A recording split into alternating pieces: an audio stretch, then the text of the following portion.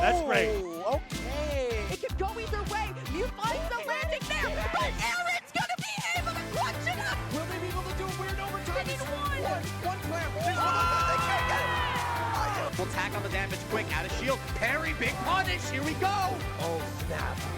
The up strong. How did Castillo just get that? Castillo was literally going backwards 30 seconds ago.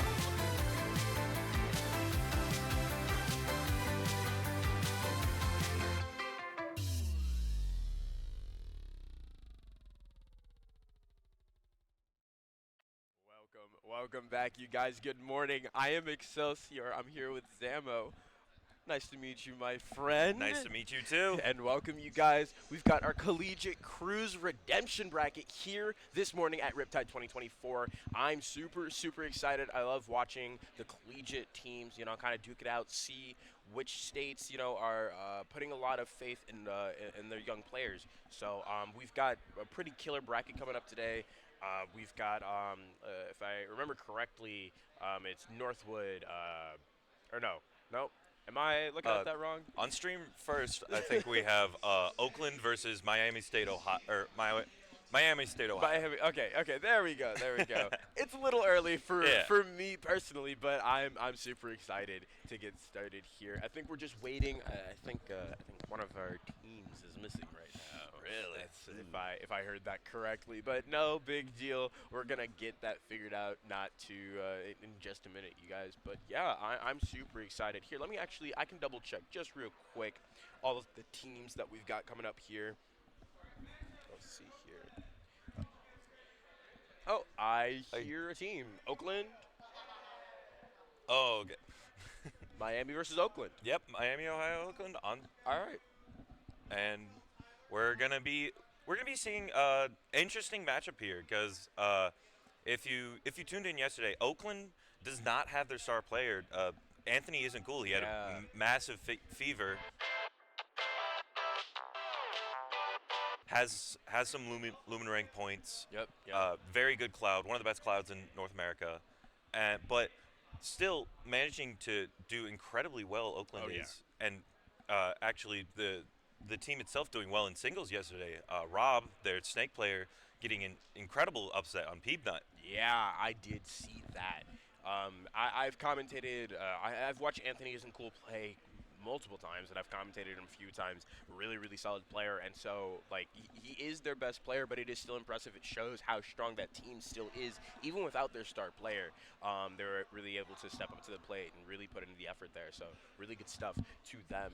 I think we're just deciding who we're sending up first. It's always interesting seeing who our point is. What characters we might see come out here. So I'm not too familiar with all the teams, like I said before. So I'm going to be learning as I go along here. Yeah, for sure. That's always one of my favorite parts of crew battles is seeing the start and the anchor is just how do you play around every matchup? Who do you send in first blind, and how do you cover every single character? Yeah, there's a lot of strategy involved with just the selection of the team and how and when you're going to play each person with each character, how you really want to do it, because you could just play it matchup to matchup, but you could also play it this player does have the better matchup. However, do we want to send in this player who might have a less better, not as great as a matchup, but is a stronger player and can go further? So we'll see how we're going to be able to get that started. Yeah, that's kind of the goal with crews, and just try and see who can out choose the other team. I love how much of a team sport this format makes Smash Bros. I see a player coming up to bat here. Do we have another one? I'm not sure if that's Oh, that's not that, our player? that is not one of our players, I don't think. So where are our players? I don't know. We'll get started here eventually. Eventually. I think we Was do that- we do have a player from Oakland coming up. Poison Okay. Poison Jam. little camera shenanigans over here. Poison Jam, a solid Kazuya player from Michigan. Yeah, I played Poison Jam in the ladder at the Works back in Ooh. June. Okay. Yeah, back in June. Wow. Very solid player. Mhm. Very solid. Very player. solid player. Has the Kazuya combos Yeah. down on lock. And a funny talking point we in Michigan have about Poison Jam is he loves Dragon Uppercut. He It's a funny move. It's man. a funny It's move. a funny it kills move. early, but Poison Jam loves Dragon All right, Uppercut. all right, That's, cool. we're gonna be seeing them coming out. We're gonna be seeing these Kazuya combos. And Kazuya in general in Cruise is such a solid It is. character. Yes, he is. He's Because a very good character. the importance of stocks in Cruise and the complete disregard of stocks from Kazuya is makes him such a terrifying threat. These characters that are very powerful, that have those heavy hits, they're very good because they're going to allow you to first of all take stocks early. Kazuya loves stocks. He loves taking stocks very quickly. So his games are on the quicker side, and so it's always like. It's a great character in a crew battle for that reason because you can get through stocks quickly. He's a heavy guy, so he can take a lot of damage. So yeah, that's definitely a really good character. And at any point, really, you can anchor him, you can send him in first, you can put him in the middle. Yeah. At any point in time, a Kazuya on your team is a solid Kazuya on your team is a good one to have. I agree. It's always interesting seeing teams play around like characters like Kazuya or other heavy hitting, strong, like threatening characters because you need to kind of get in against the character, but you also don't want to get hit by that one move or Oh yeah, or do of course not. Yeah. anything like that. And I think we have our first player coming up. If I'm not mistaken, we're looking at the wrong side still. No, I think that's the right side. I believe. Oh, I see. Yeah, there's. Yep. Okay. All right. right, So ooh, we are Villager. gonna see Poison Jam. Okay. All right. Fun. Wow, Kazuya versus Villager. I've only seen this matchup when I watched Suspect versus there's a Chicago Villager last year. I watched that matchup. Joe Cool. Yeah, Joe Cool. Yeah, Joe Yep, Cool. yep. That just seemed really oppressive for Villager, and not a lot Kazuya can do against Slingshot, Lloyd, and Tree. I mean, you can reflect it, but the issue that comes with reflecting the Lloyd racket specifically is that Villager now pockets that, and now that is a nuclear bomb in his pocket that he can just drop on you at any point in time. That is terrifying to reflect Exactly. anything at Villager Yeah. or Isabel or anything like that. And they, Kazuya and Kazuya's reflector also very slow, and Yeah. you have to do the input. You have to react, like you have to preemptively throw it out pretty and much. the other thing too, it's only grounded. Yes, You can't do it in the air. yes. You can only do it on the ground. Mhm, So it's mhm. one of those things that it's like, it's an option he has, and is it kind of overtuned as one of the best reflectors in the game It has- that will kill Sephiroth at 0 when he pulls out his own counter? Yes, but at the same time, it's like it's one of those moves that's like, he has it in his kit. He can only use it in certain situations. You got to be careful with it. But, I mean, Villager doesn't care. No. I do love Pocket as a concept. Oh yeah. I think that's a very good way to implement like Villager's like inventory thing into this game. I think that was a very interesting choice.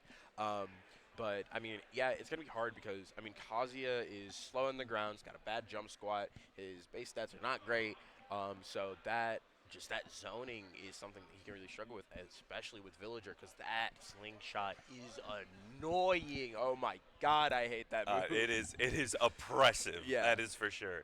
Getting in against a good villager or a patient villager can be one of the worst punishes a human being can go through. Yeah, it's definitely not my favorite.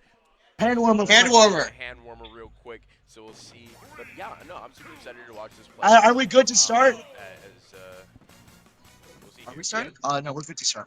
Yeah, I love button checks. I Yeah. love watching button checks. Oh yeah, button checks because a lot of the time they're just showing off their tech skill. Yeah, exactly. And they're just like, they're just moving." showing off.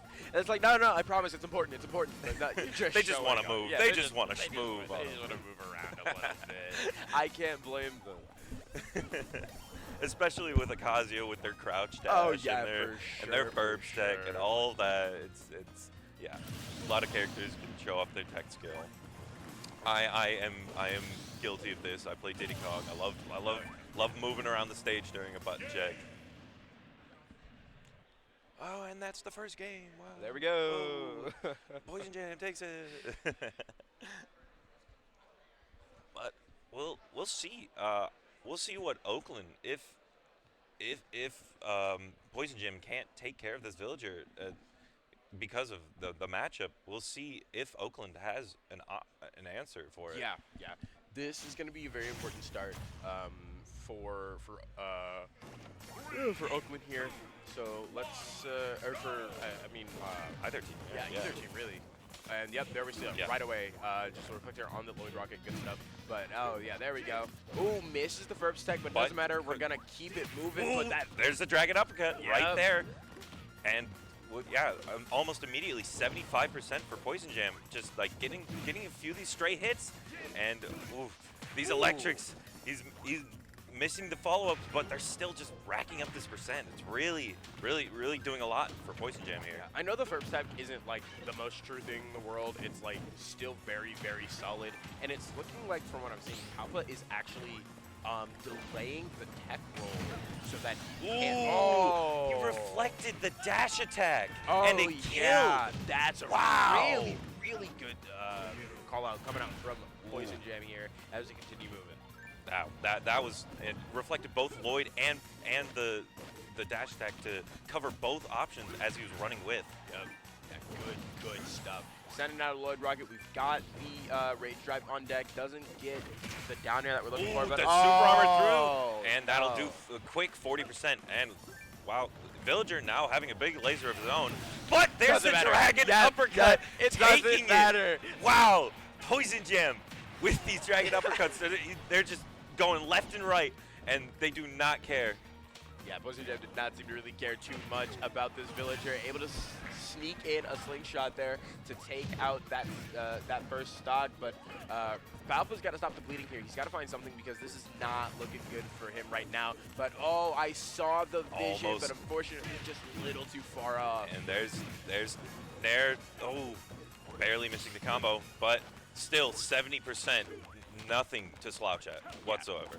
Yeah, hey, we're able to get that down throw. Can we get a little bit more of a percentage going? Ooh, There's up smash. smash. Yeah, no sweet spot on that. Not going to kill just yet. You got a villager at 113. You got to close the stock, Poison Jam. You don't want to start hemorrhaging here because it's going to be really hard later on if you can't get this kill. For sure. We're going to be seeing these Dragon Uppercuts, these electrics coming out, just looking for something like an up B or just anything that can kill this villager so he doesn't lose the stock and keeps this 2-stock lead. Yeah, and right now Pablo's doing such a good job zoning Poison Jam out. He's like, I'm not letting you approach. Poison Jam's having such a hard time landing the kill. He's able to get the very last hit of that Dragon Uppercut, but it doesn't seem to matter or bother Pablo too much. He's got a lot of good projectiles coming out here. Poison Jam has the Rage Drive on deck. Can you find a kill, though? Right now, The laser, and it's going to take it. Poison Jam with 2 stocks immediately, starting with a strong lead for Oakland. Yeah, really solid stuff from Oakland there. Able to secure a stock, able to secure that first game, I guess. So that was really good. You could kind of see. Ooh, sorry. You're good. You could kind of see the gears start to turn in Palpa's head a little bit towards the end there, but unfortunately just a little too late.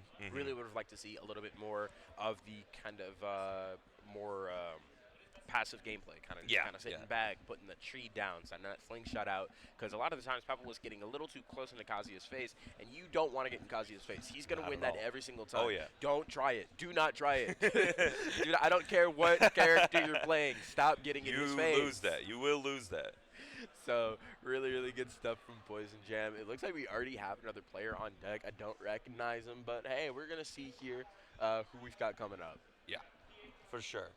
And what you're saying earlier with Kazuya just walling him out is the main matchup, is figuring out how your character can wall out this massive threat that is dashing towards you, and you have to get away from him because he will kill you within 2 or 3 interactions. Oh yeah.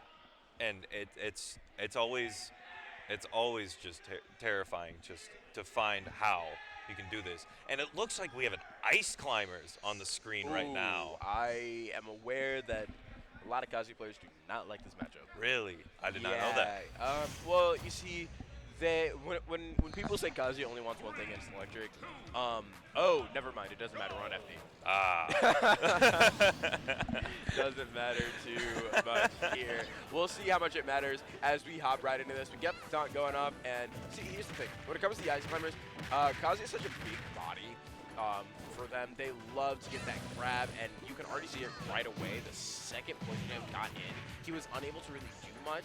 The other thing, too, is that because there are two climbers, a lot of the combos. Oh, do we see these footstool resets? Good mash from Poison Jam, though, to get out of that blizzard. Yeah, good stuff for Poison Jam, able to get out of that. But like I was going to say, is that because there are two climbers, it can be a little hard for those combos to come off. But we've got, Nana was alive. The camera just decided not to follow her, but Nana's still alive. Oh, and both are going to die to that dragon uppercut there. Yeah. We'll see. Ferb, somewhat even, and the up tilt up smash just barely not killing because Kazuya is one of the heaviest characters in the game. Yeah, and very big body. Ooh, and the sliding up smash. Also not enough, but we get the desync on the charge, the smash attacks. Good stuff from Ferb there, able to clear that out. Can we continue to wall out the Kazuya, though? Because that's the other thing, too. That blizzard that is going to be really, really good for walling out Kazuya, because it's hard for him to get in, as well as the little ice blocks on the ground. Some in the air, which is not the greatest thing. And now, there we go. We got it started, but missing the footstool, I think. Yeah. A little bit, but it doesn't seem to matter too much. Ferb does not seem to care. Keeping it moving. There's a Squall Hammer to call out the roll. Good stuff 92! From Ferb! Oh, just barely doesn't kill. Wow. And we have a Rage Drive now at 64%. Does it come out here? Ooh, no, just the gentleman jab. Yeah, Poison Jam coming off with the forward air. Oh, wow. And does that take out Nana? No, Nana's alive! Dragon Uppercut taking it at 100!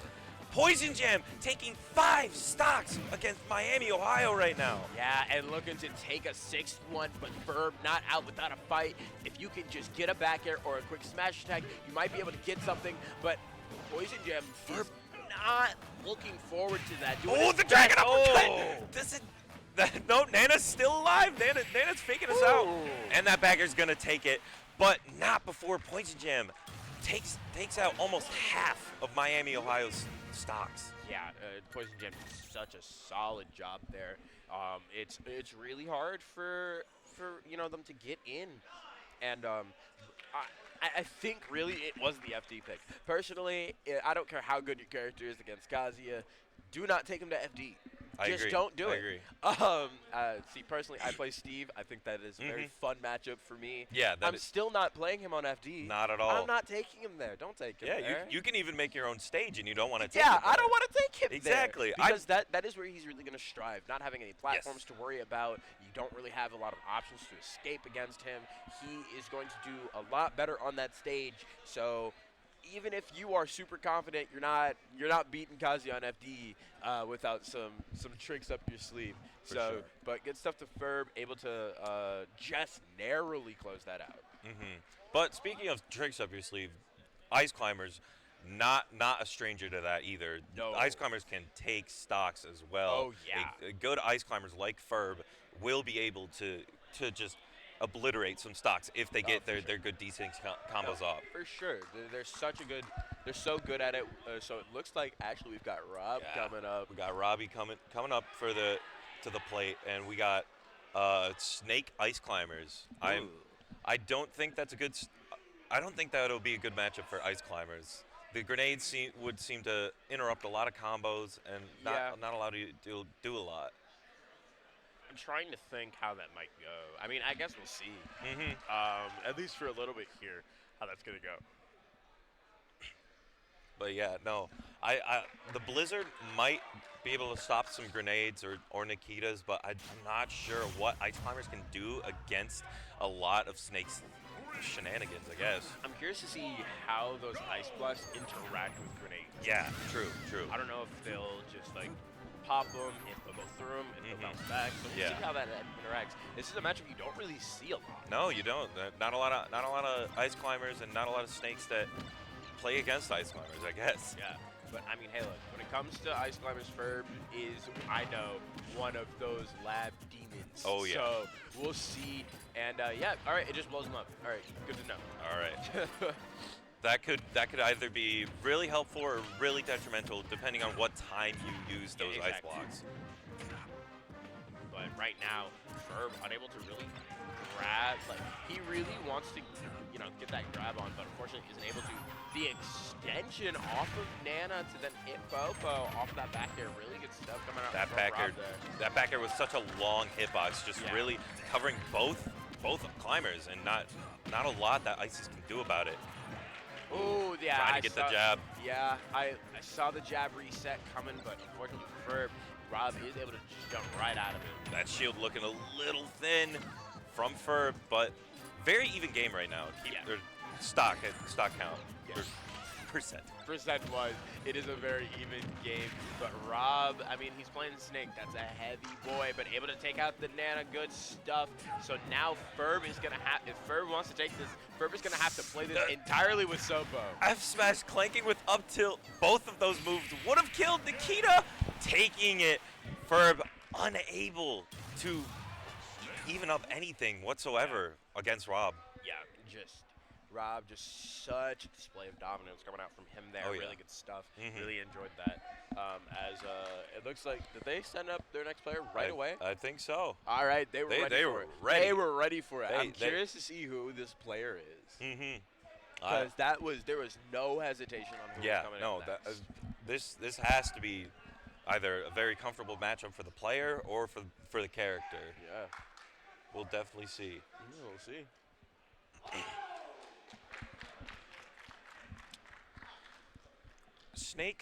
Snake in Cruise is Snake is just a dominant character in general, but in Cruise he doesn't really take the stocks as explosively, no pun intended, as some other characters, but he can still just whittle everybody down and just always consistently take these stocks. Oh, we get Lombardi. All right, so we've got some Falco gameplay coming up here. That is a good matchup for Falco.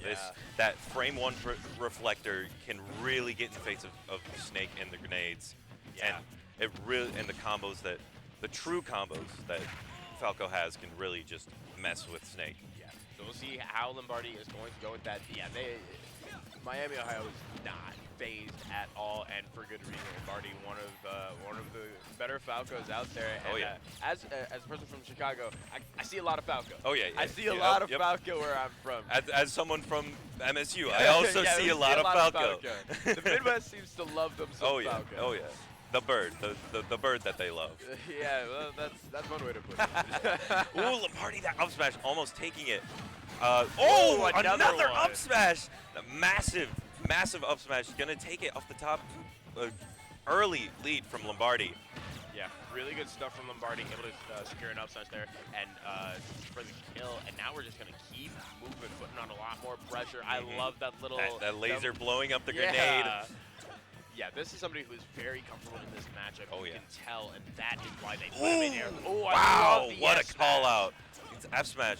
I was thinking it was good. This was going to go a lot different because Rob and Dice have played a lot. Rob knows the Falco matchup, however bad it is. But wow, and see it there. But Lombardi also seems to have a good amount of snake practice, Yeah. knowing a lot about this character. Yeah.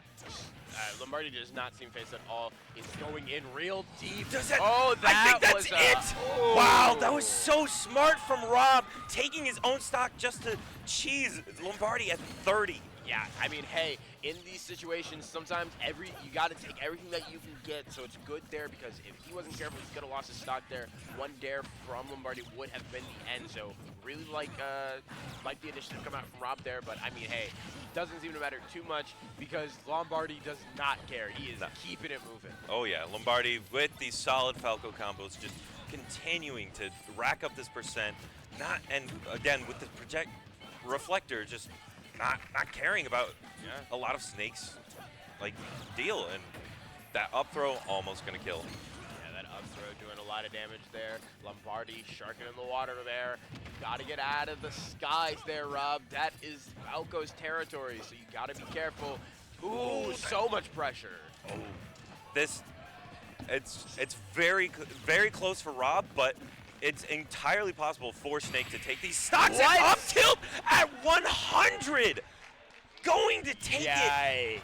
Maximum rage up tilt. Wow. Rob, taking all 3 of Lombardi's stock already. Yeah. Taking 4 stocks.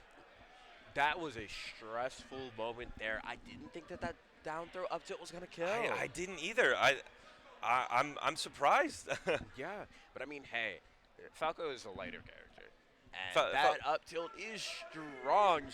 Oh yeah. So I shouldn't be too shocked that Rob was able to get that, but it looks like they already set up their last player. So you know, we'll see here because this is Ohio's anchor, right? Yes, I think this is their last 3 stocks, and Oakland still on their 2nd player. So we'll see if I think it's pneumatic or new. Yeah, We're about to find out. well, yeah, we'll see if Miami, find out Ohio's here. anchor can deal with 7 of Oakland stocks. Yeah, I mean that's gonna be really good. Yeah, that's a big ask, but That is a big ask, but that's what the anchor's there for, you know. for sure, yeah. We'll see, and we'll see what characters coming out and how they can deal with all of Oakland's different different options, because Oakland also has Avian, the Min player, Trisket, a Pac-Man player, and Nad79, a very solid Mario player. And we'll just see how this goes. Yeah. So were you getting Steve gameplay? I'm hearing the crowd shout Steve. I'm hearing some Steve from the crowd, but nope. We're okay. Looks like Pyramithra. All right, yeah, some ages. So I don't know. When it comes to sorties, versus Snake, like, I know it's technically a little bit better for them, but it's still Snake, and we're on FD. Yeah. So we'll see how Numa's going to be able to shift this up here, because you just need one. Yeah, you do just need one, but getting in against Snake, it can be difficult. Though Mithra is so fast, and with her incredible frame data, it can be difficult though. Yeah, I mean, look, Numa seems to be very content playing a little bit more patient, jumping around these nades and whatnot, not taking too much off the explosions. But ooh, there's a Nair getting started there. There's your one startup. That's gonna be 50% for you right there. Ooh, good C4 from Rob. Yeah, good stuff from Rob, able to detonate that C4. Got that nade in hand, and now here's the pyro. So you're gonna have to be a little careful, because that fire, the fire off of your blade there is gonna start detonating those grenades a little bit earlier. So you gotta be careful. Ooh, good call out from Rob with that Nair, and the backer. Ooh, side B going through Nikita and just barely making it back for Numa. And up tilt, gonna take it really early for Rob again. These up tilts are just super helpful. Down air up smash, barely not taking it. Yeah. Solid option. Yeah. I mean, if you're gonna play any character that kills very quickly and really early, it's gonna be Pyra. So I mean, this is a character that can do a lot. The down air getting extended off of the grenade there, and I'm really spiking the pressure on the ledge here. It does not seem like Numa really cares too much. All he needs is one solid hit. And Pyra can definitely provide those solid hits. Pyra and that down air is going to take it. Numa, with 2 stocks left, having to take out 6 of Oakland's stocks. Yeah, really good stuff coming out from Numa there, able to secure that stock there. And I do like this pick as an anchor. Yeah. I think this is one of the better picks as an anchor because you're able to do so much with just Pyra Mythra in general. That Aegis, you know, for that survivability and also that just raw kill power. You could get through a lot of characters with just Pyra alone, but you mix in the speed with Mythra. I think Numa is a really solid anchor. It's going to be really hard to kind of get him off guard here. Pyra Mythra is a scary character. Yeah. Mythra doing insane damage with the combos that they have, and Pyra being able to take insanely early stocks with just a down air off stage or a down air up smash onto a platform. Yep. Very, very solid character and very solid pick. Yep. We're gonna see Trisket coming on stage. All right. Pac-Man. All right, Pac-Man versus Pyra Mythra. I'm not sure how this matchup goes. They're both very solid characters. It doesn't sound great for Aegis. No, I don't think many characters sound great against Pac-Man. Yeah, I mean, the thing is that Pac-Man's going to be able to rack up so much damage very quickly. So what we're going to need to see from Numa is we're going to need to see Mythra be very, very oppressive. We're going to need to see her just do everything she possibly can to prevent him from charging that fruit, getting those setups and whatnot. Because you don't want to let Pac-Man get set up with the hydrant, the bell, or anything really. And one of the keys of the Pac-Man matchup is knowing that one or two hits that can break hydrant, and just so they don't have much time to set up with their fruit. So see if Numa knows what to do against Pac-Man, against this hydrant, against these fruit. We'll see here as we hop into this. We'll see. I mean, I'm not sure. Pac-Man is such an interesting character. Oh yeah, Pac-Man definitely a Twitter clip farm and a lot of very, very solid character just in general. Well-rounded, can box, can camp, just a lot, can do a lot. And immediately Numa grabbing the fruit. That is another key part of the matchup. If you can keep on.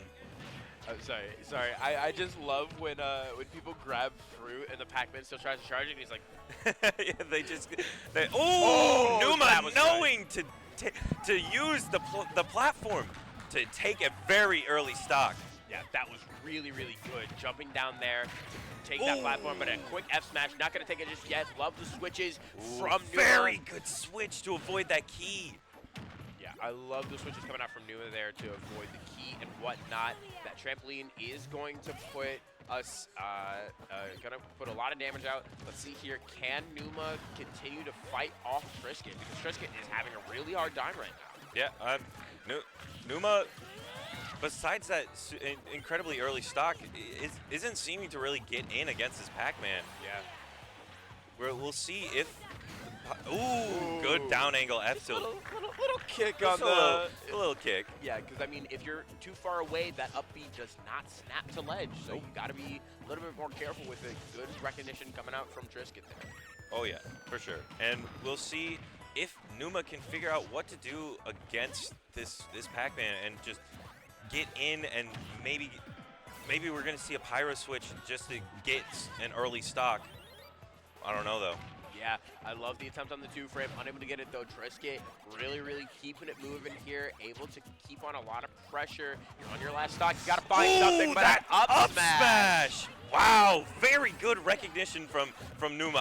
I think Numa was waiting for Trisket to challenge. Yeah. Just so they could get that up smash to kill early off that top platform on Town and City. Wow. Trisket looking for an up smash of his own, trying to also take an early stock. Back throw. Just almost going to kill on the very close sides of Town and City. I love that high side B coming out from Numa there. Not seeming to, doing a really good job avoiding the back air that surely was coming. Really good stuff. We've got another back throw on deck, so we can set up on the ledge there. We switch to the Pyra. Can we find something? I love the side B to put on some pressure and avoid anything that that Trisket might be setting up. That was a very smart side B and good drift out from Numa, just barely avoiding that bouncing hydrant. Ooh, and that's yeah. gonna be it from Trisket. Oakland taking it 4 stocks to 0 against Miami, Ohio, and best of 1. So Yeah. that is gonna be it. I'm not sure if it's single elimination, but I think it might I be. believe so. I believe, unless we're running Swiss. I don't remember if we're running Swiss. I think it's single elimination for day 2. Okay. Cool. So yeah, good stuff to Numa, or not Numa, sorry, to Trisket for sealing that out, because that was looking pretty bad for him at first. Yeah, losing 2 very early stocks and able to like keep in the mindset and still keep up the pressure and still take that final stock. So good stuff here. As we will see what our next matchup is coming up here. Let me go ahead and double check that bracket. Oh yeah, we do have the bracket. We do have the bracket in front of us. So that was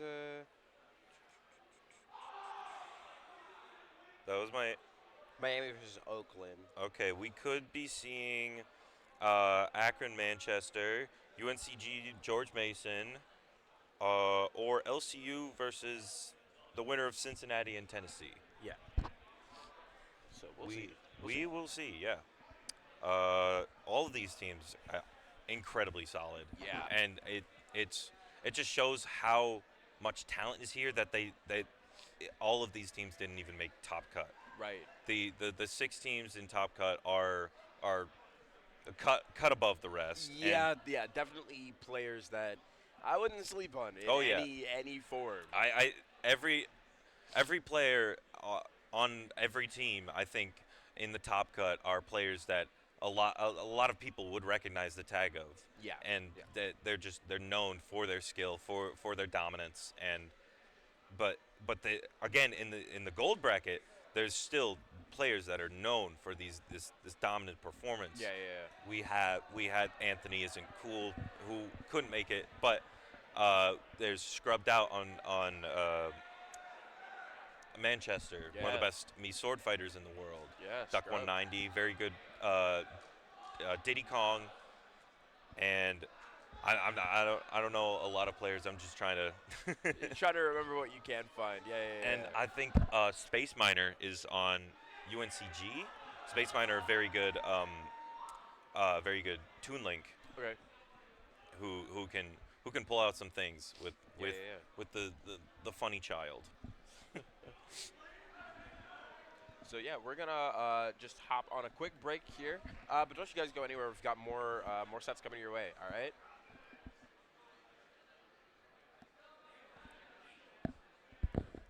We good?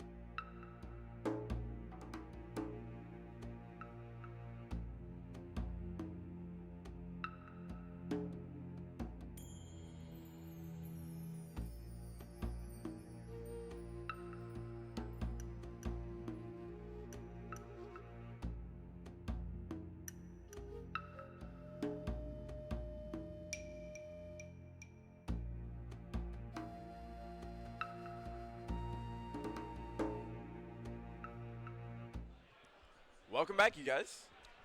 We had a hot set off to the side on the side stream. If you guys were watching that, came down to a nail biter. Really good stuff coming out from not LCU. Manchester. Sorry, Manchester, who took it, who took it over Akron. So good stuff. But we've got more of them coming up here. It's going to be Manchester versus LCU to see who can punch their ticket into finals. Yeah, for sure. We are going to see a bit of an interesting matchup because both teams have kind of a mix of normal top tier, high tier characters and some more niche mid tier, low tier characters. Because on Manchester side we have scrubbed out with me Sword Fighter and Duck 190 with Diddy Kong, and also on Manchester Grimbo who plays Piranha Plant. Okay. And but then on the Lubbock Christian side, we have Spritzy, who's one of the best Toon Links in the world. Danny, Danny to Denny, very very good wolf. At Nationwide, Bowser Jr. and I forgot the names of the other players. Yeah, I'm looking at it now for Lubbock LCU here. Yeah, Spritzy, Danny to Denny, Osh, Nationwide. Oh yeah, Osh 9. I keep forgetting about Osh 9. Osh 9, a very, very good Mii Brawler. Yeah, and I love me some Mii Brawler, so we'll see. And I see they've got a Sephiroth, they got Chrom, they got Inkling, they got a lot of really solid pick characters that they could choose from here. Oh yeah, for sure. We were talking about earlier those characters that just take explosive stocks. Mii Brawler is one of them, and I commentated yesterday, and Osh 9 was anchor against Northwood, almost taking it over Jaja. Very, very solid character, can just take stocks at 30 or 40. I mean, hey, look, if you've never fought a good Mii Brawler, consider yourself lucky. Yeah, I know. Consider yourself lucky. That character is a menace. Terrifying to play against. If you get hit by one up tilt, one falling up air, one grab, your soul drops. You feel like you're about to lose the entire game. It's very, very scary to play against. So we will see how Manchester does against this team, and what options they have against such a solid core of players. So it looks like the teams are kind of discussing here who we're going to get up first. But there's definitely going to be an interesting kind of grouping of characters to see, because I do know that Manchester here, they've got 2 Diddy Kongs, a Plant, a Kazuya, and a Ken, in Scrub, Duck 190, and Mitch. So we'll see here. I also saw just question marks as the main for one of our players here, and so we'll see how we're gonna shape up with this. Even we don't know who some of the players will play, and we'll just have to experience it when they come up and when they showcase their skill as they go. So I can see the group here. I'm a little confused what they're doing over here. I think they're discussing. Okay. They don't want the enemy to hear. Of course not. No. Can't get any strategies leaked. Yeah, of course. We'll see here. Very interesting to see how this shapes up, because a lot of these characters are ones you don't see a lot. You know, that Mii Brawler, that Toon Link, that Piranha Plant, Bowser Jr. Plant. Yeah, it's gonna be something that you Chrom even. Oh yeah. We don't see a lot of Chrom anymore. I mean, who was the best Chrom player? Lavish, right? Lavish, I think. Yeah. Maybe. When is the last time anyone's heard from Lavish? I mean, he's been going to. He's a Michigan resident, so he's been going to a few tournaments, but not much. He retired for a bit, but not a lot of Chrom. Yeah. Not a lot of Chrom. Yeah, and so we'll see how these are going to shape up here. I do also see a Sephiroth on the board here. You got a lot of unique characters. Oh yeah, you're not going to see a lot. And I love seeing characters you don't see a lot of. I agree. You know, I'm not going to pretend that the characters that I play aren't some of the more popular characters in the game when it comes to Steve as the meta and Corrin as kind of the anti-meta, you know. But you know, I do love seeing kind of more unique characters because you get a lot more niche interactions that you're not really used to. That's the kind of stuff that I love. I love learning something new about the game. And if I'm watching Inkling versus Bowser Jr. and I see some weird stuff that I've never seen before, I consider that a win. So Yeah, we'll see. that is always fun about some of these crews and so just watching tournaments in general. You get to see these niche characters, these not known characters, and they're masters. They're just bringing them out who know everything about these characters when most of the community just doesn't know anything about the characters. No, exactly.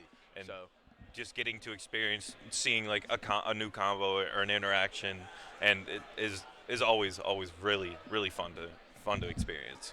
Also, something that is slightly off topic, I love seeing team jerseys. Oh. I love these team jerseys. These guys behind us, I don't know who are these people. That's Lubbock Christian. Oh, this is Lubbock? I love Yeah. your guys' jerseys. I love your guys' jerseys. Sick colors. They are. Yeah, we're on comms. we got comms. Oh, okay. Oh, yeah. W comms? It's W comms. I would say it's I'd say it's W. I hope I do some cool stuff up there. Yeah, Who yeah. do you play? I play Wolf. You play This is Wolf? Danny. Oh, Danny. you're Danny. Cool stuff? Yeah, let's go. Excelsior. That's fine. Yeah, thank you. Are you gonna get some clip farm? Just farm I'm for. not much of a clip farmer, Ooh. but I'm feeling real annoyed after yesterday, so. That's fair. That's fair. Yeah. I'm probably anchor though, so if you Okay. can big farm, then Yeah. No, you got that. You got that, right? it'll be Osh 9 scrubbed out. Okay, cool, All cool, right. cool. So me. Yeah. Oh, cool. We've got Wow. the me Brawler versus me Sword Fighter coming up. Wow. What an inch. I don't think I've ever seen that matchup in my life. I don't think I have either. This is gonna be interesting to watch and interesting to experience. Just with. I'm not sure what rule set Scrubbed Out runs with me Sword Fighter. I think he There uses. is only one good one. That is true. That is There's true. only one that's good. So we'll see. I mean, there's two that are used. There's the tornado, and then there's the double sword dash. Those Yeah. are both the ones that I've seen, but not sure. It's likely going to be Chakram, the tornado. Yeah, And and maybe sword rush or maybe Yeah. reflector. yeah, and if we, I don't even think we'll see Reflector. Yeah, That's one of the ones that, they're just like, do not use that one. You can use any other one, just not that one. Really, I didn't know that. Okay. Yeah, no. When it comes to the Miis, there is. I mean, obviously, there's like the most optimal depending on the matchup and whatnot. But really, when it comes down to is me Sword Fighter. Unfortunately, doesn't have a lot. His toolkit is very lacking. So he kind of relies a lot on just like raw callouts and people being unfamiliar with how some of his stuff works. My personal favorite tidbit is that you can kill any me Sword Fighter combo by holding out. If you hold out far enough, you will just escape his combos, and it is an unfortunate and very frustrating thing for people to deal with. But I will say, when fighting me Sword Fighter, he does put a lot on your mental stack. Yeah. That tornado is very annoying. Yeah, and the fact that it's so slow and Yeah. it's such a good combo tool. If you get hit by it once, you're just frustrated. Why did I get hit by that? Exactly. Why did I get hit Exactly. by that? I know better. And then the tilted version of Chakram also just very slow, constant hitbox can be annoying to deal with. Can really just put pressure on, and if you don't shield it, it's just constantly out there, just putting something on. And but me Brawler also can be very frustrating to play against. You get you get hit by one move, you And then, could die off of that thrupper. It's basically Fox. Oh, Like, yeah. It's Fox with like special moves that can kill you. like what were they doing?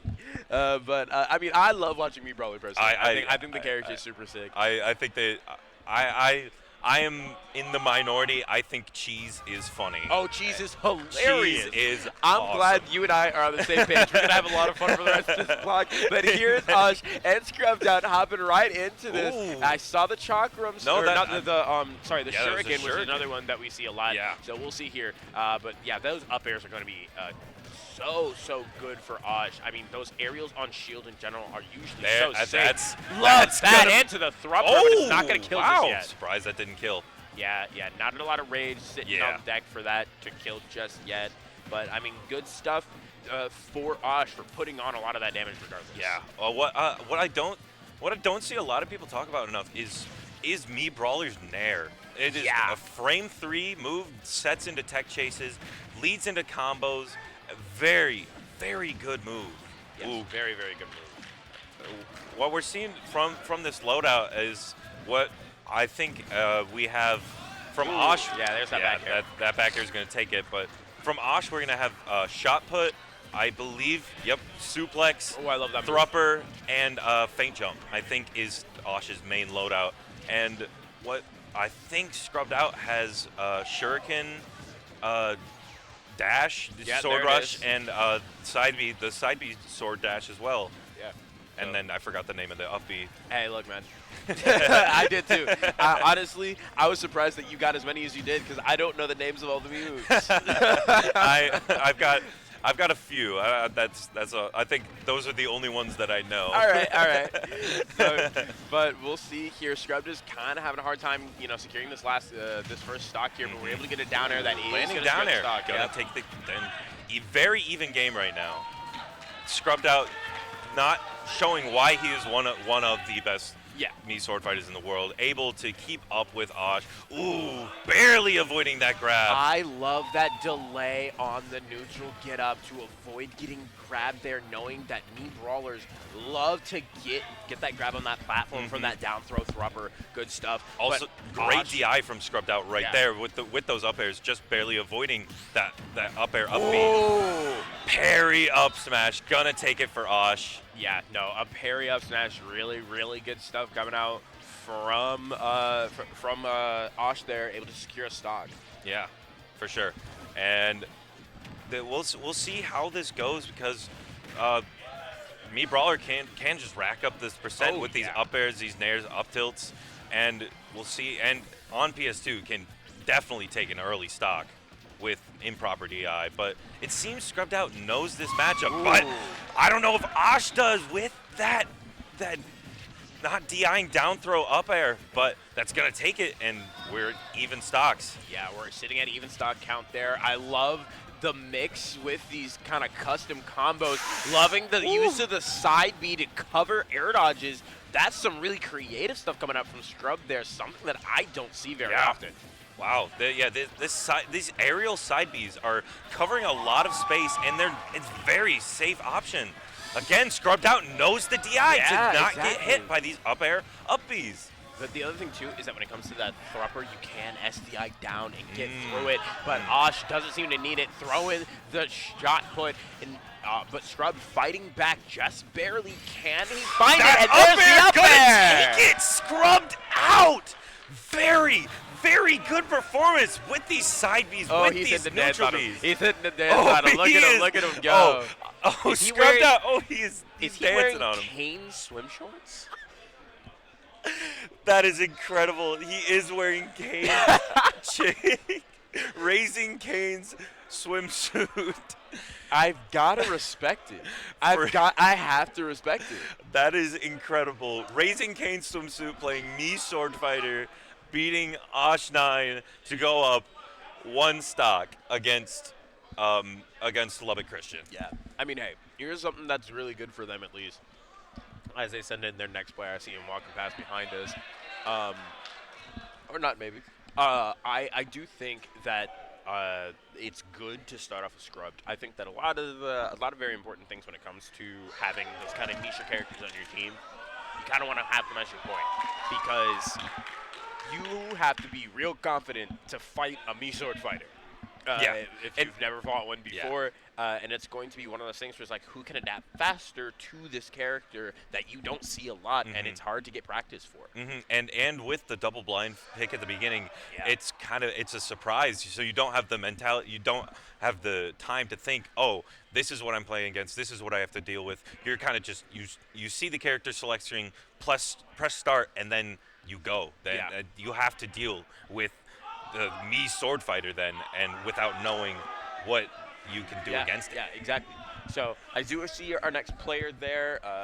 Let me see if I can guess who this is. Not great with names. I think it's Is Spritzy. that Spritzy? Yeah, Spritzy, the Toon Link, very solid Toon Link, and they're just again we'll see these zoner sword fighters that not many people play.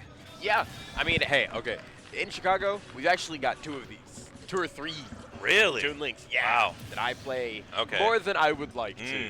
But There's, I think I know one of the Chicago. James. Yeah. I know. James, Yep. and then we've got we've got Lightning, the Toon Link, and then we've also got other Toon Link called Ophidia. Oh, yeah, wow. Yeah, there are those combos. Spritzy has these combos on lock, throwing the bomb up, hitting with the into it with the up tilt. Yeah. Very solid. Good stuff on Spritzy holding out on that forward air, but I mean, scrubbed out. I'm loving these aerial side Bs, man. I love that so much to catch air dodge, to catch drift. Really, really good stuff. They cover so much space. They're really, really good. And that up B, up B is a cheesy option that can just take stocks. It's very similar to Meta Knight side B. Oh, he sniped the chunk with an arrow. Good stuff. Very coming good out from from Spritzy there. That is going to even up the stock counts, and we'll see what Manchester can do against Lubbock Christian, against this Toon Link. They have a wolf in their pocket. They have a. Oh wait, sorry, I'm thinking Lubbock Christian. You're thinking of I'm Lubbock. thinking Lubbock Christian. You're thinking Sorry, Lubbock. Manchester. They have a Diddy Kong. Yeah, they have Diddy Kongs. They have Piranha Plant. Yeah. And they have I think a Terry, I believe. Actually, we might be thinking of the wrong team. Are we? No, I think yeah, I'm pretty sure Manchester has a Terry. I remember they were in a whole Terry cosplay yesterday. Oh, all right. Yeah. We've got Diddy Kong, we got Kazuya, we got. Am I crazy? Am I looking at the right team? I might not be. But regardless, we'll see who they can drum up here. I do think that what's going to be important is a character that can kind of dictate the pace of the game. I don't know if they have that on their team, but that's going to be really important when fighting Toon Link. Somebody who can kind of be like, okay, I know that you want to slow the game down, Toon Link, but we're going to take it up my tempo. And you're gonna have to play that, because when it comes to these zoners, when it comes to the characters like Toon Link, they are really good at dictating what speed they're gonna play at. Yeah. And yeah, so for you sure. either need to be better at that speed than them, or you need to change up the tempo. It looks like we are getting Duck 190. I believe that's Duck 190 here. So Yep. we've got the Diddy Kong versus the Toon Link. Yeah. And Duck 190, very solid Diddy Kong. Spritzy, as we saw, very, very good Toon Link. We'll see. I don't think I've heard of Duck 190. I mean, they're very good in their region. I believe they were ranked 1 at one point in Indiana. Okay. And I think this season they're ranked 3 in Indiana. Okay, so we'll see. I mean, Yes. hey, this is going to be a Diddy Kong connoisseur. Yeah. So we'll see how they shape up against Spritzy here. Yeah. We're going in with even stock count, so, kind of a fresh plate to work with here. But we'll see how they're going to how they'll shape up, because Yeah. it's gonna be interesting, because Diddy has kind of like these ladder combos, and they can be long, and they can all this great movement. But is it enough to stop Toon Link shenanigans? Yeah, and one of the big things that, as a Diddy Kong player, Diddy struggles with zoners that can box. Yeah. And Toon Link That's definitely Toon fits Link that 2AT, description. yeah. Yeah, they are throwing these slow projectiles at you, running at you with their fast speed, and able to throw out these disjoints. Yeah. But Diddy Kong does counter disjoints as well with that banana. But we'll see if the banana play or the side B play can out maneuver all the bombs and the boomerangs and the all the arrows, everything. We will see coming up right now. Yep. So we're hopping into this real quickly here. I just see switch to the tags on the character select screen, and we're going to be hopping into this. There's the fist bump. Let's see how these two teams are going to shape up here as we hop into this next game. Oh, yeah. And on FD, Diddy Kong does like FD because you can't really escape from the banana pressure through a platform or anything like that. But a lot of zoners also like FD because you can't escape from their projectiles with the platform. So we'll see here. Right now, Spritzy's doing a lot of damage, 50% sitting on deck. Love the attempt at the ledge trump with the bomb in hand. You know no Toon Link has honest intentions when they do something like that. It's always so scary to see. But there goes Duck 190 fighting their way back out, uncaring about anything that Spritzy has to offer. And this vertical Diddy Kong play is very important in a matchup like this because you can't really approach horizontally because of all the projectiles coming at you. So you're gonna see a lot of these down throw bananas, these nairs, these down airs, a lot of stuff like that, and just a lot of things that make it so it's hard for this Toon Link to hit the Diddy Kong. Yeah. Something else that's going to be fun to see is how Spritzy is going to use Duck 190's banana against them. Yeah. That is one of my favorite things in old is item play from characters that don't usually use that item. I agree. Something that I love to see and something that I wish I saw a little bit more of sometimes. But, I mean, right now, Duck 190 is starting to bleed out a little bit because Spritzy's kind of running away with it. They might be close to even, but never mind. Good stuff to Duck 190. Took the words right out my mouth. Bread and even butter. that and took that stock immediately. Banana throw, down tilt, up smash, classic. Ooh. Going for this down air resets, very tight combo, very hard to hit. You have to hit a specific part of the down air hitbox. But now we see Spritzy with the banana and doing a little bit of ledge trapping here. Yeah, Spritzy is having a hard time getting a good hit on Duck 190. They are living to 166%. There's the banana pull, but Spritzy is just, without a doubt, so unbelievably poised to take, to grab that banana as they have not struggled to get. But a back throw is going to secure that stock for Spritzy, so they're going to stop a little bit of the extra credit that Duck 190 was starting to build. Yeah, a bit of a DI mix-up with that back throw. Very strong back throw, but didn't think they would go for it across stage. But we'll see a very even game, or just Spritzy doing a quick 50% with some combos. But Diddy Kong can also do those same combos with banana down air, back air. Yeah, I love that down air into the back air. Good stuff from Duck 190. We get the banana trip into the forward smash. Good stuff. Down tilt F smash, recent combo that has been optimized.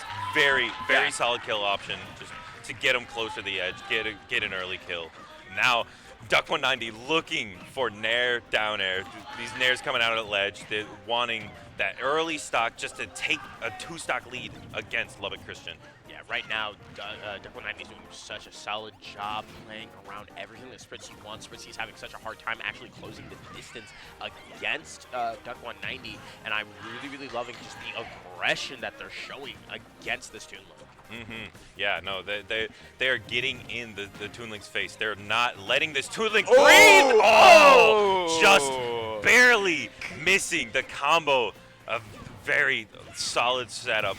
But that F tilt sending at a disgusting angle, going to take the second stock. Yeah, even stocks right now. You can even see that F smash phantom hitting, but we get the banana. Double banana into a charge F smash. Good stuff to Duck 190. That is going to be it. Duck 190 showing a very solid performance there with all these banana setups, all this combo play. Even without banana, he was getting in against this Toon Link and just getting these hits and getting these little strings, just racking up the percent so you can take the stock. Yeah, good stuff from Duck 190. They did such a solid job there. We're going to see how they're going to be able to continue on with the rest of or the next player that LSU sends out. There we go. Yeah. Blanked on the team name for a second. Lubbock Christian, I do know Wolf is a very bad matchup for Diddy Kong. Yeah. So they could be sending in Danny, but there is only one stock, and I'm not sure if they want to send in.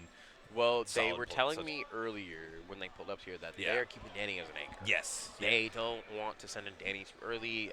He's going to be the most important player on their team right now for that reason. And it looks like Shigura is coming in for Lubbock Christian.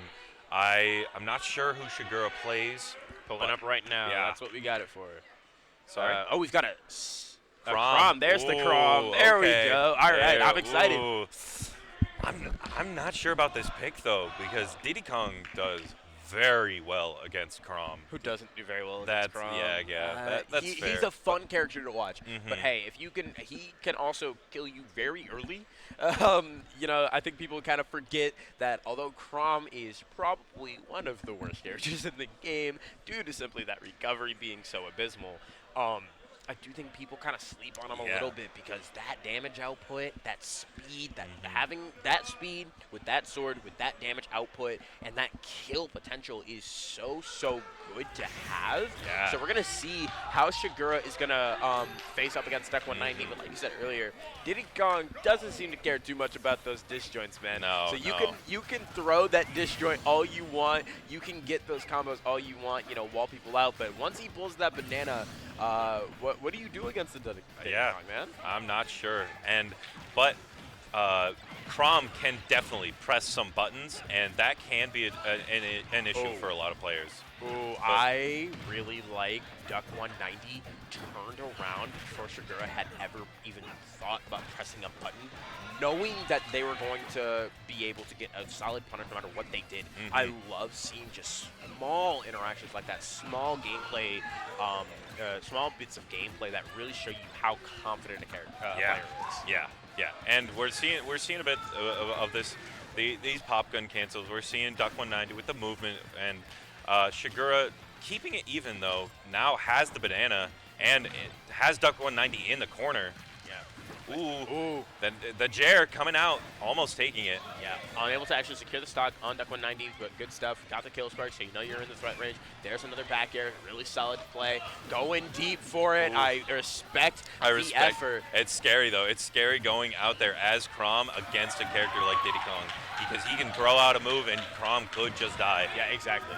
So we'll see here how Shigura's going to be able to shake this up, but I really do like the patience coming out from him, not really caring too much about that banana in hand, being very careful, running up and shielding everything that Duck 190 has to offer. So can we find a kill right now? Because right now, Shigura is having a hard time. That forward throw sending him a little too far forward and getting tripped for it. Yeah.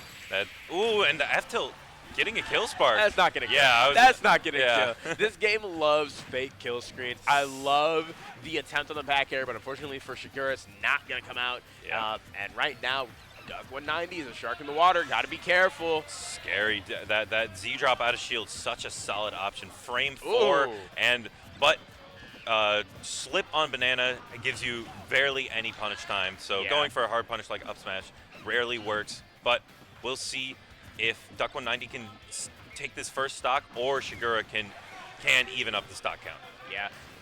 Looking for the just barely missing, and that up air is going to take it though. So Shigura evening up the stocks here. Something that I would have liked to see there, I like the idea of the F tilt, but just run up F tilt doesn't give you a lot of distance. However, if Shigura had done sliding F tilt, I think that might have actually given him just enough distance to get that going. I think he might have attempted it, but I think it was in a high stress situation, it can be kind of hard to pull off. 100%, One of those things 100%. that the second I realized that sliding F tilt was good for Goran, I was like, oh, I'm gonna sit here and I'm gonna just kind of practice that, make sure I have that down. Yeah. Because it's a good option for a lot of characters. Just a sliding F tilt. It doesn't I go very far sometimes, but when you can get it, just that extra unit really counts. I used to play Little Mac, and sliding F tilt and sliding up tilt are Very two important. of your main options there. So I definitely got the sliding tilts down, and it is such an incredible option for characters with such strong tilts like Crom, like Corrin, like Little Mac, and stuff like that, and such high speed. Yeah, exactly. The speed also plays a very good, and not just your run speed, but your dash speed as well. It helps a lot with what you can do. Yeah. And that what you said, that 1 or 2 extra units of distance can be crucial for just a little bit of. Because if we had gotten that sliding F tilt there, that was it. Yeah. Now he was still able to close out the stock with that up there, so good stuff to him. But I think a sliding F tilt there would have been a very important decision maker there, because that could have gone either way after that. For sure. And it looks like we are getting Grimbo up here. So another matchup I have never seen. Crom versus Piranha Plant. Piranha Plant is certainly a character in this game that does things. Piranha Plant, not a lot of options. People don't really think of him as DLC until they get hit with Patui. Yeah, okay, no, that move is crazy. That Patui is crazy. Solid move. It does a good 20%. Yeah, and did you see that that the Mr. Rice video or the Mr. Rice video where he was going through all of the characters' best move, and Plant mains were just dead set on saying, no, it's down tilt. Down tilt? They're like, oh yeah, because down tilt can confirm into Patui. And I'm like, then Patui's the better move. Patui! What are we talking about here? Patui off stage covers a lot of recoveries. Patui, to get back to stage can help you get on stage. Patui is more of a character than Plant is at this point. I'm not trying to dog on your character too much, but I mean the character doesn't have a lot of options. Patui is most of your options. Patui, and Patui and disadvantage, you always have to be scared of getting hit by the falling Patui. But something that's going to be fun here is, yep, there it is. 22%. Just want to point that out, 22%. Yeah. But something that is going to be interesting is the design philosophy around Plant is very interesting to me. Because for all intents and purposes, very faithfully designed, because you don't want to land on top of Piranha Plant. You do not want to land on top of Piranha. That up smash, the Patui, all of these really good things. So out of shield and just when landing on top of him. Yeah. So I really do want to see how that goes, because I do know when it comes to these sorties love that kind of 45-degree angle, and that's something that Plant can cover pretty reliably. He has that forward air, he has that back air. The forward air, a quick little anti-air back air, very strong option disjoint, can kill incredibly early, and also down. Oh wow! Again, back air, just killing literally straight out. Just scraping the top of Shigura's head there. Good stuff to Grimbo, sneaking in that back air. Let's see, can we keep it moving? And that jab 1-2 on the shield, I love that, because that jab is very quick. Ooh, Shigura pulling the trigger on that F smash just a little too early there. He had to wait for the roll in. I don't like a lot of these charged F smashes when nobody's moving, so you got to be a little bit careful. Shigura's kind of swinging for the fences here. Yeah, exactly. Really wants that kill. But Grimbo knows the Piranha Plant. Yeah, exactly. Oh yeah, there we go. F smash, gonna take it. Very solid option from especially for a character like Piranha Plant with such a massive head, so not very good ledge hang. Yeah. So that jab is going to be hitting almost every time. Yeah, goes for the spike there, isn't able to get it, but I mean Grimbo fighting back immediately, didn't see a rapid jab, just going for the gentleman there, but I love the upward swing on that side B. Good stuff coming out from Shigura, putting on a lot of pressure, but I mean right now they're just scrapping. Oh yeah, they are hitting each other and getting hit, and it is just this is Smash Bros right here. Yeah, exactly. This is Smash Bros at its purest form, and I love that little turnaround off of the. I didn't know he could do that. Yeah, no, that's like a Sonic tech. I didn't know you could do that. Good. I like that a lot, actually. Like we were saying. There's that sliding F tilt. There it is. Yep, the miss tech into the F tilt is gonna take it. Yeah. If with a character like Crom, you're with those tech chases and such great speed, you want them to miss those techs. And you cannot afford to miss those techs. Good stuff coming out from Shigura there, putting on a lot of pressure there. Love the great double grab. jab into a grab. Good stuff from Shigura, keeping on a lot of pressure. Grimbo is starting to bleed out here. You got to find something. I love the parry. Goes for the Jair, but unable to land it. That would have been dominance right there. And Patui almost just taking barely not killing. Ooh, yeah, there we great go. Patui from Grimbo. Evening up the stocks. We'll see if Grimbo can take it here or Shigura can keep this lead. Yeah, I can hear the crowd behind him. I can hear his team cheering for him. They know that Grimbo can do it. And right now it's looking like it was able to secure that stock and is putting on a lot more pressure. But right now, Shigura is unfazed. Just love the little turnarounds there. I love so much confidence. A missed Jair opportunity, unfortunately, for Shigura. Can Grimbo fight his way back? And no, he cannot. Back air is going to take it. Shigura, very, very solid.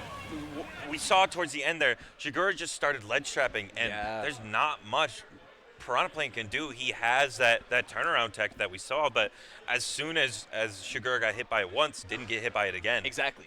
So that's really good adaptation, really good awareness coming out from Shigura there, able to kind of keep that in the back of his mind. Like, hey, that's something he can do, and I got to be careful of it. But good stuff to Shigura. But Grimbo putting on a heck of a show there. Yes. With that Piranha Plant.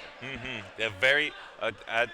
We said earlier these niche characters coming out. We don't know anything about them, but these players, they know about their own characters, and they're here to showcase what they can do with these characters. Exactly.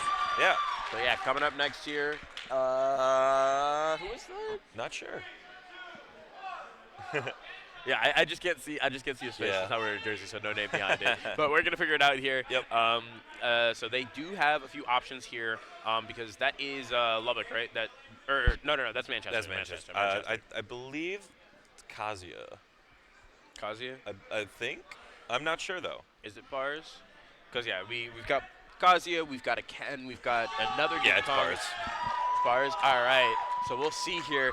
Now he only has one stock. He's got to say. Yeah. Kazuya's pretty good at that. Kazuya's very good pretty good at at that. I think Kazuya can do at least one stock. I think he can do one. But we'll see here as Bars hops on. Yeah.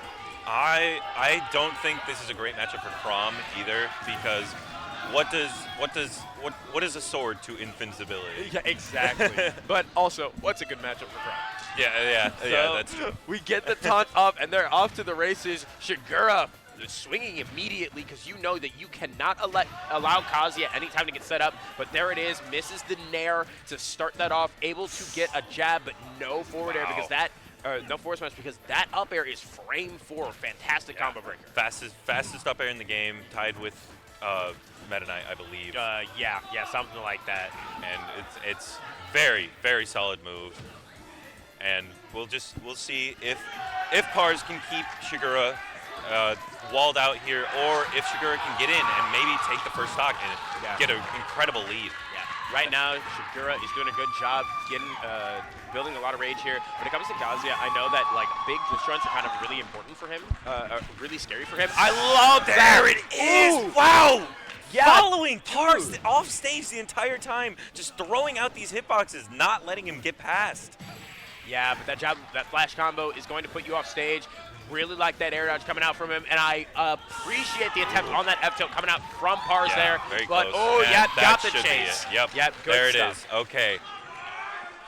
I really like the idea. I really like Shigura being so unafraid of being off stage, because you see a lot of Grom players who are like, I don't want anything to do with that. I don't want to be off stage. I don't want to be anywhere out there. But going deep and securing those kills is really, really important, because that is when a character is the most vulnerable, when they're recovering. So you have to be able to capitalize off of that, not actually be too afraid of things like that. Yeah. So good stuff on Shigura for fighting that out, but Pars, a solid anchor, and that is just a quick stock, and you got to get out of there, because now they have to send in somebody else.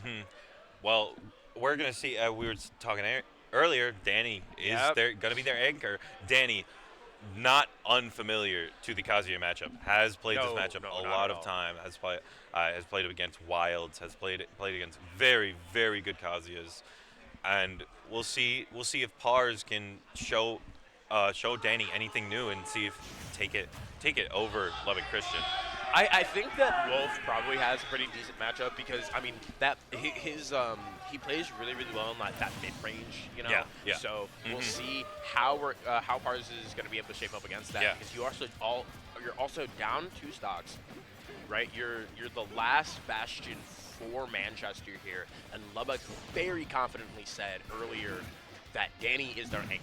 Yeah. Danny is their strongest player. Danny is the one that they want there. But I love the. Wow. That is so brave to hold shield there. That dragon uppercut. That is so brave. Wow. Danny, knowing that dragon uppercut barely gonna not break shield. Yeah. But we're seeing Pars with the crouch dashes. Oh, God, yeah, Danny is just sharking in the water there. Really good stuff with those up airs. Like I said, that mid-range is going to be something that Danny can play at really, really well. And you know that, you know, when it comes to mid-range, Kazuya is not the greatest. Doesn't have a lot of good options for that. So it's much more close-range character. Can Pars land on this Wolf, because we're getting real circle candy here and wow. nice back air. Wow, DI, a bit of a DI mix-up because trying to drift away from the Wolf definitely get caught by the back air. Gonna kill somewhat early. Yeah, I love. Hey, look, people get upset about it, but I love the way Danny's playing right now. Just circle came to Kazuya. That frame 7 squat jump is so bad for him. So it's hard for him Dragon to do much. Gonna take it. Just raw. Pars throwing out Dragon Uppercut raw. Going to take that first stock. And Danny immediately finding his place on the platform from Angel platform. I just want to point out that Danny was behind him when he got hit by that Dragon Uppercut. But there's a solid back air to put Pars off stage. No jump for Pars. Just barely missing the down smash. Hey, look, it doesn't matter if you don't got to jump, because as long as you're Kazuya and you believe you can make it back. And that F-tilt's gonna take it. No kill spark either. Nothing. Lubbock Christian, 2 stocks to 0 over Manchester. Yeah, really, really good stuff coming out from them there. Really solid performance as they send as they send Manchester out. I really like all of the gameplay that I saw. There was a lot of really solid gameplay. That was very solid gameplay. I mean, if you are a Wolf player that struggles against Kazuya, that is how you play that matchup. Danny played that matchup so well, really, really well. Really did. And I'm just very surprised. Lubbock Christian, I believe, was either 4th or 5th seed. I can double check. Yeah, but they lost to I believe it was Oakland, and Northwood. I think. Yep. Right. Just very surprising because of the strength of every one of the players of Lubbock Christian. But we'll see. They're in the finals of this gold redemption bracket. Yeah, they made it to finals. Yeah. Trying to see here. I believe the other side of the bracket just has to catch up for them. I think we've got some stuff on the side there. So I'm not sure who we have next. This might be a different bracket. I think this is a bronze bracket, I believe. That is Davenport University. Right there. Yeah. So do we know who we have coming up next? All right. Well, it looks like Davenport. I have totally no bias. I went to high school with one of the players, and Mike Liu, very known member of the Michigan community, very beloved member of the Michigan community. Bracket just updated for us here. George Mason took it over UNCG. And so we'll be having Oakland versus George Mason. And winner of that will face off against LCU. Yeah, that should be an interesting match. And we'll see what we're having on stream next. Not sure. It looks like it might be Lawrence Tech versus Davenport. Lawrence Tech having. Yeah, I'm pretty sure that is not us. Oh, okay. Then they're on the wrong switch. Yeah, they're on the wrong switch. They're going. I think they're just on the wrong switch. That is not us. Hey, Keenan, you guys are on the wrong switch. Left one. Yeah, left one. There we go.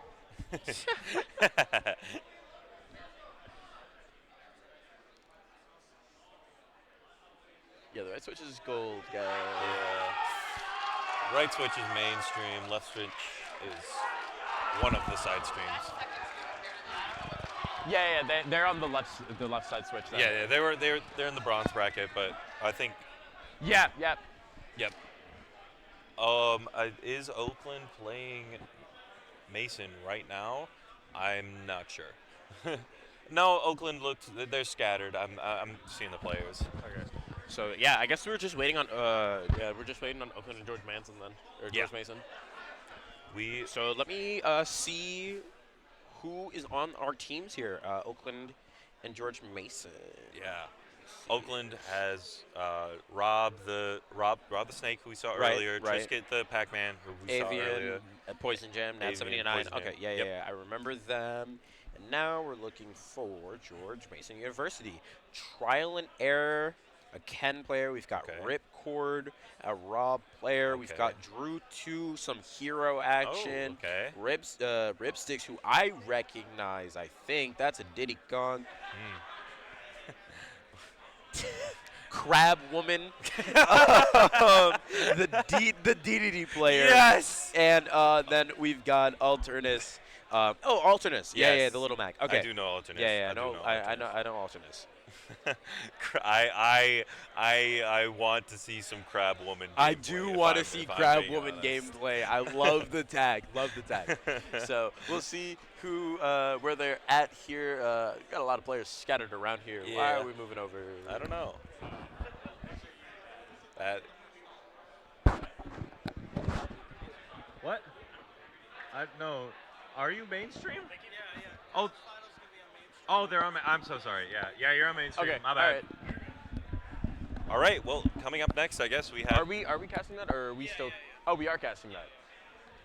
All right. Yeah. Well, coming Okay. up next, we have the Can you- bronze redemption bracket finals, That's still bronze, isn't it? which is going to be Davenport University versus Lawrence Tech University. All right. This- Yeah. This should be a fun match because on the Davenport side they have a Luigi. I forgot their tag. They have a Luigi, Olimar, Pikachu, and Steve. That is their core team. Yeah, I've got Aaron B21 Yes. on the Luigi. I've Mhm. ch Mike Liu on the Pikachu. Oh, yeah. Strawberry, which is just a bunch of question marks. So that's always fun. Chaz, the Zelda. We've got Osriel, the Luigi/Steve. Hope to see some Steve Yeah. gameplay. And debatable with the Olimar Mhm. on the Davenport University side. But then we've got, what was it, Lawrence Tech, right? Yes, Lawrence Tech having. I only know three. I know three of their players. They have Joy-Con Jesus, Yep. Score 7, and Super Mario, a Mario player. Score 7, I believe, plays Dr. Mario. I'm not seeing that on the. Maybe I'm thinking of a different team. Yeah, because I see Joy-Con Jesus Yeah. with the Pyramista, but I also see BURR, not Burr. Okay, With oh no, sorry, Joy-Con Jesus is Sephiroth. Yeah. All right, I Burr guess, is the yeah. Pyramithra. Okay, then we've got Stode as Ridley, and we've Oh, got yes, Stode. PK Gamer 94 on the Bayonetta. Okay. So Bayonetta is actually a character that I see very often. Yeah. I see Bayonetta. I've been seeing Bayonetta a lot more recently. There was kind of a renaissance with Bloom, with Lima, and with Tama P. Yeah, Just I've got a Bayonetta back at home. Shelter. Okay. Shelter. Oh, the yeah, Bayonetta. yeah, Shelter, yeah. Love that guy. Fantastic guy, but also a crazy player. Yeah. So There's a solid one that sometimes lives in Michigan. Jury. okay. Yes. I've I bel- commentated Jury before. Yeah, I believe they normally live in Switzerland. I believe they're from Switzerland. Okay. I could be lying, but hey, no, I respect I it. think they are. If you are lying, I respect committing to that lie because that's a crazy one, and it's so crazy that I have to believe it. But yeah, no, Zuri, very very solid Bayonetta. Yes, so yes, I've yes. definitely seen some good Bayonetta gameplay. We'll see how this goes. I know Osriel, the Steve. Osriel is he's a labber. Yeah. I know he's from my hometown, and he started out on Lucina, and I would come in. I would play games, and he would be in the lab with Lucina. Yeah. And I would just tell him, "You're playing the wrong character, bud. Yeah, there's not a lot. This is not. It's not the character that you like super hardcore Yep. lab out. And then he switched to Luigi and it started getting results. It's Yeah, it's like there it is, there it we go. is. Yeah, there's the hyper optimization Yes. character that Oh, you're yeah. looking for. And then Steve came out and it's the it perfect was transition. perfect. It was the perfect transition. When Steve came out, Osriel started labbing, and Yeah. it was curtains from there. Yeah. Very solid player. Mike Liu, also very solid player. Very good Pikachu from Michigan has taken some games off some good Michigan players, and just yeah, that's kind of all I know about the players on Davenport's side. I believe Super Mario at the last Michigan Arcadian got second. Okay. So Yeah, I don't. Maybe Jamara's on a different Lawrence Tech team. I Yeah. just don't see them on the roster for okay. this. Well, he's right there. I don't know. Okay. Well, Yeah. we'll see. Maybe it's a tag change. Yeah, maybe. We will see. But yeah, I'm excited. I'm excited for this match. This is the finals of the bronze redemption bracket. So yeah, I believe that's all the teams that went 1-4, or 2-3 maybe. No, just 1-4 and 0-4, Yeah. or 0-5. Yeah. That sounds about right. I think so. Yeah. And yeah, we'll see how this turns out.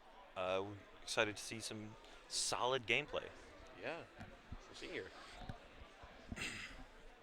But, just waiting. Yeah. Not sure where our teams went. Probably just off discussing, trying to figure out who to send out first. Yeah.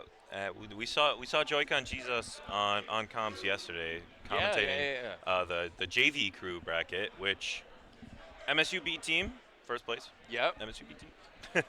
I was commentating that. Yeah. But yeah. And yeah, we'll see. Now we'll see Joy-Con Jesus on the other side of the stream, on the gameplay side. Yeah. Trying to see where our players are. Yeah.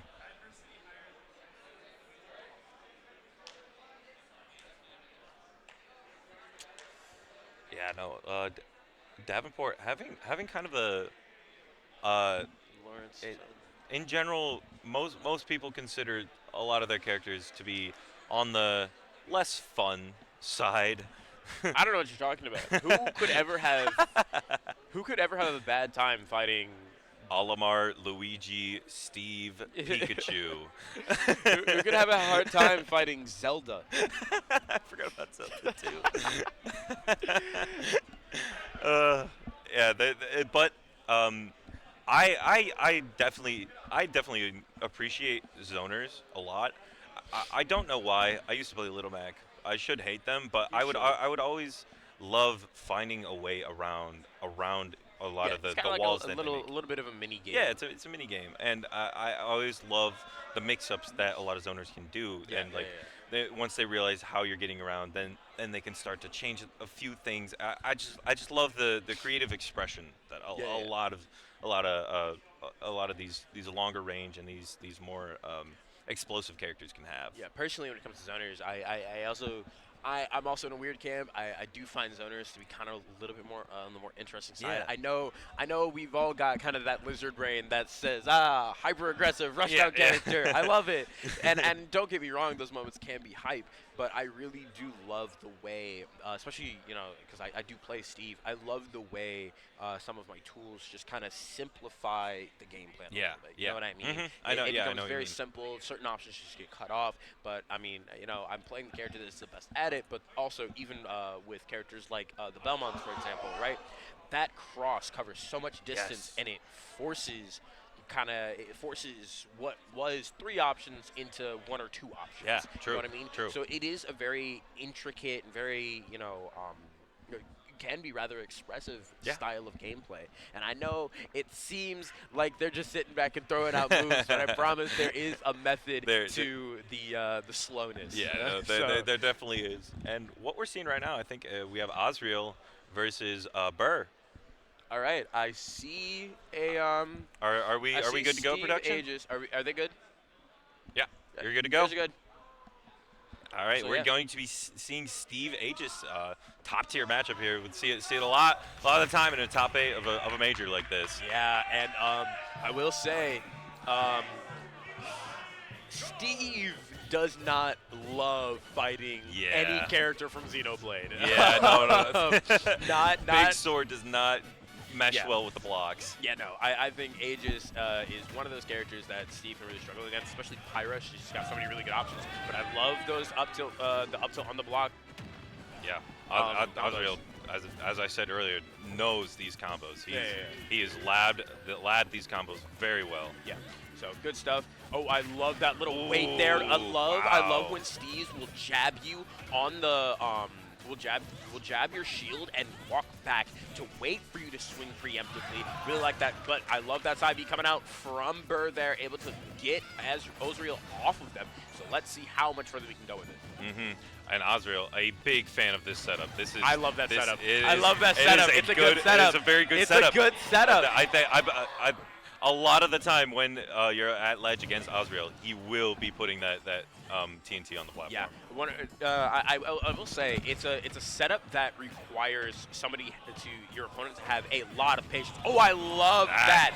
Very love that good right there. option coverage from Osriel. Wow, these up smashes just coming out, covering everything. And then nil 2? Okay, so you do have those. Yeah. That changes the game a little bit. Osriel, I'm going to say this right now. Steve player to Steve player. Off of that up tilt, if you have those nil 2 combos, if you can do your nil 2s, your nil 3s, right there off of that up tilt that you got off the roll read, you can get a kill off of that, but it doesn't matter. Smash is going to take it. Good stuff. Osriel's shield looking a little low right now, but it doesn't really matter. If you still up smash out of shield, gonna be fine. And that neutral B landing on the other side, so he's not gonna lose the stock yet. Yeah. We will see if Burr can answer to Osriel's 2 pretty quick stocks. Yeah. This is the hard part about Steve Aegis is once they switch to Pyro and they start throwing out these moves, it's hard for Steve to get off of the ledge there. And Osriel did everything that he possibly could, but unfortunately for him, that is just kind of the name of the game there. But we're able to get a grab off that dash attack. Doesn't get the jab that we're looking for, unfortunately. But hey, this is Burr's moment to kind of make something work. Yeah, for sure. Yeah, Osriel hasn't upgraded his tools, doesn't have many materials, so if Burr can stay in Osriel's face, there's not a lot that he can do. Osriel with a good recovery from that, with that Elytra, just able to just go down, go up, not have to worry about ooh, that grab just barely avoiding the neutral B. Love the grab coming out from Osriel there. Gets hit by the side B, unfortunately. We got another one coming out. You got to be careful. You do not want to get caught by that side B there. Now we've switched to the Pyro. You got to get off the ledge. Yeah, swinging a little preemptively, but goes unpunished. Yeah. That's a thing that can be hard to figure out is when you can punish Steve. But once you figure out that little thing, almost hitting into the TNT. Yeah, and we saw a little bit there, that Nair actually going through the up smash. Steve up smash does lose multi-hits, so that's good for Burr to kind of keep in the back pocket for the rest of these games here. Able to get another up air. Right now, Osriel's having a hard time. He's able to sneak in a quick back air, but it's just, you've got this Pyro at 98%, but you have no mats. Yeah, you can't have your strong burst options like your mine carts or your down airs, so you need to kind of back off, but a character like Mithra does not want to let you do that. She has such speed, but that side B is going to be punished every day of the week. Yeah. Very, very laggy and very good option for Steve to just F smash. Yeah, a very, very laggy. It's unfortunate because I do see the vision that that we're going for with that side B, but unfortunately, super, super punishable. And Steve with one of the strongest punish games in the game, strongest punish game, right? So you got to be really careful with that. But I did like that a lot coming up from Osriel. Really good stuff. I see Joy-Con Jesus coming out, and this is another hard matchup for Steve here. Sephiroth. Sephiroth. Big swords going through these blocks. Did you know that Sephiroth's counter will kill Steve off up B at like 30? I mean, doesn't Sephiroth down air kill like every character at 30? Well, yeah, down air, but I'm talking about counter, the scintilla. Oh, counter. I thought you said down air. If you counter up B, it'll kill Steve like starting at like 30-40%. Really? Off the side, yep. Wow. Yeah. Huh. Same with minecart as well. Yeah. Minecart makes sense. Yeah, it's one of those options where it's like it severely limits Steve, and you have to be very careful with how you're placing your minecarts. The other thing too is that I struggle with this matchup a lot, and so one of the things that I'm like, look. He's got that mid-range, man. Yeah, He's got it, bro. He's got it. He wants it more than me. He wants it more. You know? I mean, his entire sword is the mid-range. Yeah, exactly. So, he is the mid-range. Yeah, that forward air covers most characters' options. Yeah, exactly. So we'll see how Ozra is able to how Ozra is able to shape up here. Because I will say, even though this is not a great matchup for Steve, Sephiroth is very easy for Steve to combo. Yeah. Very, yeah, very very easy. big and very light. So can get a lot off of a combo or get a lot off of a lot of one little hit. Yeah, and already something that I want to just point out here, I seems a little bit biased, but I promise it's in good nature here.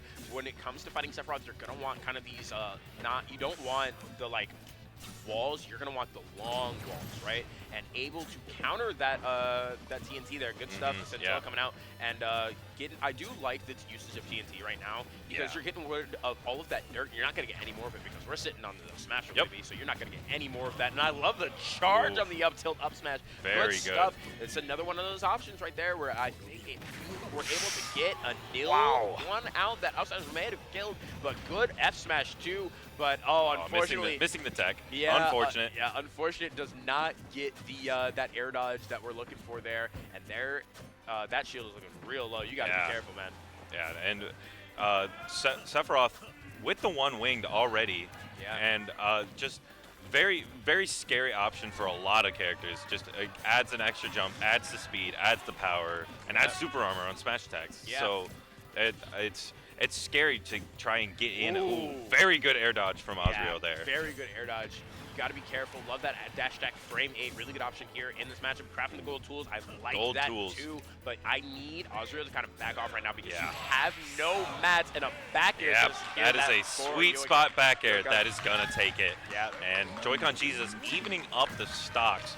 9-9. Yep. We will see what Davenport has for this, and it looks like Mike Liu is going in. Mike Liu, the Pikachu player from Michigan, and this matchup does not seem fun for Sephiroth. No.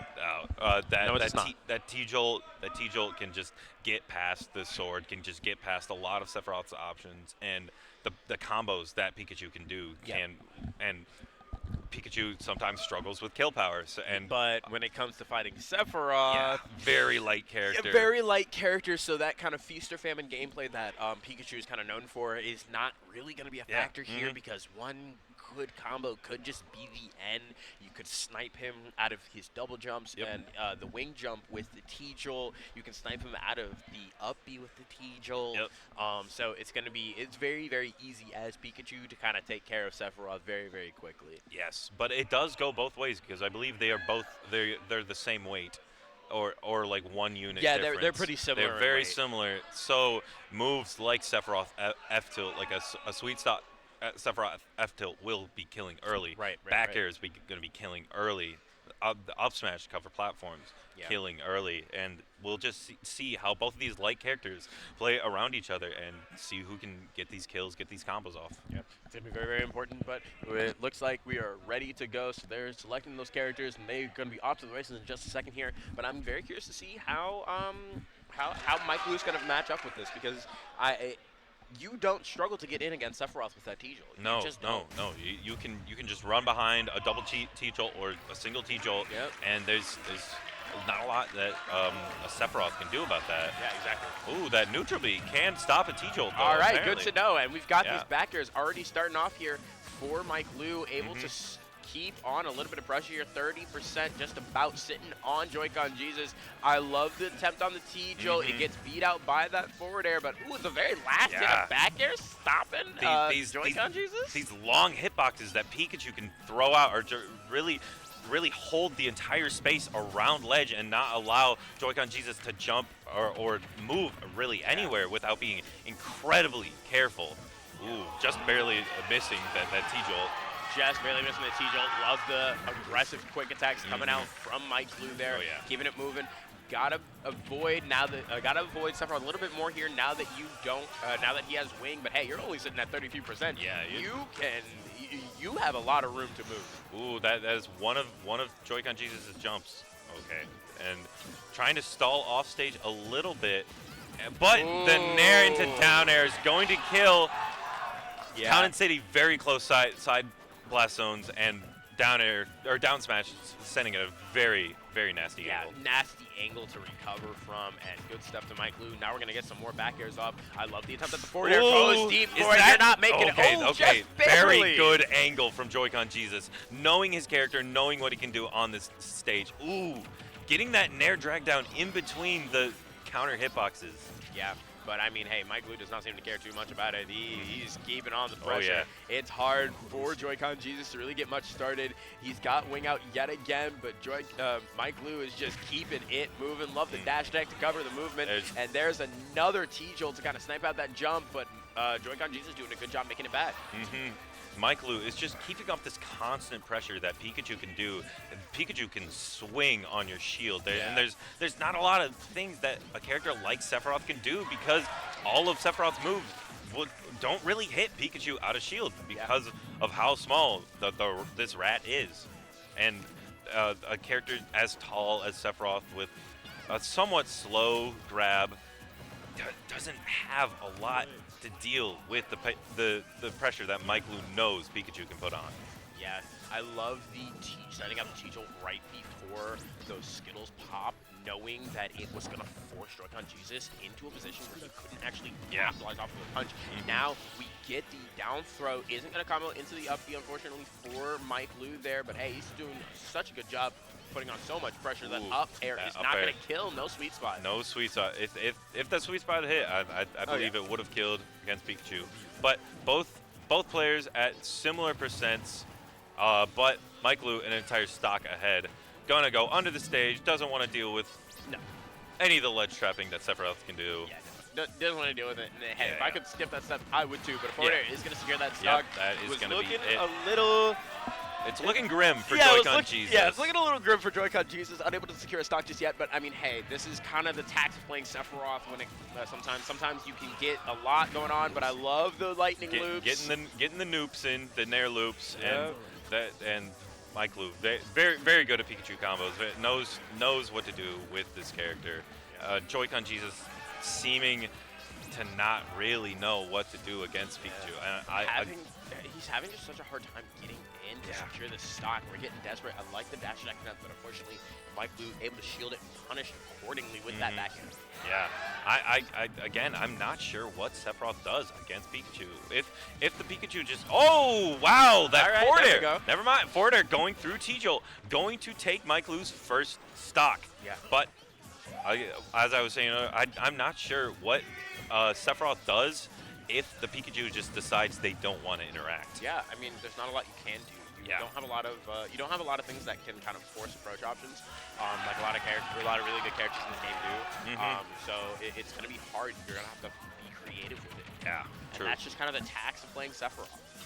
Yeah, solid kill power, decent combos, decent 2 hits, but not a lot you can do with approaches.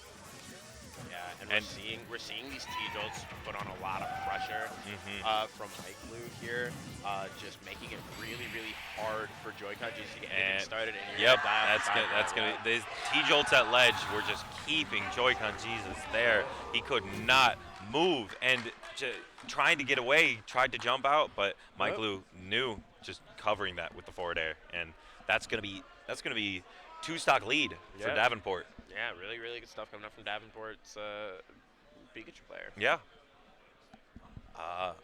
It looks like we are getting, I believe that's Stowed. Maybe. I could be lying, but I tend to do that. Hey, it's all right. We work with the information we have. And there's a noted lack thereof. Yeah, exactly. So, let's see. Lawrence Tech, it might, looking there. Let's see here.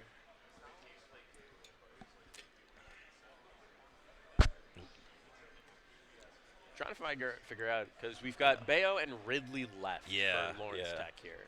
So we'll see who, neither of which really like Pikachu too much.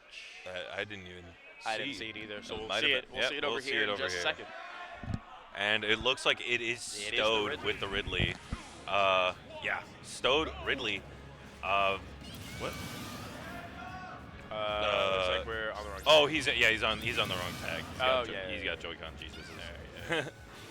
But yeah, Ridley, I think would have an easier time against Pikachu than Sephiroth because that has that down tilt, has that nair. That nair can be a very solid option against a lot of characters because that nair will go through T-Jolt. If you time it, it can hit Pikachu on the ground. The other thing that's going to be really important is where Joy-Con Jesus kind of struggled is kind of that T-Jolt pressure and the shielding that was coming out, but you've got that command grab. Yes. Right? Yeah. So if you're conditioning shield in this matchup, it's going to be really, really good to get that command grab. Pikachu's such a light character, it's going to kill. But the other thing, too, Ridley's a big, big boy. We all are very aware of how large Ridley actually is. Yeah. And so while he continues, while he is large, he's also very light for such a large character. Yeah, he's very light, and because he's so big, these T-Jolts will be hitting Ridley. So we'll see if Stode knows how to get around this T-Jolt camp, or if Mike Liu can just continue to put the pressure on. Yeah. Ooh, I like that nair. I really like that nair. Yeah, so that's good to know. The nair actually being able to stop the quick attack in its tracks in between like the two hits. So that's good to know. Yeah, and Stode just is very even right now. Not a lot of percents happening. Not a lot of combos. Just kind of going back and forth. Stode seeming though to be off stage more than not. Yeah, and it's kind of hard for him to kind of close this distance. It's going to be the hard part about fighting Pikachu in general is closing the distance between you and the rat. Yeah, those T-Jolts are so important. Now Ridley being off stage against Pikachu, one of the most solid edge guard games in the game, and just able to do a lot of things. And we'll see if Mike Liu can. Oh, I love that down like beat. that a lot. Love a good down beat there. Able to parry that, and now we get the nair drive down into the down smash kill confirmed. Fantastic stuff coming out from Mike Liu, evening up stock count very quickly. Mike Liu, knowing what options he has, knowing what to do with. Oh, wow! The raw up smash from Stode, covering most of the platform. Not a lot Mike Liu could have done there if he's not shielding, and just immediately taking back the stock and showing why Lawrence Tech is not out of this yet. Yeah, really good call out coming out from Stode there with that up smash. We'll see what else he can get down.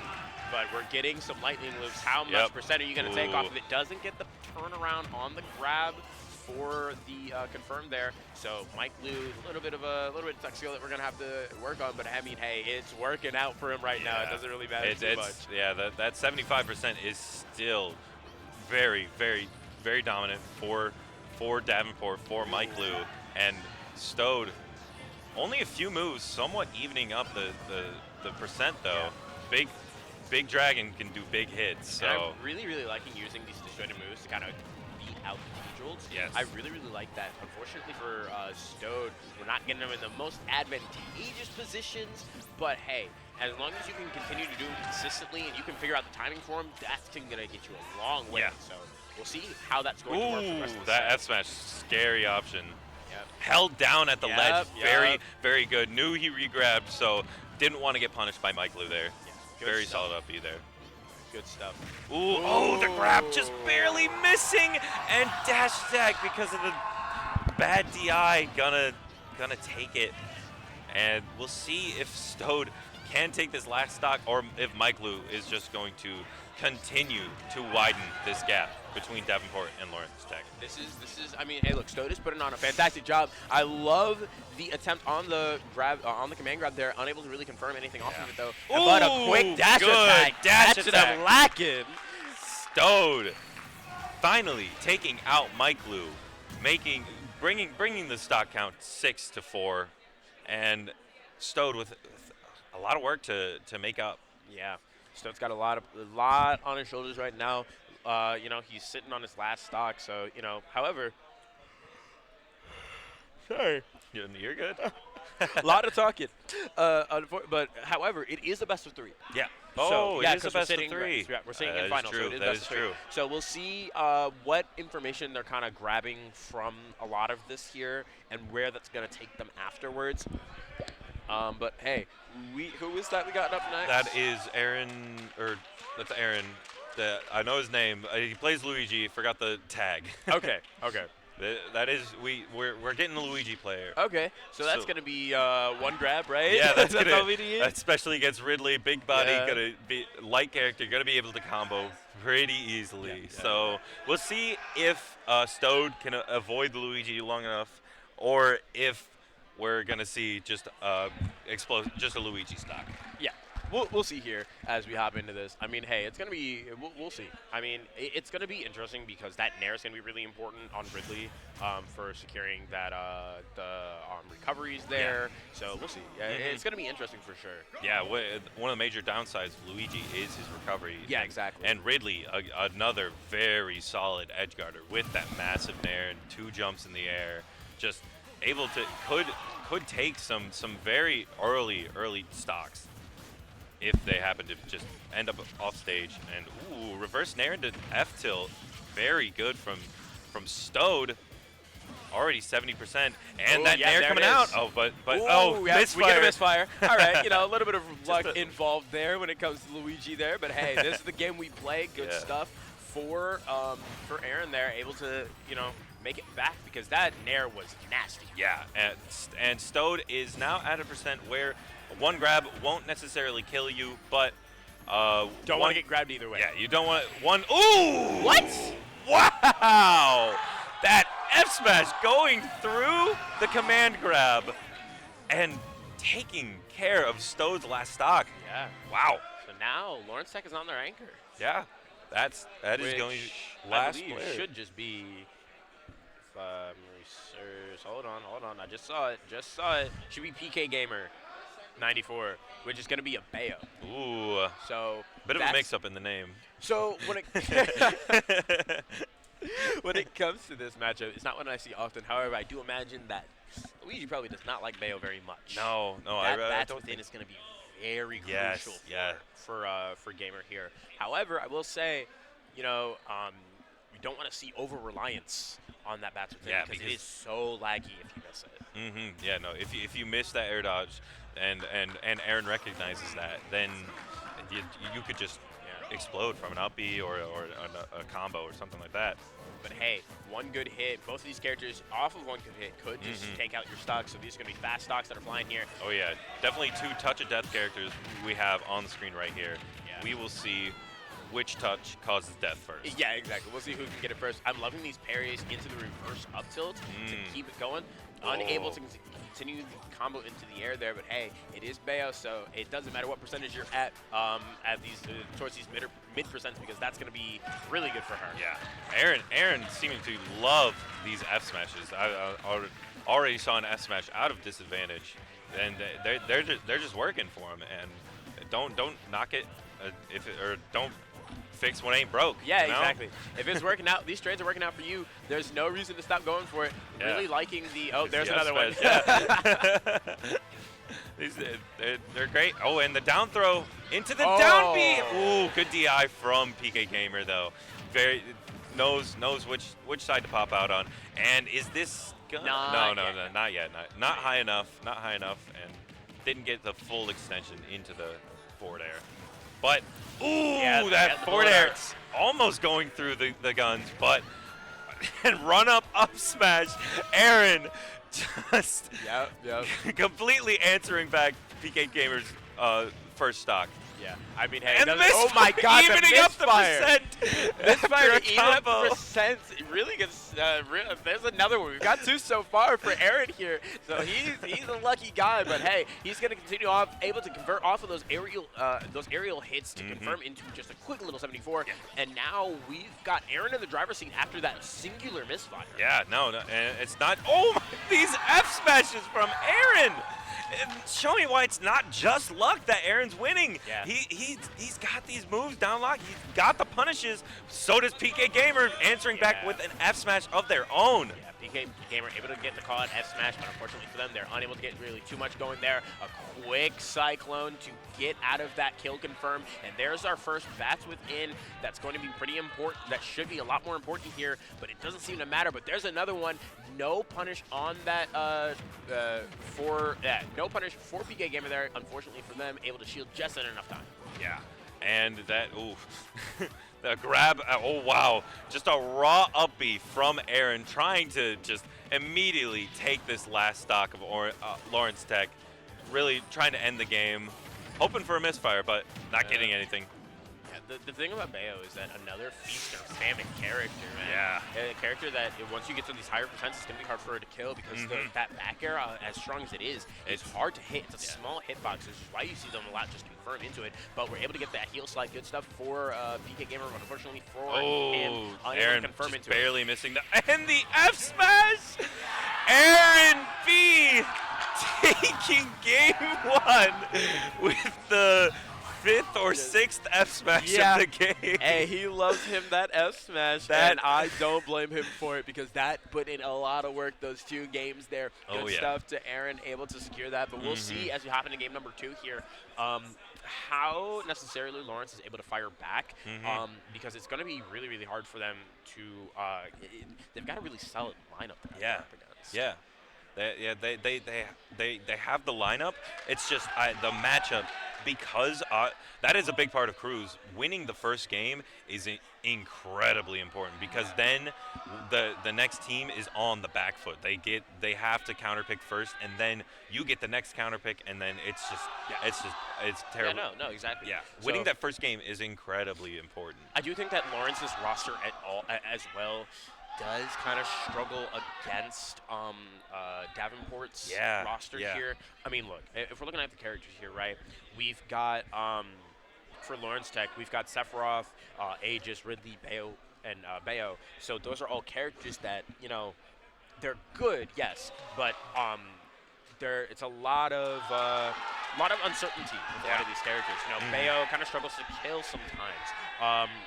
Ridley is a big body. Ridley and Sephiroth, big, light bodies with hard-hitting moves, but they die very, very quickly, very paper-thin. And then, I mean, Aegis is a really solid pick all around. Can't really go too wrong there, but it can come to another one of those characters that can kind of struggle to kill a little bit. It's kinda, they get a little antsy with themselves versus when it comes to Davenport, I mean, they've got, you know, they've got Luigi, Zelda, Pikachu, Olimar, Steve, these characters that are very high, very high damage output that can do and allow so much pressure. So what we're going to need to see from Lawrence Tech is a lot of adaptation between players and maybe a little bit more, how do I phrase this? A little bit more thought put into not necessarily who we're sending out, but what we're sending. Yeah, true. Yeah, it's more of a character versus character because as I said earlier, just they were on the back foot the entire time, and they just kept getting worse and worse because these bad matchups kept coming out. And Lawrence Tech doesn't. Their characters, they have a good roster, but the characters they have seem to struggle against the same options. Yeah, exactly. And Davenport has a lot of those same options. Exactly. So we'll see here how they're what they're going to cook up here as they're deliberating here who to send in first. But Lawrence Tech, they're on the back foot, man. They're going to have to find something. Yeah. They're going to have to find something because right now it's not looking great for them. No, it is not. And we'll see what they can do against this team of more Davenport. Against Davenport. What I think might be a really good opener is I think opening with your like glass cannon characters might be a bit more because that way you can kind of dictate the pace of the game a little bit more, you know, and kind of figure things out from there. I do think that sending in either Joy-Con Jesus or PK, PK. Stone, my bad. Ridley or Sephiroth first, right? Because those are going to be the characters that are going to get stocks the earliest.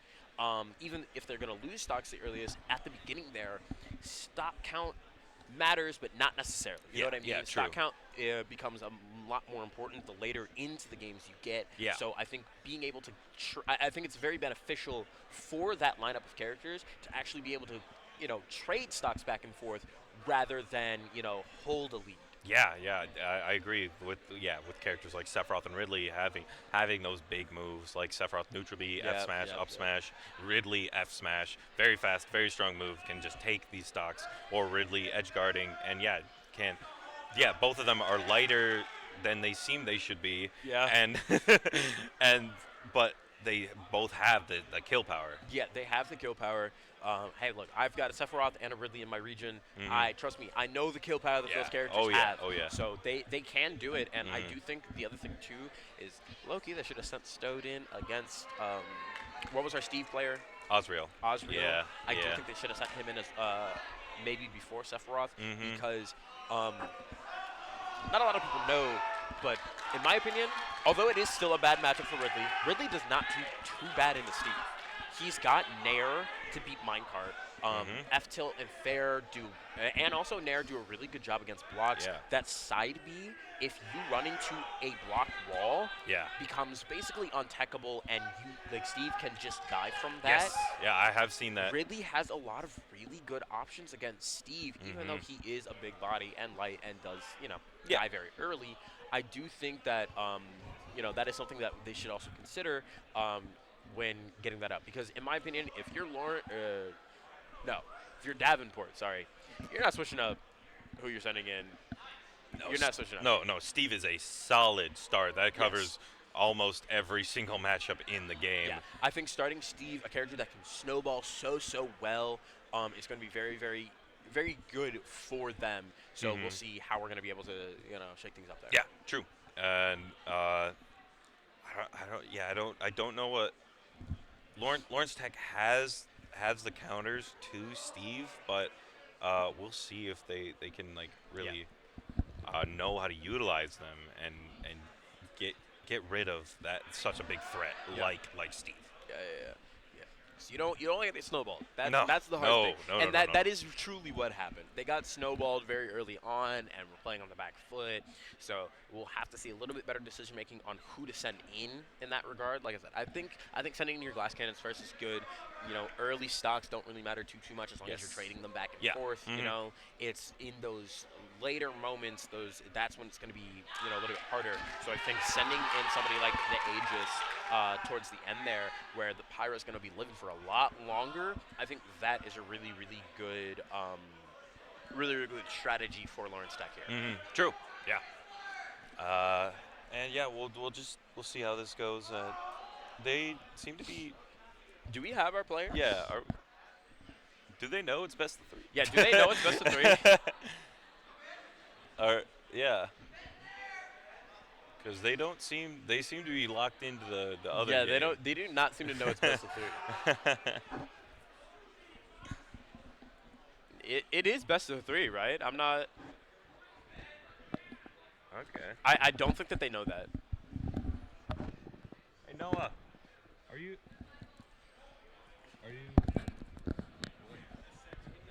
Why? But it's best of 3. Did Grayson say that? Oh. Okay.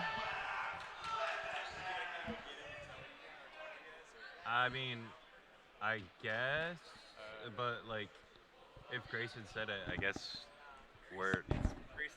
Grayson's word, I guess. I mean, yeah.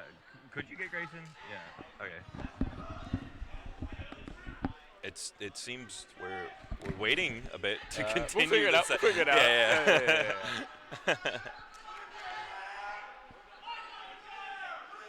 On the side stream here, we have I think I'm actually not sure. I can't tell what teams are happening. Though the crowd is into it, that's for sure. Yeah, everybody is kind of locked into the setup on the side here. We have it looks like a. Yeah. If you want to go check out whatever happening there, it's gonna be at esports at MSU2. There we go. Yeah. And Twitch.tv. yeah, just check that out. So yeah. No comms over there, but still some very solid gameplay as well.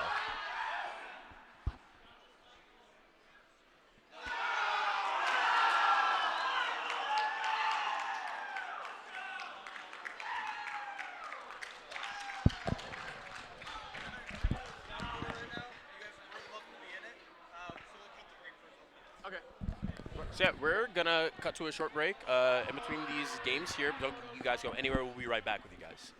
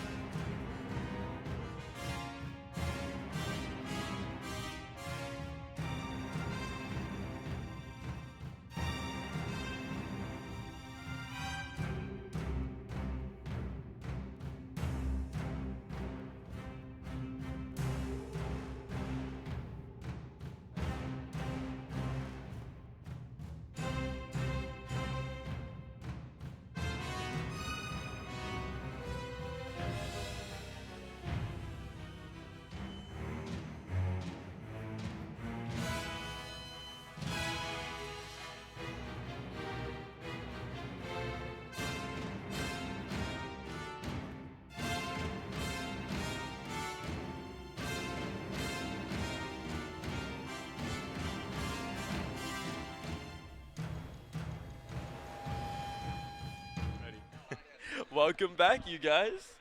Just a quick break, but we're hopping right back into this. We've got Lawrence Tech versus Davenport. If you weren't already aware, game number 2, Davenport's game point. Yeah, and yeah, we'll see. Lawrence Tech is on their last game, on their tournament game. Yeah. They could make it. They could either win within the next 2 games or lose in the bronze redemption bracket. Yeah. And we'll see how that goes. Yeah, we'll see. But I think we're still just waiting on them right now. So they'll be up pretty soon. But we had been saying earlier, right? Like when it comes to the team composition for Lawrence Tech, it is not the greatest for the matchup against Davenport. So they have to play it smart. I had said before, the glass cannon, Sephiroth and Ridley, I would send those out first, trade stocks back and forth, because at that point it's not really that important. It's those third and fourth picks that are going to be the most important, because those are going to be the ones that are going to really stock tank for you. And as we're seeing, it looks like we are getting Osriel again to start Osriel to start with Joy-Con Jesus as his opponent. And so there we go. That's a good exactly what I said. Yeah. Start off with your glass cannons. Get your glass cannons started, and because they're going to be the ones that are going to have the highest damage output. Yeah, and a good matchup for a pretty good matchup for Sephiroth. Yeah. I know that Tweak likes to switch to Sephiroth for the Steve matchup. Yeah, it's a much better matchup for Sephiroth than it is for Diddy goodness, Kong. as a Diddy that player. is a very funny matchup. I switched to Little Mac for the Steve matchup. Unironically a better yes, unironically yes, a better pick. Unironically a better pick. That is how bad Diddy Kong Steve is. I play bad. Little Mac versus Steve. I played a Diddy player in bracket yesterday, and I made him switch off of Cloud for game 3. Yep. Or switch off of Diddy to Cloud game 3, and I was like, hey, look, man, them's the breaks. I don't know what to tell you. I think Tweak did it I think he beat Syrup one time. Yeah. And Tweak plays Syrup today in singles. In winners, but we'll see if he can do it again. Tweak also is notoriously just bad against Steve. He is. Tweak it's in like, general. It's comic. It's comical how bad he is in that matchup. He does struggle, but that's not who we have here. We've got Davenport's Osriel versus Lawrence Tech's Joy-Con Jesus, and we're going to start off immediately loving the damage coming out from Osriel already. And 64% off of one up tilt, and that's a staple of Steve gameplay. Just getting that one hit, getting your combos in, getting your kill moves out. And Exactly. Yeah. And we'll see if Joy-Con Jesus can answer back.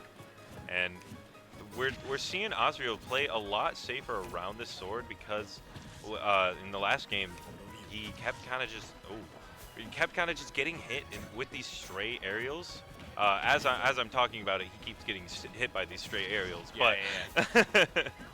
But that's kind of just the matchup, and this forward air, those back airs are really strong against Steve. Something that I'm seeing with seeing from Joy-Con Jesus as it gets taken up by that down smash there, is that he's actually giving up a lot of stage positioning when ledge trapping, not actually ledge trapping against Steve here. Because here's the thing, in this matchup, that F tilt on ledge is so good against Steve, because his options are rather limited off the ledge there, and so if you can just sit underneath that platform and on reaction F tilt, the neutral get up, that's going to be where you're going to put in a back air lot of like effort. that. Yep. And Joy-Con Jesus seems to have heard me, because that's exactly what he did to secure that first. Yeah. Keeping Steve in that corner, unable to do a lot, is a very big key to this matchup, and especially with a character like Sephiroth that can just wall you out and keep you in the corner like that.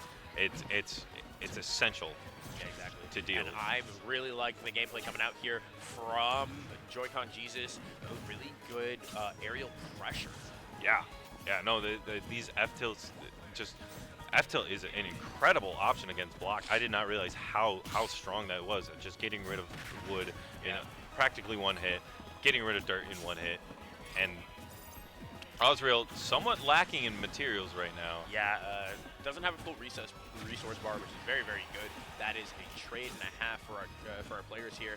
And see, with these 2 high walls that we're getting, Joy-Con Jesus can really just kind of run up to that wall and just poke right through it with F-Tilt because Steve doesn't have a way to deal with that. No, he really does. A lot of characters, Steve loves to F-Smash through the blocks, but F-Tilt just outranges Steve F-Smash.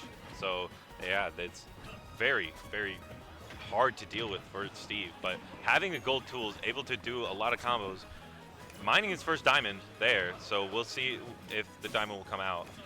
We'll see if the diamond is going to come out yet as Osriel continues to put on the pressure here. No mining, or no walls on deck there. So we'll see what we're able to do. I like the idea of the down air, but unfortunately unable to really get much started there. We go for the up tilt, up smash. I know that Osriel has those nils, so if we can see more of those in the future, man, you're going to be a scary Steve player. The learning these up tilt nils will be essential for Osriel if he wants to continue to get a little better.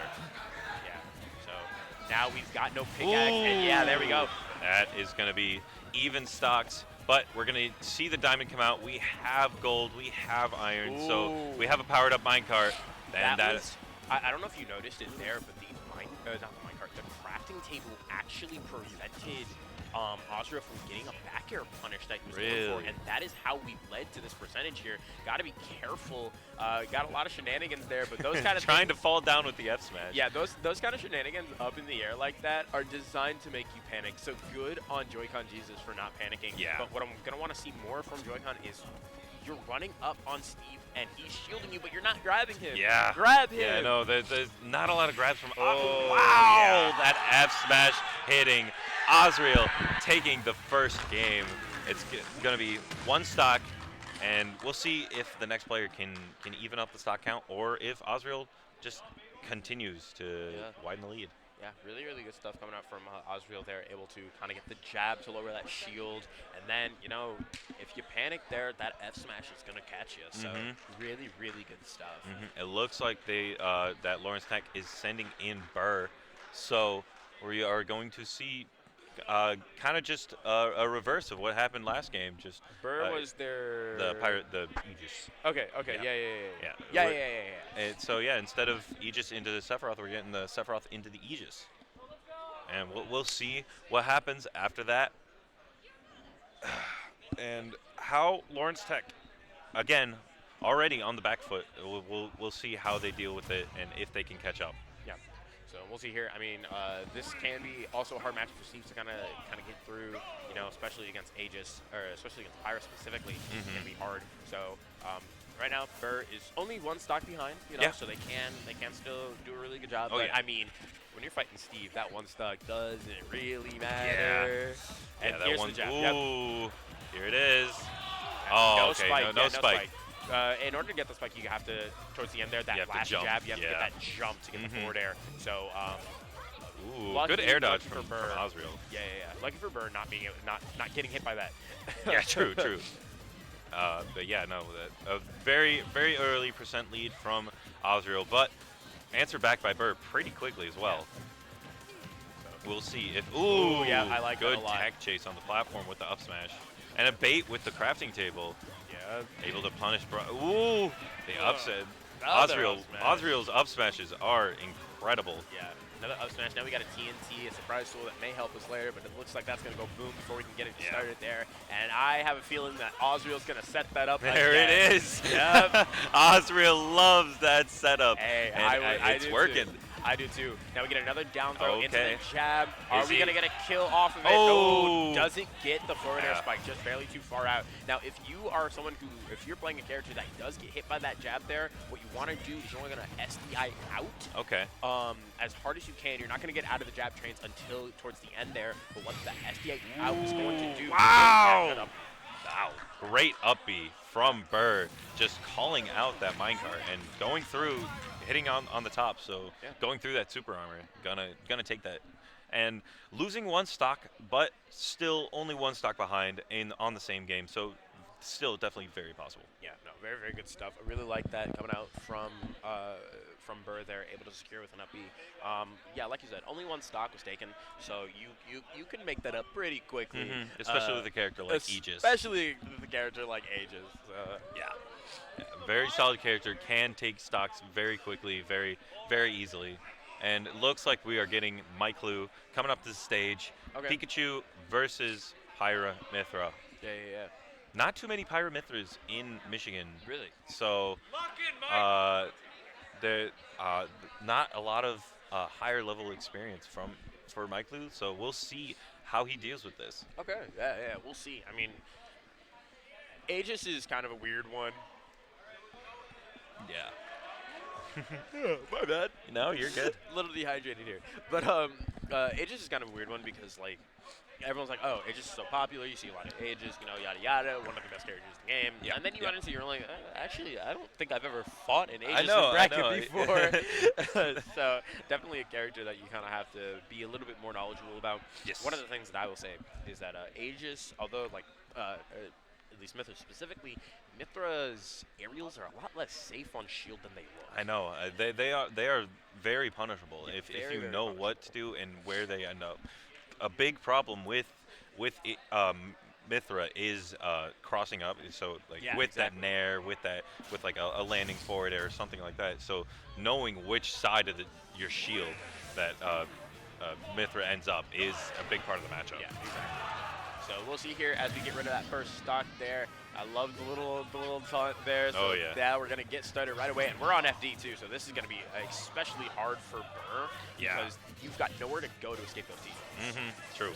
Yeah, and Miclu will know how to capitalize off of that. And another big thing with this matchup is the edge guarding because Mithra famously not a great recovery. Yeah, no. And Pikachu famously very good edge guarding. Yeah. So, however, we did see a little bit of that foresight coming out, so I'm curious how we're going to see more of that coming out. But I mean, right now, Miclu is taking a heck of a lead, 85% sitting on Burr there.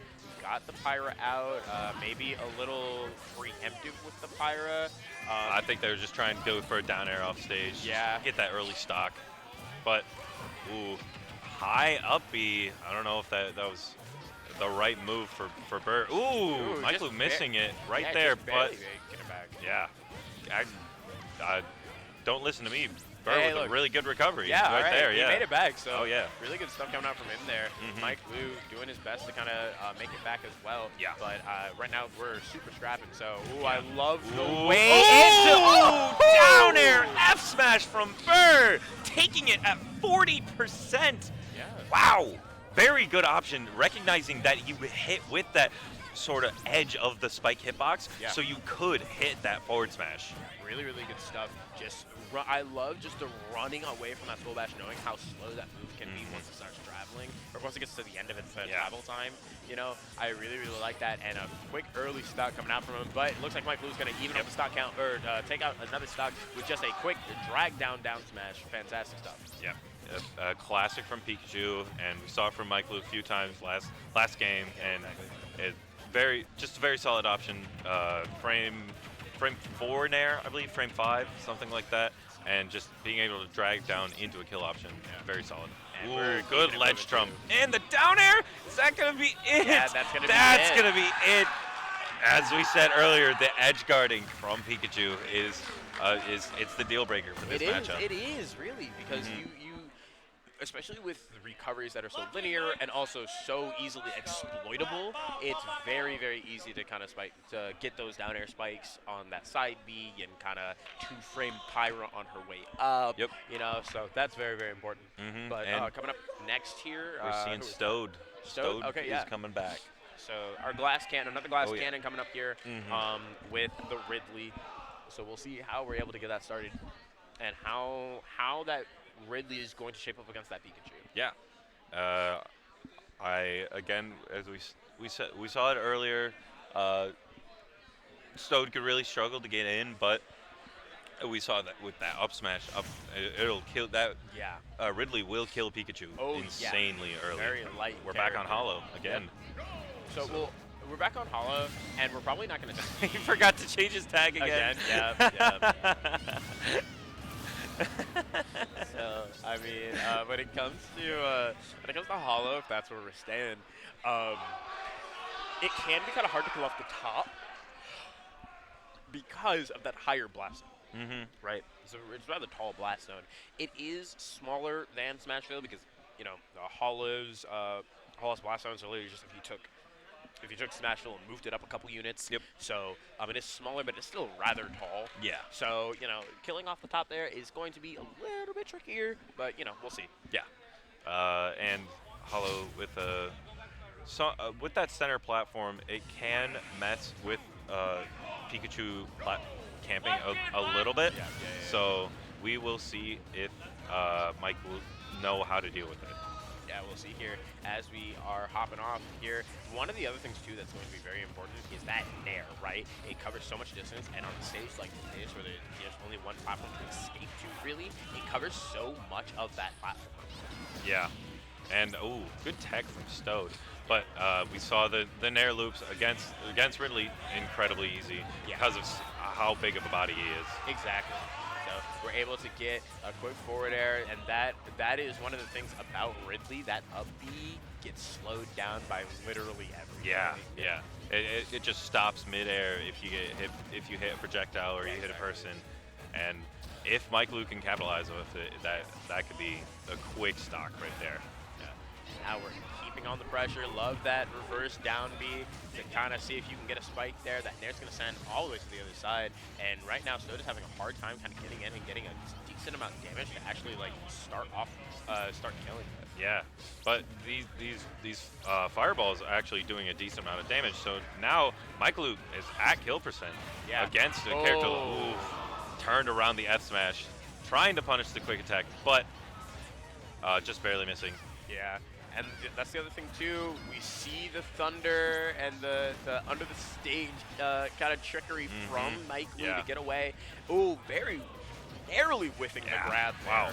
Ooh, dash attack is going to take it. And Mike Lu taking the first stock, but keeping 100%. Yeah. So, ooh, that side B, ooh, no rage, not going to kill. Yeah, really good DI as well coming up from Mike Lu, because that could have killed him if he wasn't careful. Yeah. And Stode, knowing that, is now starting to throw out these side Bs, hoping to catch someone with it. Yeah, exactly. Ooh, and now Stode is off stage against Mike, but he barely made it. Very good recovery from Stode. Very good horizontal. Yeah, really good stuff. Got a lot going on here. Just misses the ledge, unfortunately. Going to get punished for that, but. Yeah, Mike Lu, these T-Jolts are just oppressive to Ridley. Oh, much for him. And Stode avoiding the nair drag down that time, and the falling back air. Gonna take the first stock from Mike Lu. Yep. So good job from Stode. Mike Lu, only one stock left. Yeah. It's gonna be hard for Mike Lu to, or not Mike. Yeah, it's gonna be hard for Mike Lu. Sorry, to kind of, if Stode commits to just kind of sitting back, right? It's going to be hard for Mike Lu to actually secure a stock because Pikachu can be a very feast or famine character. And I know we're playing on a big body, but I mean, hey, if you stand back and you just kind of spam that nair on those quick attacks that are coming through in between the two, on that recovery, that tail hitbox also seems to do a really good job taking care of T-Jolt as well. It's going to be really good. And Stode, for his credit, is keeping up with the pressure. Mike Lu's starting to kind of hemorrhage a bit. Can we find something? I don't like the down smash. Down smash was... That was ballsy down smash. Yeah, and that F smash. Yeah, the F smash. Stode wants this stock gone. Yeah, you cannot get too desperate. He's willing to. He's playing around this T-Jolt a lot better this second stock, and he's using T-Jolt into dash attack, going to take it. Really good stuff coming out from Stode there, and that is not it just yet. Yeah. That quick attack is going to make it back, but I don't know. This is looking rough for Mike Lu. Mike Lu, but now Ridley is off stage against Pikachu. That Thunder's going to hit.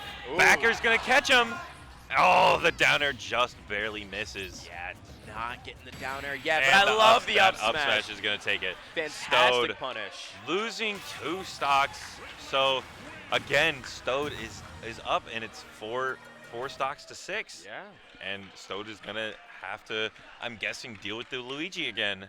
And I don't know if there's anything Stode can do, Ridley can do against a Luigi. Yeah, no, it's gonna be definitely interesting. I mean, look, that Nair is gonna be coming in really, really in clutch. We didn't see a lot of it last time, but I do think that going out there and getting those Nairs, actually we did see it. I do remember Stode went out for the Nair, but he did reverse Nair instead, so it popped him too far up. But no, Aaron, And then Aaron was able to get the misfire back in stage. Yeah. And so Aaron smart also knows when to keep his jump with Luigi exactly. recovery. Yeah. But hey, as long as you can keep that Nair as a threat at all times, it is going to force Aaron to play more smart off stage and more scared. Yes, true. So, but we'll see. We could also just see another F smash from Aaron. True. We could just see another F smash. That is something that we did see the last time. So we'll see. And Stode might have a bit of a struggle to get in, but we'll see. Because he's a big body, but Luigi's Fireball, not much of a threat to... Oh, okay. Misses the combo, but takes 40%. Oh, Nair! Oh! God! Good combo from Aaron off of that stray Nair. Very solid. Ooh. Yeah. These falling plungers. Yeah, and now this is Stode's turn. He's got to be a little bit more careful. Not sure how I feel about going all the way center stage for the ledge trap. You got to be a little bit more confident in your abilities in that situation. But, I mean, hey, right now you got to find something able to get a get-up attack to get a little bit of pressure off of himself. Yeah. Roll from ledge, up smash. Yep. Aaron, these Luigi smash attacks coming out in spades. They're working. They are. They're doing such a good job because they're just catching people in bad spots. Yeah. And even if he gets the trade, who cares? That's a smash attack. Yeah, for sure. Like, what are you gonna trade with? A Ridley Nair? Man, you just got hit by Luigi F smash. Yeah, exactly. So really good stuff coming out from Aaron there, able to secure that stock. Yep. And we're gonna see the last player of Lawrence Tech again is going to be PK Gamer. Yep. And we'll see if on that Bayo. Yeah, we'll see if they can change the outcome from last time. Yeah. Yeah, I mean, hey, it's going to be even stock count. So we're going to want to see a little bit more of those potent Bayo combos that we're used to from PK Gamer.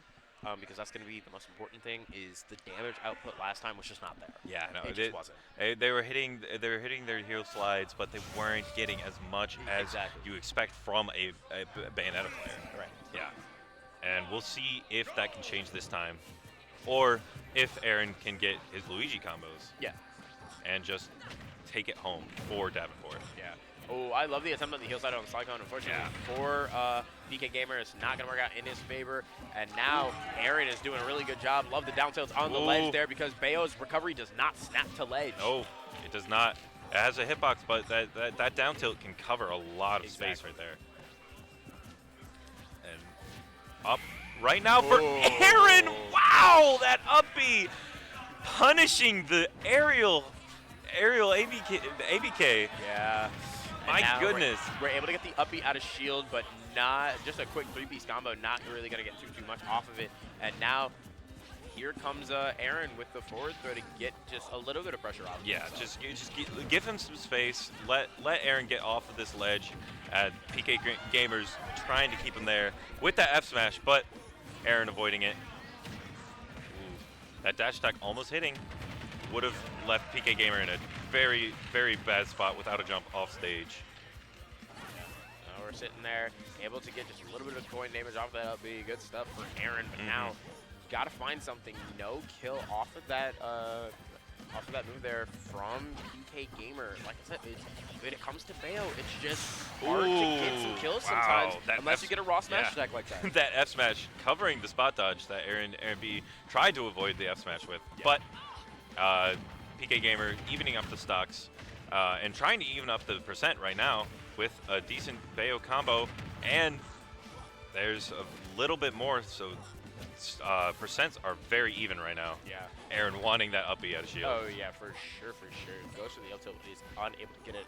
And now Aaron is doing his best to just kind of stopped everything that Aaron is really, or that PK Gamer is really going Yeah. for. Loving the parries coming out from Aaron. That is the sign of a very confident player. Oh, yeah. I love those 2 jumps fade back to kind of bait PK Gamer out into his back there. Really like that. And there's the up smash out of shield.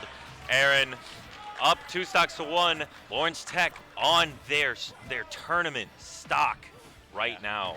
This is going to be certainly a game, and we got to grab. Can we get the full 0 death? No, we cannot. That bat's coming in clutch, but it doesn't seem to matter. Aaron is continuing on the pressure.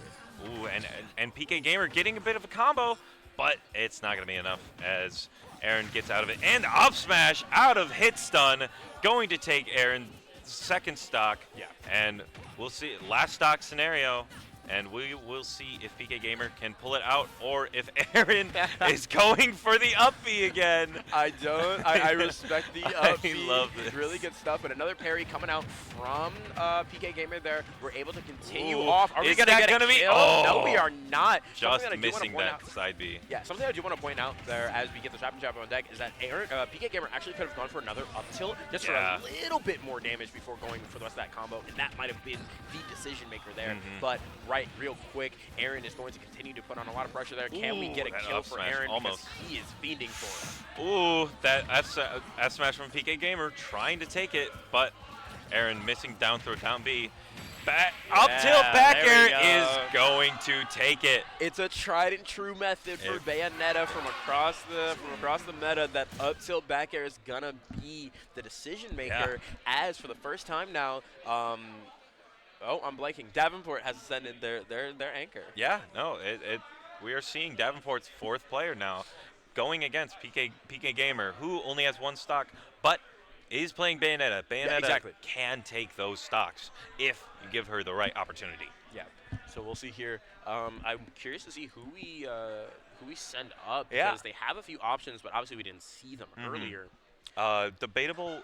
I believe that is the Zelda. This is the Zelda player. Interesting choice. Interesting choice. We are seeing the Zelda Zelda versus Bayo. Again, a matchup I don't think I've ever seen. Terry.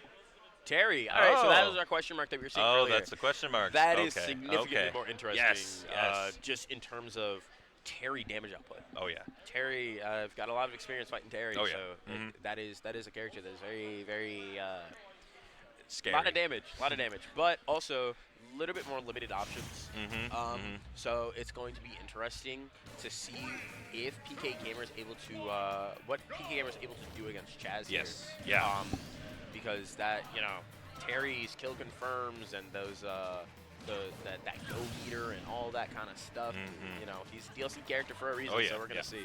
Terry is a terrifying character to play against in crews because like Kazuya, like most FGC characters, he can just take stocks with his go meter, with his jab power dunk, with jab into imagination, whatever. Yeah, exactly.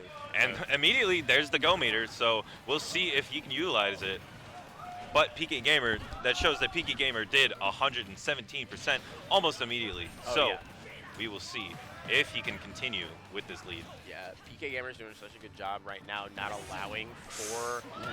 That back air is going to take the first stock. Yep, really, really good stuff coming out from PK Gamer. They're able to get that started, and now we've got a quick combo getting on board there. Goes to the back air, isn't really able to get anything off of it, but now we're continuing on. Can we get some more combos going? Yeah, Chaz seeming to be panicking here. Can't do anything against this Bayonetta. This Bayonetta is running all over Terry and almost taking the second stock already. Good. And the boot is going to take it. Chaz is down, lost 2 stocks already. PK Gamer could bring it back for Lawrence Tech and make it game 3. SCIing through that power dunk, so he's unable to really get too much, able to get the burn knuckle. But hey, look, it is still Terry, so Terry does have a lot of kill power even without that go meter. And the jab power dunk, is that going to be it? No! PK Gamer, great air dodge, great DI, and the down tilt's going to miss the combo. Can PK, and the up is going to take it. Wow!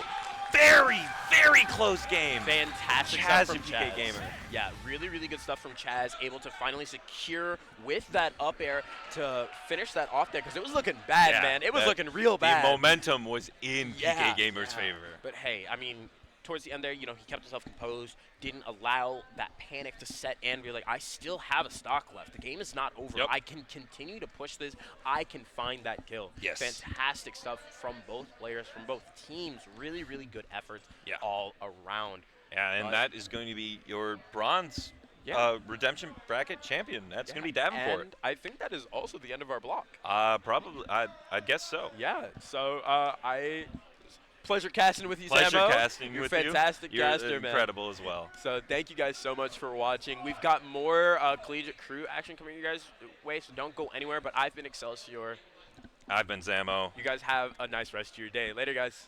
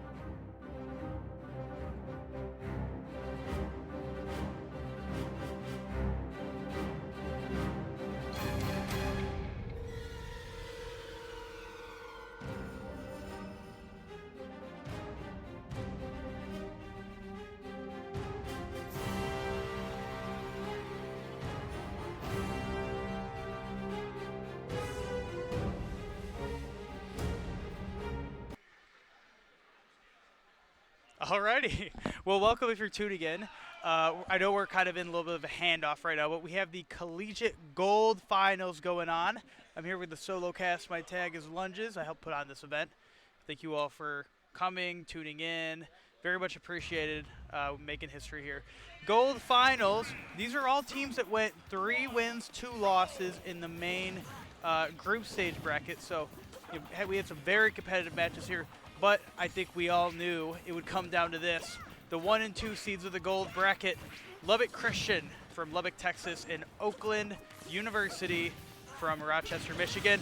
And Poison Jam of Oakland starting it off strong over Spritzy.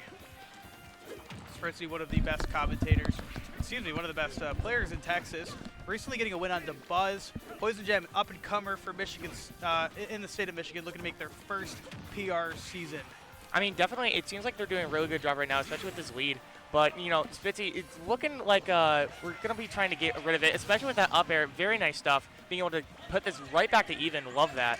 Yeah, Kazuya is a lot of feast or famine. In that first stock, we definitely saw a lot of feast. But Spritzy, right able to take that lead right back for and chaps. We were able to continue with that beautiful edge guard, just using everything in Toon Link's kit with that F-tilt, the bombs, the boomerang, all of that. And Futurism, he's looking to make a comeback right now, trying to go through this neutral maze with all these projectiles, and we seem to get it through.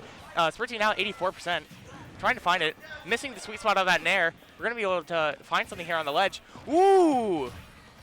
We tried to find something there, but unfortunately, just missing that shield. 20% there. If you're new to Collegiate Cruise, the way that it works is you have a blind pick for both teams off the start. I can't imagine that this was what Oakland would have wanted, putting Kazuya into a zoner. They're probably hoping or expecting, someone more interactive, right. Close range, such as Osh, who plays me Brawler, or Danny. But Spritzy taking that stock and putting the Golden Grizzlies down to 1 stock. Beautiful stuff. I love the conversion that we're seeing with this boomerang of just being able to connect it straight into that forward air to close out these stocks and rack up the damage that we're seeing right now. Again, that bomb into up tilt.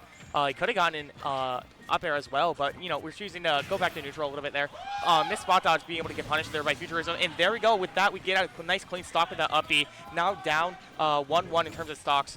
Futurism does have a little bit more mileage, and I'm at 66 right now. Just a little bit more mileage, but with a lot of these DLC characters, you're never truly out of the game. Oh yeah, no, this 74% down.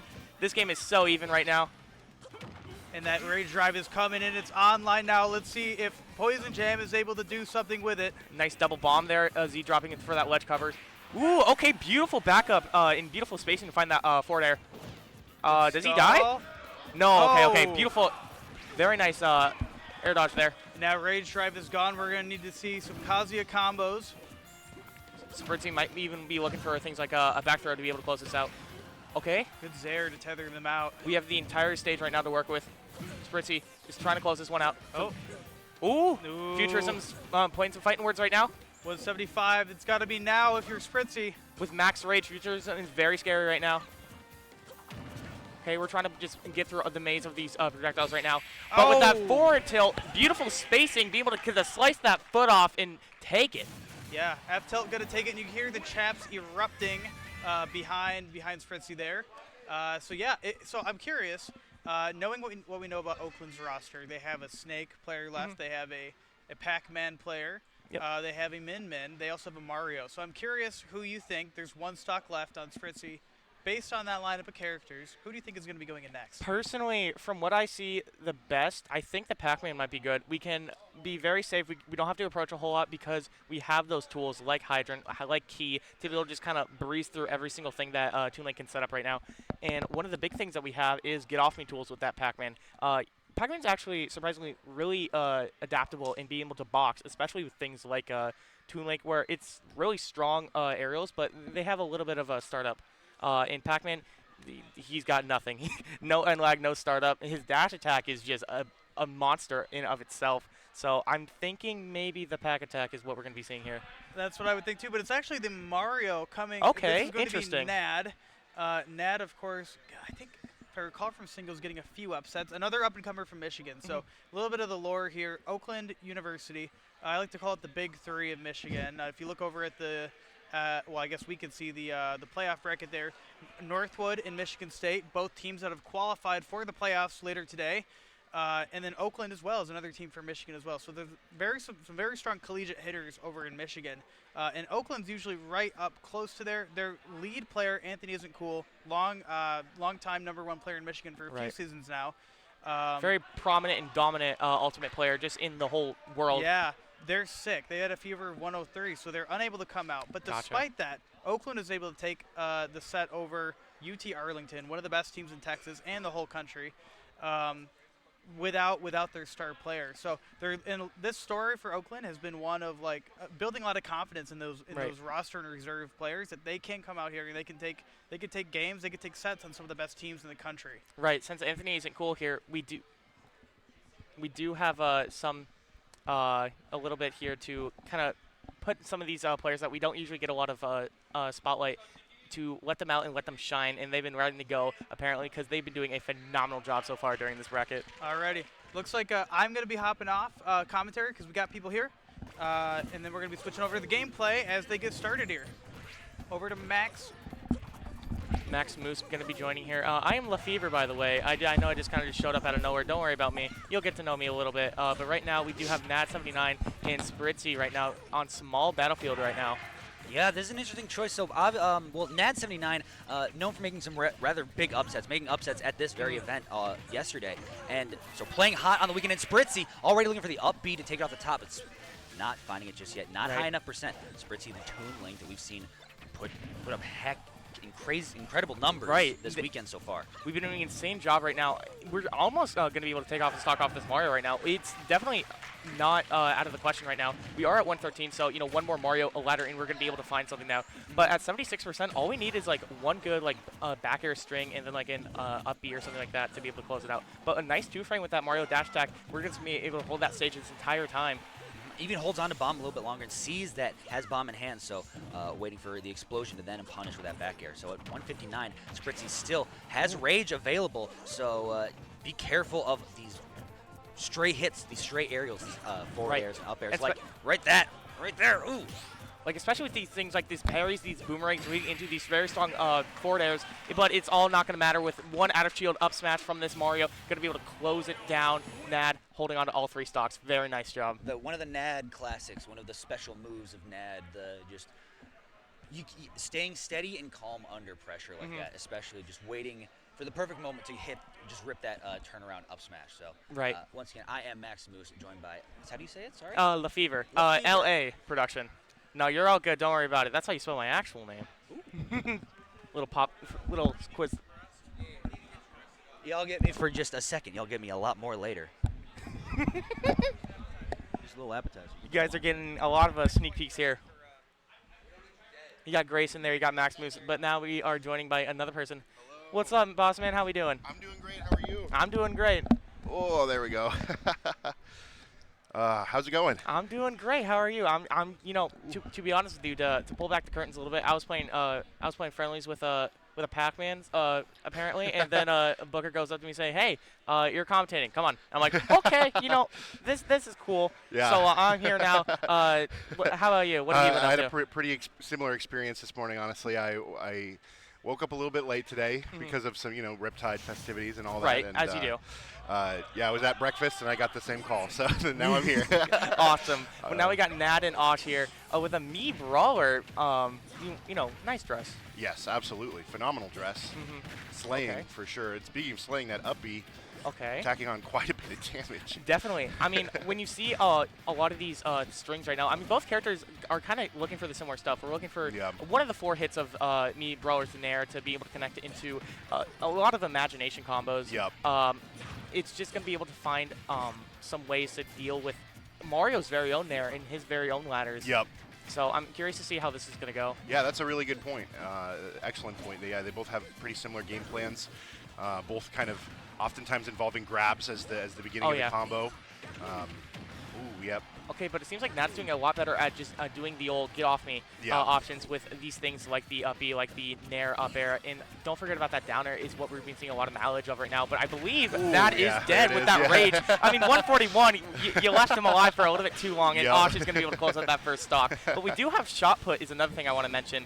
It's going to be very good for Osh to be able to kind of close himself back out to get back to the sledge, and especially when Nad is going to be put into Oh! a disadvantage. No way! He just said, nah, I'm doing my own thing. Honestly, I like it because when you're at that high percent anyway, the likelihood that you're going to maintain all 3 of your stocks, you know what I mean? It's not likely. Yeah, you may as well just take the guaranteed stock away from them, you know what I mean? Right. I like that play. I mean, also doing a very good job of being able to, you know, okay, sorry. I was waiting for it. I was like, no way he does this again. that would be crazy. I was like, from the top ropes. I think if Nad did hold out, though, yeah, we might be seeing a different story right now. But at 121, it seems like Nia is making a great comeback right now. I agree. Oh, there it is. Are you dead? Oh, my God, you are dead. Yeah, that is a... Osh Brawler has some crazy stuff, you know what I mean? Osh didn't even let Nad kill him. He's just like, nah, I'm gonna take myself out and I will simply up-B you twice. Yes. Amazing stuff from Osh. That's all it takes. I feel like I should introduce myself. I'm Timekeeper, by the way. I forgot to mention that when I sat down. That's a sick tag. Thank you. I appreciate that. Remind me your tag again. Lefevre. Lefevre? Yep. I love that tag too. Thank you. Yeah. Appreciate it.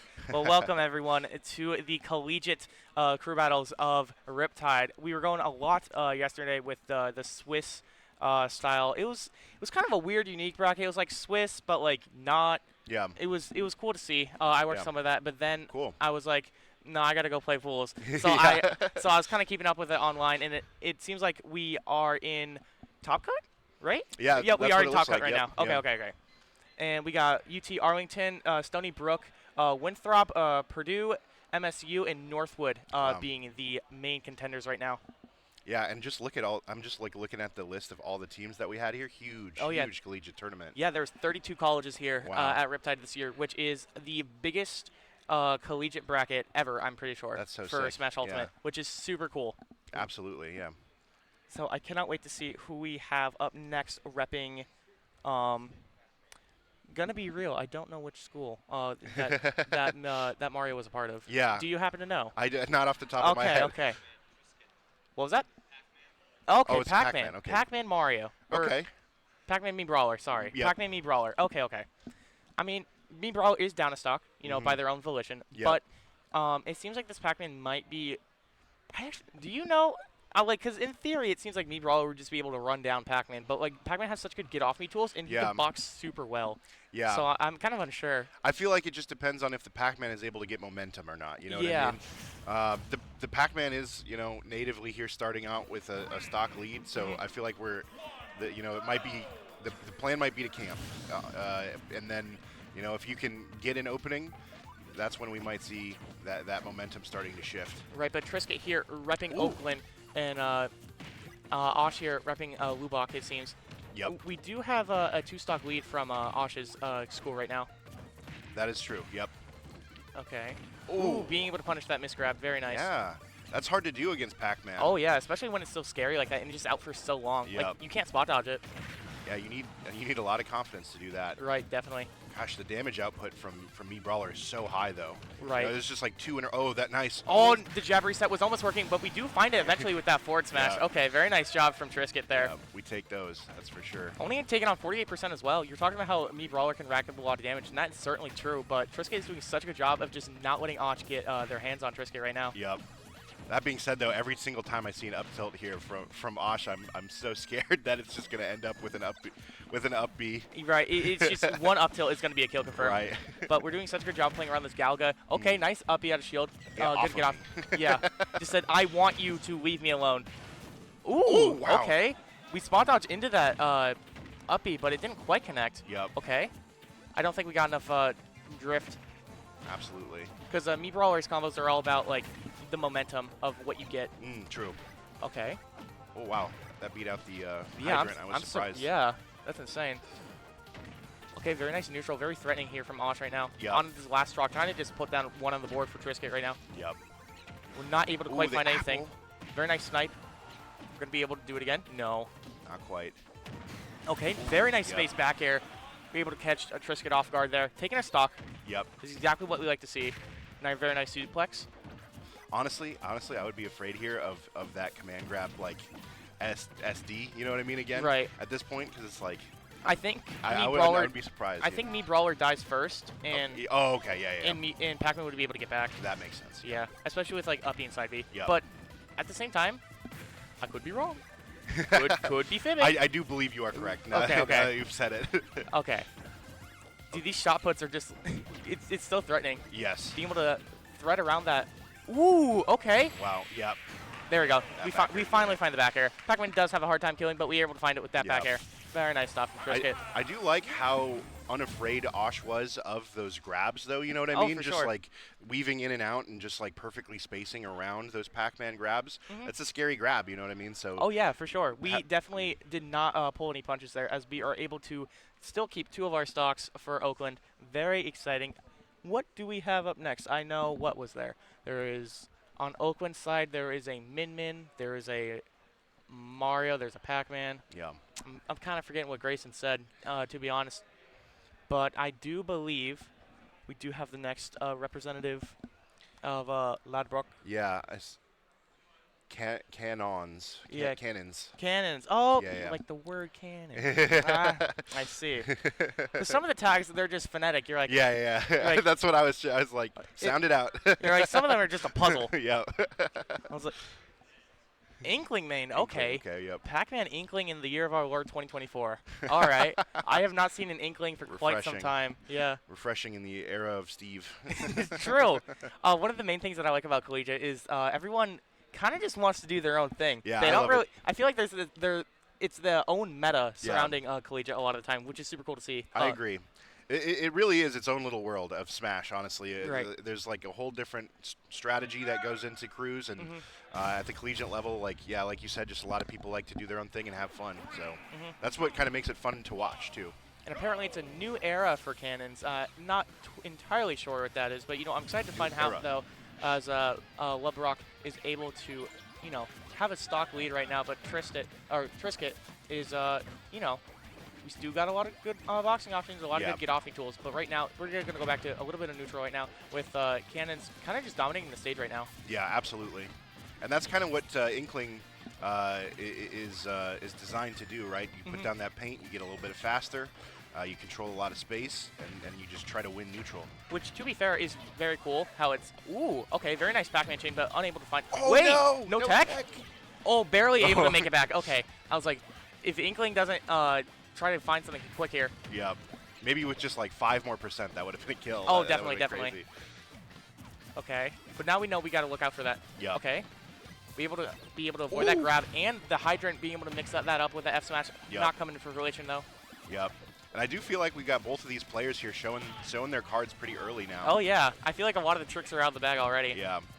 But that's like another thing about collegiate crews, like we were talking about. You don't have to hide your Oh! Unlucky, but Wait, no, you're so fine. You're so yeah, fine. it's You're so fine. Pac-Man. One of the best recoveries in the game. I was foolish to think Pac-Man would die.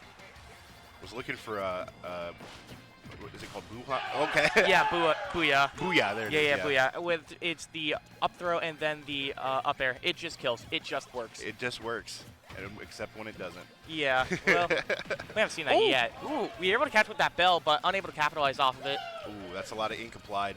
Right. The more ink you have on your character, the more damage will be applied. So, Trisket, we're looking to kind of minimize that as much as possible right now. But Cannon's doing a very good job, not even losing a stock yet right now. And we're kind of just disengaging with a lot of Pac-Man's options. But, with that up smash, with that bell, you got to get caught eventually. Yep. Absolutely. Good parry. The pressure with the Galga right now, trying to move forward. Yep. Okay. And yeah, I mean, we see these. Oh, nice. Using that hydrant to push themselves forward. It's a really smart move. I mean, that's a lot of damage being applied here to cannons. Up throw. Okay, that traded. Okay. We do have Bell online right now, though. Yep. Cannon's going to be able to look out for that, or else another stock will be taken. Ooh, that was such a good grab. Beautiful stuff. Getting a second bomb as well. Okay. Nice. Looking for this edge guard here. Oh, Trisket was able to go under. Nice back air there. Don't get another bomb snipe. We're just looking for a back air. Yep. I mean, anything to kill right now. Yep. Ooh, but with that F smash, Trisket's able to tie it up stock wires, but at 148, it's looking do or die right now for Trisket. Oh, that was a weird interaction. Yeah. Ooh, this could be it. Going down deep. Oh, but gets the tech. Bounces off the trampoline and is able to get back to stage. The back air is out. Cannons looking to close this out right here, but it's so hard to do that against Pac-Man off stage, but just the forward tilt takes it.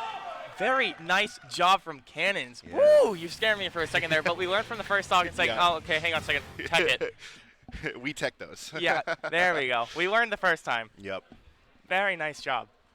Absolutely. From Labrock. Really exciting match there, too. Yeah, no. These matches are phenomenal. I'm loving what I'm seeing right now. Mm-hmm. But it seems like the Pac-Man is going to be swapped out, obviously, into... Dude, I don't even know what. So we do have a Min on board. Yeah, would this be their last player? Because is this 3 stocks now? Is it 3 stocks? Production, would you happen to know?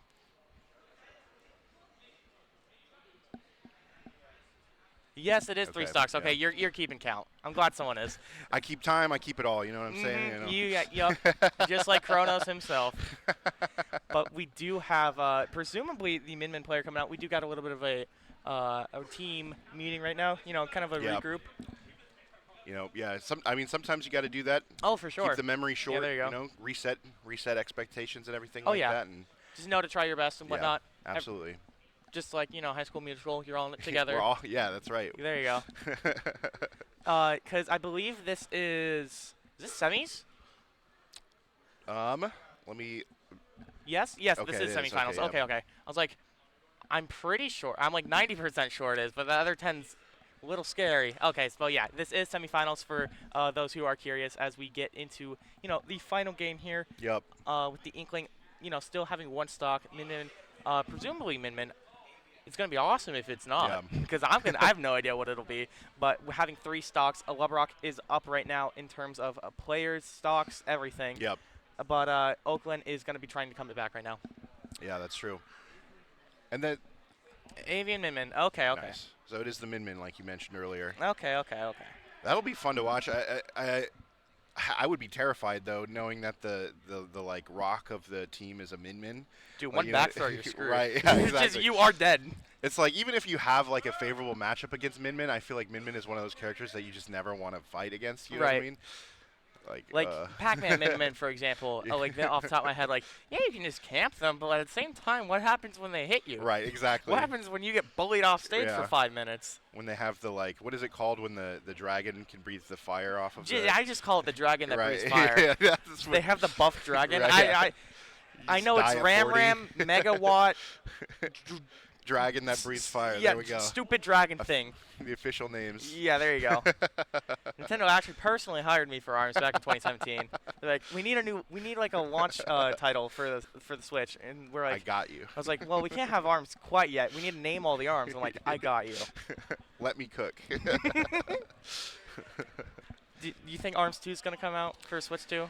Yeah, I think so. Dude, yeah. Low key, I kind of want it. Yeah, I think everybody who played ARMS liked the game. You know what I mean? Yeah. I feel like the only people who really Disliked talk it? smack about it never really played it. You know what I mean? No, I agree. It's a really fun game. You know? No, it is. I like kind of the environment aspect of it Yeah. because you can just kind of destroy it and it's constantly changing. Yeah. But anyway, back to Smash Brothers, the game that we're actually supposed to be talking about. We do have Cannons up 1 stock right now in the 3 to 4 right now. If Avian can get this stock off this Cannons Inkling, it's going to be dead even, and it'll be, you know, very, very interesting. But at the moment right now on Smashville, Min is able to kind of just take the stage right now. Yeah. Ooh, but we were able to read that grab. Very nice stuff. I will say, I will say, I feel like Inkling is like a character that would challenge to get, have a challenge to get in on Min. But so far, Cannons has been doing a great job of weaving in and between these arms. Right, especially when you have like things like Splatter Shot, things like Bomb, and it's such a weird, interesting dash. It behaves. That's true. Like, that's a good point. Visually different than everyone else. It's so hard to judge sometimes because you're just straight up in the ground. Yeah. Might be hard for Avian to find some of this right now. Ooh, but we're going greedy right now. Okay, Cannons be able to make it back. Okay, but we're keeping pressure right now. We're keeping that entire stage to ourselves, especially with that flame from that dragon right there. Yeah, I mean this is like what we were talking about earlier. It's like you can weave in and out, you can get in, you can find your openings, but you just get hit once and you're taking so much damage. Especially when you have Megawatt online right now from this Avian right now. Okay, beautiful parry though. Ooh, good down smash. Oh, but the Megawatt from off stage, nearly taking that stock from across. Right. punishing that misgrab. Yep. Okay. We could maybe see Cannons get one of these stocks, but with that up smash, we're able to cover that jump, and Avian is able to bring it back to a 3-3 Oakland versus Ludbrock. Yep. Beautiful stuff. All right. As Ludbrock is able to send in their final anchor. Yep. No idea who's going to be, but I am very excited. It seems like Davey seems to be the player name. Are you familiar at all with Mr. Davey here? I am not. Okay. I know I saw them around in pools. Yeah. I think they might have been in my pool. Oh, cool. Did not get to see them personally though. Yeah. I'm excited to see who they play. Yeah. Okay. As we also I just want to mention there is a Fuecoco from Pokemon. I've been staring at it. Just sitting there, just Jay chilling. Yeah. He's a guy. Yeah. I like him personally. That's the homie right there. I'm more of a what is it? It's not Sobble. I should know. I picked it. Yeah, is that Quaxley. Quaxley. Yeah, there you go. How could we forget a name like Quaxley? That's a phenomenal Pokemon name. I couldn't tell you the middle evolution. Yeah, I remember it. I remember what it looked like, just because it's like it's got a stupid it like hat. mirrored my like evolution as a theater kid. I feel like like from middle school to high school. It's like that's me. That's the theater kid evolution is a very good way to put it, because it's like Quaxolotl or something like that for the final one, and then I named my Dewey. That's a great name. So I was like, that's Dewey. But Danny, repping the Wolf here, a very good character that has a very cut and clean combos, a great ways to get in and out. Yep. So I'm very curious to see how this will go in the final match of the semifinals right now. Ooh, good grab. And the grab is what gives the Min that fire on her dragon arm. Right, you can see it breathing, you can see it raging right now. Okay. Ooh. Very nice slide to get underneath that laser. That's going to be huge. Yeah, low profile and underneath that. I feel like that just kind of destroys a little bit of Wolf's neutral game plan right now. Yeah. But we're able to count the arms, because one of the big things in neutral with Min is being able to count when do they use that second arm. Yeah. Because they can either punch again, jump back, and do literally nothing, or anything of the sort of like that. Gotcha. So if you just count 1, 2, you're like, okay, my time to go in. Yep. So it seems like we're doing a really good job on Danny's part to be able to kind of just maneuver around some of this. Yeah. Ooh, but beautiful snipe from that dragon arm there. True. Yeah, keeping it a pretty even game here. Early on, Avian had like a pretty resounding stock lead, or not stock lead, percent lead, and even that straight back up here. Okay. Switching to Ram right now, though. We're just trying to find something here. Both are being so careful because, I mean, Avian doesn't want to get hit by a back air and absolutely eat it. Yeah. Ooh, but we got to look out for those Wolf forward tilts. Very nice coverage of being able to go high with that Ram, being able to punish that going in right there. True. Okay. Ooh, I can't believe that back air didn't hit. Right? That looks like it hit to me. Ooh. Ooh, okay, nice side B get back to stage, but unfortunately not able to find that sweet spot. Yeah. Okay, nice dash attack. You do have stage control right now. Ooh. Oh, wow. You scared him. Really? You scared him. Sometimes just the fear of Wolf will do it. I mean, certainly he has the power to put the fear god in you. Okay, Absolutely. especially when you got these combos like that. Like, he hit you once, you're at 30. Yep. Do that 2 more times, you might be dead. True. Okay. Avian looking for a way to keep out this Wolf right now. We're having a hard time doing it right now. Yep. I mean, just playing so carefully. The tournament, tournament is on the line here, basically. Right. Okay. 66 right now. Wolf holding on to the stock at 43%. Oh, 143% right now. Min with the 80 right now. We're trying to find something to get this stock off. Ooh. Good delay with that. A little bit greedy, but we weren't able to get punished by that. Ooh, and a beautiful back air to be able to get right in there and snipe that second stock from Avian. Still on our first one. Yep. Okay, bye-bye. Yep. Oh, I love lying. You love spreading misinformation. Okay, but punishing that side B with a very nice timed Ram. I think more people should be looking to punish Wolf Flash, honestly. It's just a lot more punishable than people think. Agreed, especially when you have things like Ram Nair or Right. just things like that where you can just simply think of where they're going to be. You Yep. have that little map out in your head and go, I'm going to Nair here. Yeah, especially if it's something like nice and lingers like that. Right. Then you can again try and tell Villager to punish Right. a Wolf side B. You're like, well, hang on a second. Not you. Okay.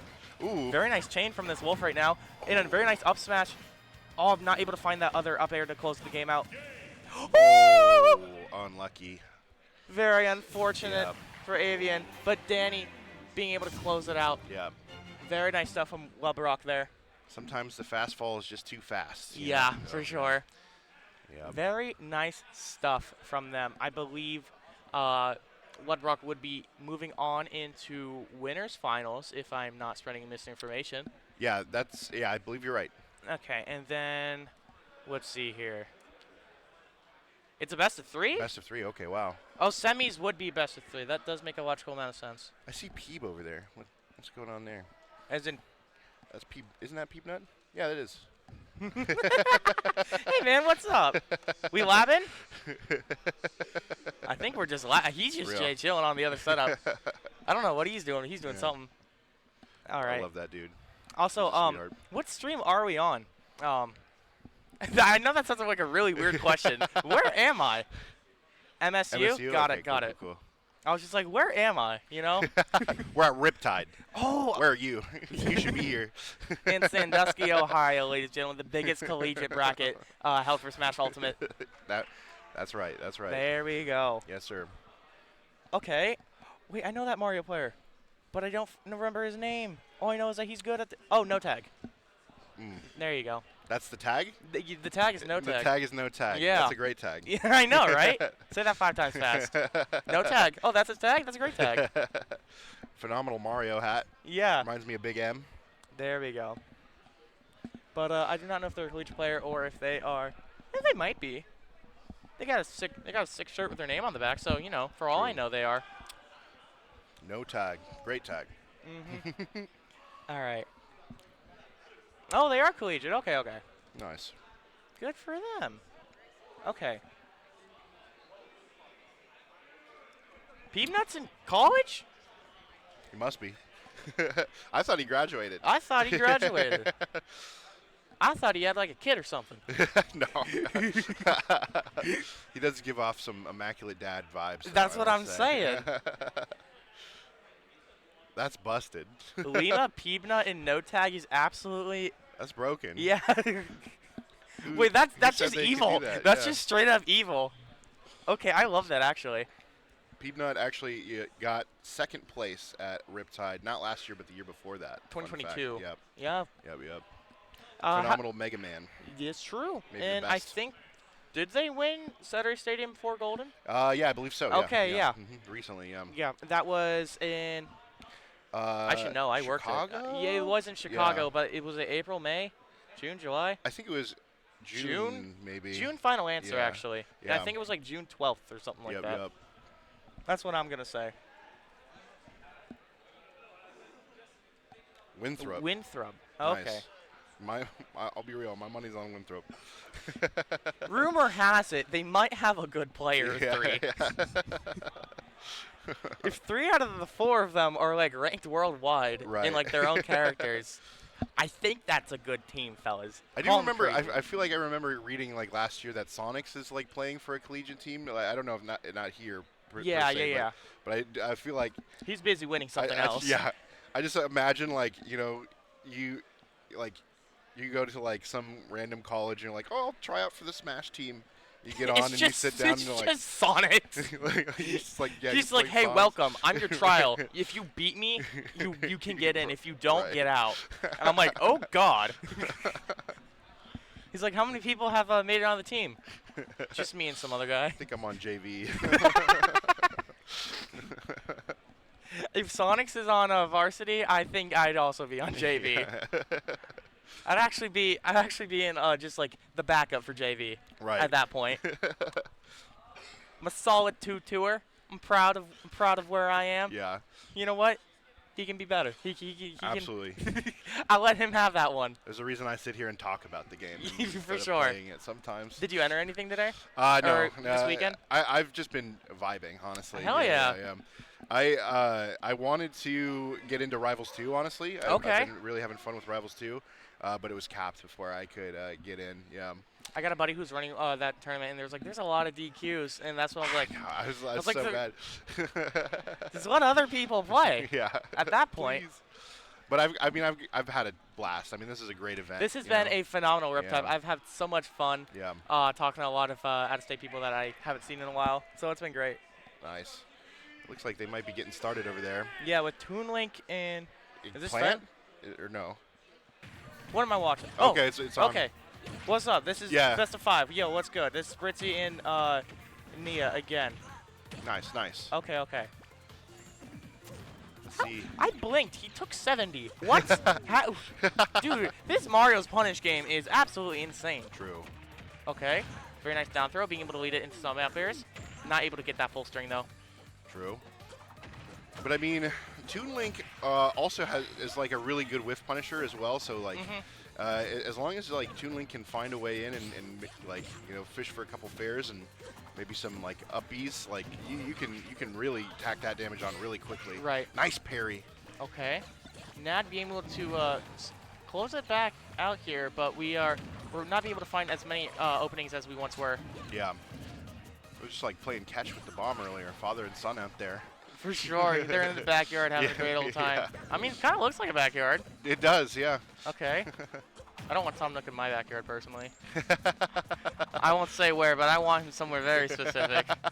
Okay, we're trying to find a backyard right now for Nad. Okay. Ooh, good parry, uppy. Doesn't quite kill. Not quite, yeah. But unlike Young Link, ToonLink's uppy will kill. Incredibly early. Yeah, much like Big Link. Right. Ooh, back throw, almost killing. Not quite. Okay. Yeah. We just need to find anything here for Spritzy to take out this first stock. Oh no, the pushback on the shield just slightly made it so that uppy would not hit. But only being able to punish it with the back throw. Yup. Ooh, very cheeky snipe there coming in from that up B through that Good stage. grab.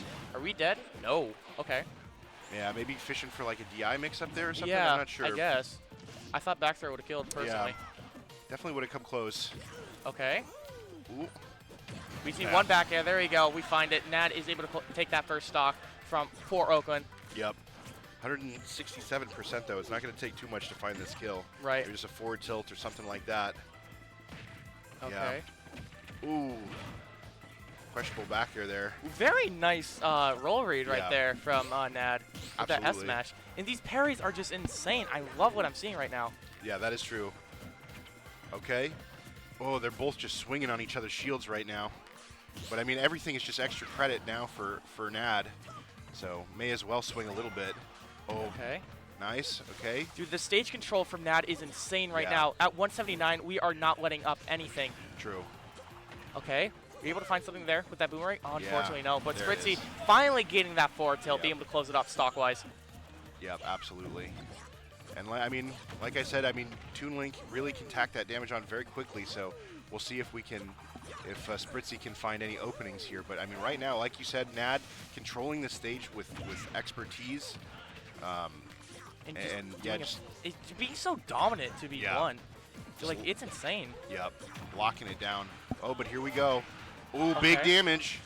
Able to Evening find it something back here. out. Oh, the up B being able to interrupt it. Yep.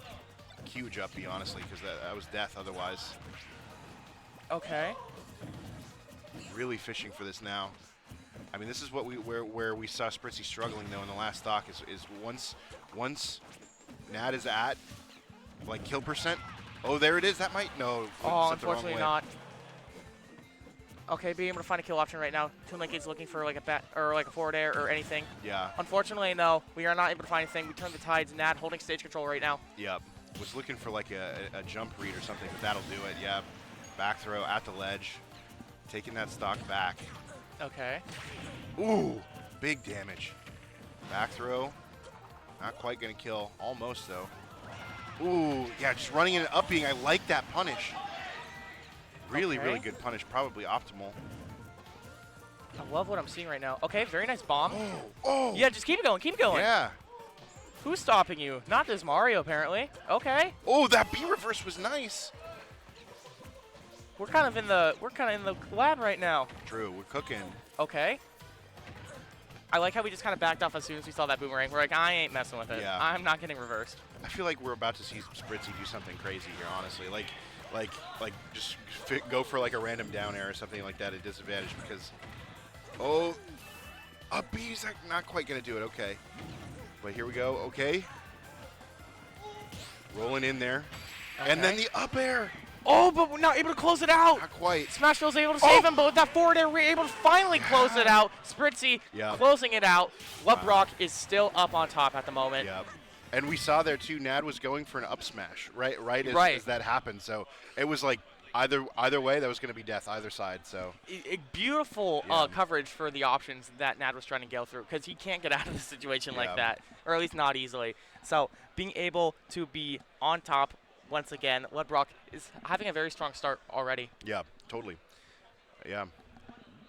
And remind me, which of the two teams won the previous game? Lebrock did. Lebrock did. Okay, yep. Cool. Thank you. Yeah, no problem. You know, there's a lot of names. There's a lot. I'm looking at the screen. You guys can't see it, but there's a lot of names about 4 feet away from that camera. Very intimidating to look at. But reminder, this is semifinals best of 3 to be able to get into Top Cut, correct? Correct. Production? Yes, maybe. Probably? Probably. Yep, probably.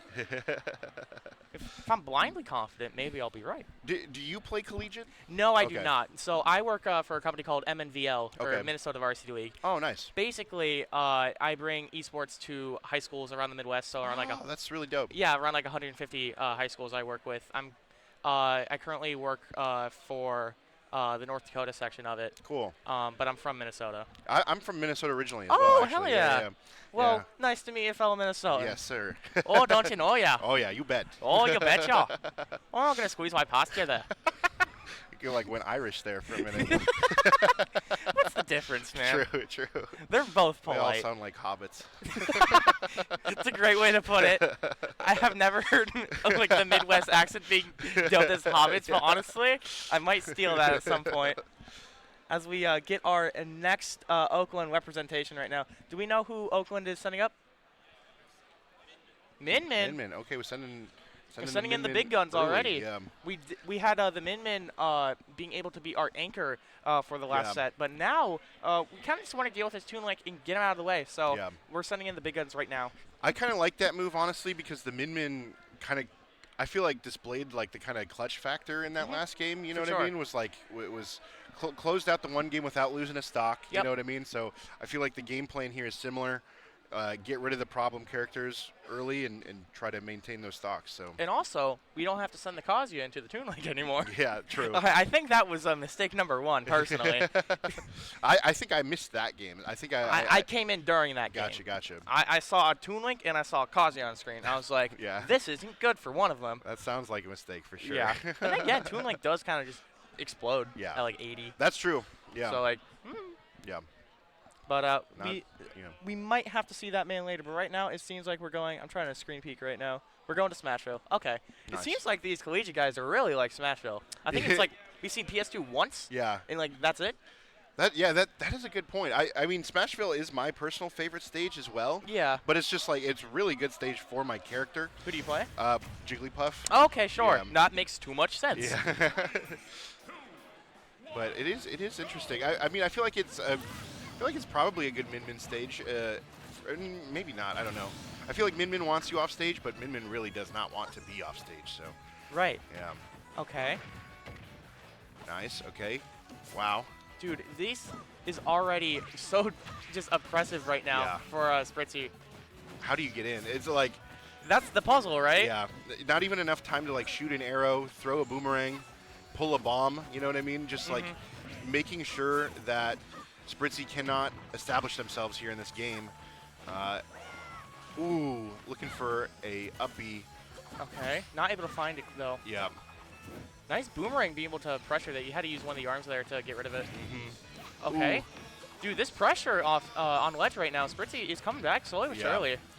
Gosh, every single time that Avian like drops the ledge and like re-grabs it now, I'm like a little nervous. Right, I'm like, hang on a minute, what's... Is that? Okay. I honestly thought that might snipe it. Yeah. Okay. Ooh, big megawatt there on that platform. Right, we hit one more of those, we are gone. Yeah. Okay. Nair. Yep, that's what I was thinking. But Unfortunately, it's just not going to be able to do much here. yeah. Well, it's crazy the Megawatt just plows straight through the boomerang. Right? I didn't know that was a thing. Never seen that interaction. Reflecting the bomb with the up smash. Honestly. I mean, it works. Ooh, I feel like Spritzy should maybe try to be reversing those up Bs sometimes. Oh, Yeah, definitely. Not quite killing. Just because, like, if that had hit, oh, nice. Okay, we're taking the stock this time. Okay, very nice job, Spritzy. Yeah. Doing his job, doing work. Oh, but the Megawatt. I wonder if that shield pokes. That did shield poke. Okay. That absolutely did. He was holding shield like a madman. Yeah. But unfortunately, we were not able to find anything. We got poked. Yeah. We got bopped. Sometimes you get poked. Yep, that's how it do be. But I personally play Sora, and what I like to do yeah. is just mash the shield. Yeah. Do not let them breathe. Yeah.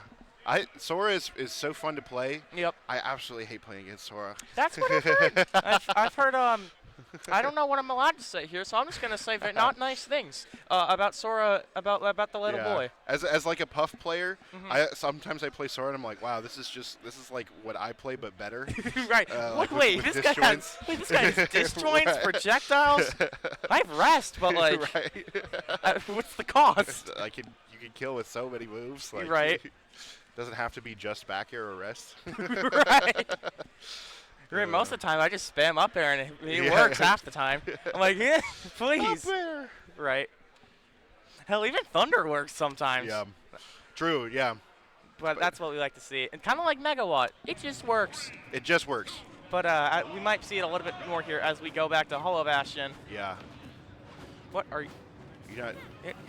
Fall off. Go on now. Don't maybe they're just taking a little bit of time to do a hand warmer. I was like, don't be shy. Come on now. Throw yourself off the cliff. 18%.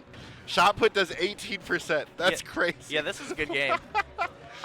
Shot put is the strongest projectile in the game, and also probably the worst projectile. Oh, is that dead? Okay.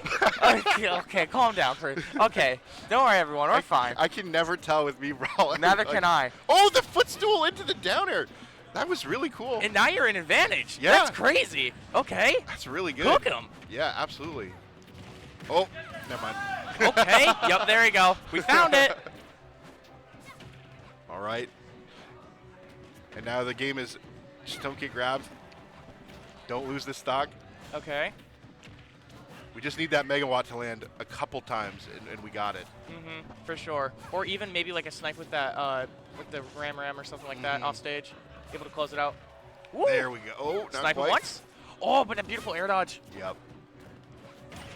We were able to keep our momentum because it was neutral. Okay, Yep. nice up smash, but we were able to learn from last game. Oh my gosh. Dude. Every time an up tilt starts landing, I'm so frightened. We're just like, oh, is it time? Gosh. Dude, the shot puts are so scary. Yeah. They can just kill this Min right now. Yeah. And I mean the way they like bounce and linger and stuff too. Right, it's very threatening. Yep. Okay. Not able to find anything. That was supposed to be a footstool. Yep. Dare if I've ever seen one. Absolutely. I was like, that guy was trying to cook. Okay. Oh, that's it. Uh-oh! That's it. Able to close it out.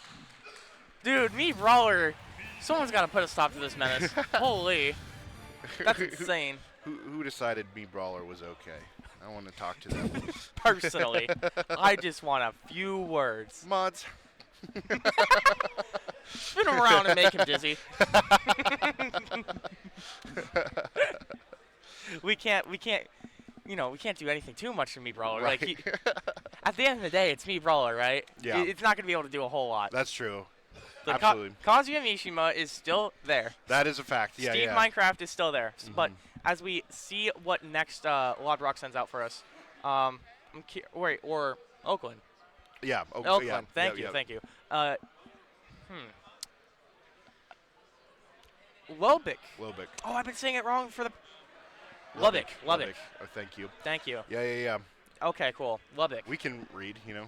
We're good Well, at it. you know, it's two B's right next to each other. L-U. I guess, like, Ludwig. Okay. You know what? Maybe I can't read. You know, maybe English is hard.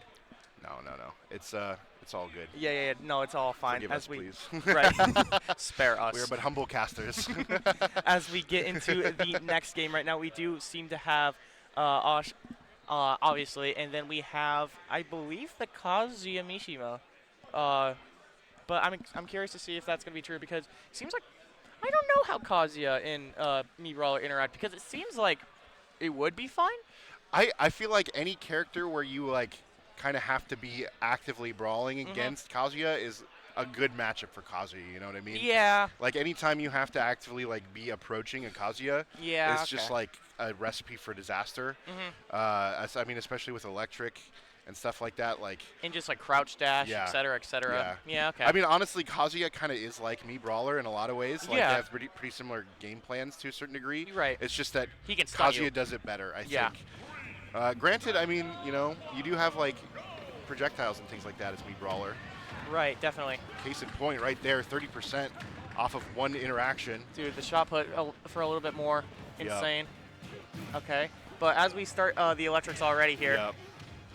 Ooh, no tech there. Big damage Okay. here. Ooh, putting in the trip as well. Yep. Already at 90. Yeah, exactly. Both damage outputs from both of these characters is huge. Nice punish on that side B. Yep. Unfortunately, aren't able to capitalize it as much as we'd like to. Yep. Okay. Yeah, Oh, just the throwing call it out out. with the anti-air. Oh, Futurism just sent him into Valhalla. Osh, now down to 2 stocks. Yep. We have lost that lead. Okay. Okay. Oh, not willing to pull the trigger there. Probably Okay. was a smart move. Very nice drift there from Poison Jam. Yep. Okay, nice call out with the command grab with that suplex. Yep. You do have rage right now. That's what you Yeah. got to look out for if you're Me Brawler right now. Or maybe you can just simply not care and just back air and do it again and again. Do not care. Okay. A nice up B for even more pressure. Yep. Ooh, Whoa. wow, that shield damage is Sun's crazy. getting real low there. Yep. Ooh, good Okay. grab. No way. That- no way. not Okay. quite. I was like, Yep. this dude's heavy. No way. 80% though. That's insane. Nothing to scoff at. However, Oh, you're gonna there it make him is. glowing red right there. Not dead either. Okay. Kazuya's a heavy lad. I've seen Rest not kill him at 70. Great jab block. but That was beautiful. Yeah. That's exactly what you want to see from Osh. Punish that. Nice back Okay. air. Okay. Maybe a snipe with that shot put. Fishing for a nair off there off stage, but another back air. Be able to- Still not gonna do it. Trying to find that same position. Yep. Again, unable to find that nair that we're looking for. Ooh, had the read on that jump, but just didn't land it. Right, but but just that- the uppy out of shield, you know, that'll do it. If it works, it works, and Osh definitely is proving that so as we are up 2 stocks right now. Absolutely. Okay. Ooh, Ooh, wow, what a- beautiful roll. Yeah. No, and the suplex to combo extend? Yeah. Okay. 50% off of that as well. Right. Ooh, wanted to end it all right there with that down air. Right. However, this is an even game. We do have to keep that in mind. Auto turnaround just abandoning us here. Apparently, they didn't want to come out. Yeah. Okay. Ooh, fishing for that back air, not going to find it. We're trying to find something here, an electric, anything to maybe finish it out with the up B. Yeah, if you could at least get a stock, you could maybe, you know. Osh is- Ooh, Yeah. okay, there we go. Yep, With yep. that rage, was able to put the extra little sauce on top Yeah. to close that out. Very nice job from Osh. Just like in that game we saw Osh play against Pac-Man earlier, no fear. You know what I Yeah. mean? No fear at all in the face of, you know, the Pac-Man grab. No fear in the face of Kazuya. So yeah, I really liked what I saw there. No, it's a great job. I love what we're seeing, especially since we're able to just kind of bob and weave, go in and out Yeah. constantly of Kazuya's threat bubble. Yep. It's so clean to watch. I Yeah. love what I'm seeing from Osh, and I cannot wait to see more, as they are probably going to have to fight that Pac-Man again. True. Yeah, you're right. Because, what, did the Mario already come out? Yes. That was the first one? Yep. Okay, yeah, that was the first one. So, what, Mario, we got Kazuya, we got Pac-Man. Mm-hmm. Do you remember what the fourth one was? Did we ever Wolf. Wolf, thank you. Yeah. Yep. I think we still save Wolf for the anchor, Yeah, I feel like Wolf is a good anchor character. and maybe Pac-Man isn't. Yeah. Because, like, what if he's at 1 stock? Right. What's the Pac-Man going to do? I don't think he's going to fish for Bell at, like, 160. Well, Yeah. obviously he will, but I don't think it's going to work. Right. Yeah. I think if you fight him for, like, maybe 2 minutes, you kind of get the shtick. Yeah, that is true. But I think he's a good person to come out now, especially since we can maybe, you know, shave off a little bit Yeah. of this Me Brawler. Because we do still have 2 stocks. Okay. Yeah. That actually is difficult. I don't know. I can't wait to see what they think because I certainly have no idea. Yeah, me too. I think this is the Pac-Man player. I think so. Yeah, okay. We're getting a run back right now with, remember, LeBrock is up a whole team, or a whole player. Oh, really? Yeah, they're up a whole player. Yeah. I guess I lost track of that somewhere down the line. Yeah, I think it's like, what, 8 and 6? That sounds right, yeah. Yeah, well, Yep. we'll see it at the top here. 8 and 3. Trisket. Going overtime, buddy. Maybe there wasn't a choice of who to send out. The Wolf was LeBrock, apparently. I see. Oh. Okay. Ooh. Wait, hang on. Oh, give me that! Oh my gosh! And Tonin City saving the day. There's one. We just need 2 more. There's No 2. way! There's 2. There's 2. No way! Oh my God! JV3. Holy crap! That was awesome. Oakland just said, hold my coffee. I gotta clock in real quick. JV3 right there. Look at the smile on his face. Oh, he's proud of himself. Yeah. That's on stream. He's got the clip. Oh, baby. That's awesome. Oh, that was sick. Good yeah. for you. Good for you. Oh, hell yeah. And suddenly, I think Oakland might be in That's this. a lot of momentum. You know what I mean? That's yeah. a lot of confidence going into this. Because think about it. You're putting on cannons there, the Inkling, right? You're Yeah. like, oh, God. My teammate was Thanos snapped. What am I to do? How many seconds was that game? Like what? I want to say 30. Yeah. I want to say 30. Maybe even less. Yeah. Like, oh my gosh. Holy crap. That was sick. I mean, the pack is back, man. Yep. I mean, I would not like to be cannons right now. No, I would not like to be cannons either. I mean, we do still have a little bit to work with. Yeah. If everyone just takes 1.5 stocks. Yeah. Yeah, I mean, no, you want to. Yeah. You want to. If I was cannons right now, I'd be like, oh, I need to get a drink of water. I need to go to the bathroom. Yup. And ice this person right now. Oh, time out. No, but as we go to PS2 there, we might be able to see cannons kind of pull Tristic back to the land of the living right now. Back to the real world. As we are covered in ink right now at 55. True. Completely covered. And these are the 2 who fought in the last game as well. Right, exactly. So they know each other a little bit now already. Yeah. They have fought a little bit, so they kind of know what our options are, what our habits are. So maybe we're going to be able to find something. But if you just keep on mixing it up and just do really crazy stuff, I think we might be able to find something. Yep, absolutely. Gosh, I'm still reeling at the last 2 stocks. Exactly. That's crazy. We're looking for a bell right now. Not able to find it. Loki just put the bell away. No? Okay. We are holding on to this bell. Oh! Not quite got the angle, unfortunately. Unfortunately, we are not going to be able to do anything, and we've got to go right back to neutral. Yep. Neutral. Ugh. Says the Sora and Puff player. Right. Ew. If I have to. When's it my turn? Yeah. Okay. Landing there into spot dodge is low-key a little crazy, but I love to see it, especially with using Hydrant like that. Using that momentum to get in there and find that the auto jab. Right. We're just kind of bullying this Pac-Man across the entire PS2 stage right now. Dead just even. back and forth, back and forth. Okay. Hydrant is primed. Okay. Nice back air. I love how we waited a little bit there to get out of that grab. Yep. We just keep putting him back in. You're fine. Yeah. Don't scare me. Don't do that. Maybe looking for a down air, mayhaps? Oh, yeah. There you go. I will say Pac-Man is kind of like nigh on. Ooh, nice up smash. That was a very good mix-up. Yep. Pac-Man is like nigh on unspikeable, especially when there is a tramp. Yeah, trampoline underneath. Oh, that'll do it. And now we're even. Welcome back. Yep. Okay. True. Hydrant primed. We have Galaga loaded right now. We're looking for like a clean 50% right now from this Pac-Man. Yeah. Uh-oh. Oh, here it comes. We don't even need Galaga. Take him to 80. Take him to 80. It was like yeah, I liked that coverage with the grab. Yeah, it was very mixy. Yep. I mean, like I said, you do have to play a little bit more different, especially when you have been playing for the first set as well. True. Luckily, Trisket is built different, so. Apparently, this guy is assembled alternatively. Yes. Wait. Oh! Oh! I've never seen that Blinky! before. Forward smash betrayed us right there. No, yeah. Yeah, but sometimes if they get hit by the very top of the belt, sometimes the F smash just won't connect, and you're going to have to like back air or something. Ooh, nice parry to get him off you, though. Yeah, get off of me. Okay, just that jab covering him up with the paint. green paint on the yellow pack. Oh, that's okay. Okay, I thought we were going to be seeing something else there. Yeah, didn't quite have the timing there on that back air. With the hydrant, though, with the water being able to connect that F smash is beautiful. Love it. Up throw, up air. There's the booyah. Do we find another up air? Not quite. Unable. Getting rid of the own hydrant as well and covering it with the bomb as well. Yep. I love that we're prepping Galaga like that, though, but it doesn't matter. Yep. Oh, he doesn't Cannons like needs that. 1 stock left to be able to close out this Yep. set. Trisket, the world against him. He's still got a whole nother player. Yep. This is the final stock of Right. Oakland. Will they be able to keep on the pressure with this Inkling? Oh, look at that wait, damage! But wait. This guy's cooking. Okay. Do not let Trisket in the kitchen. I love what we're seeing right now.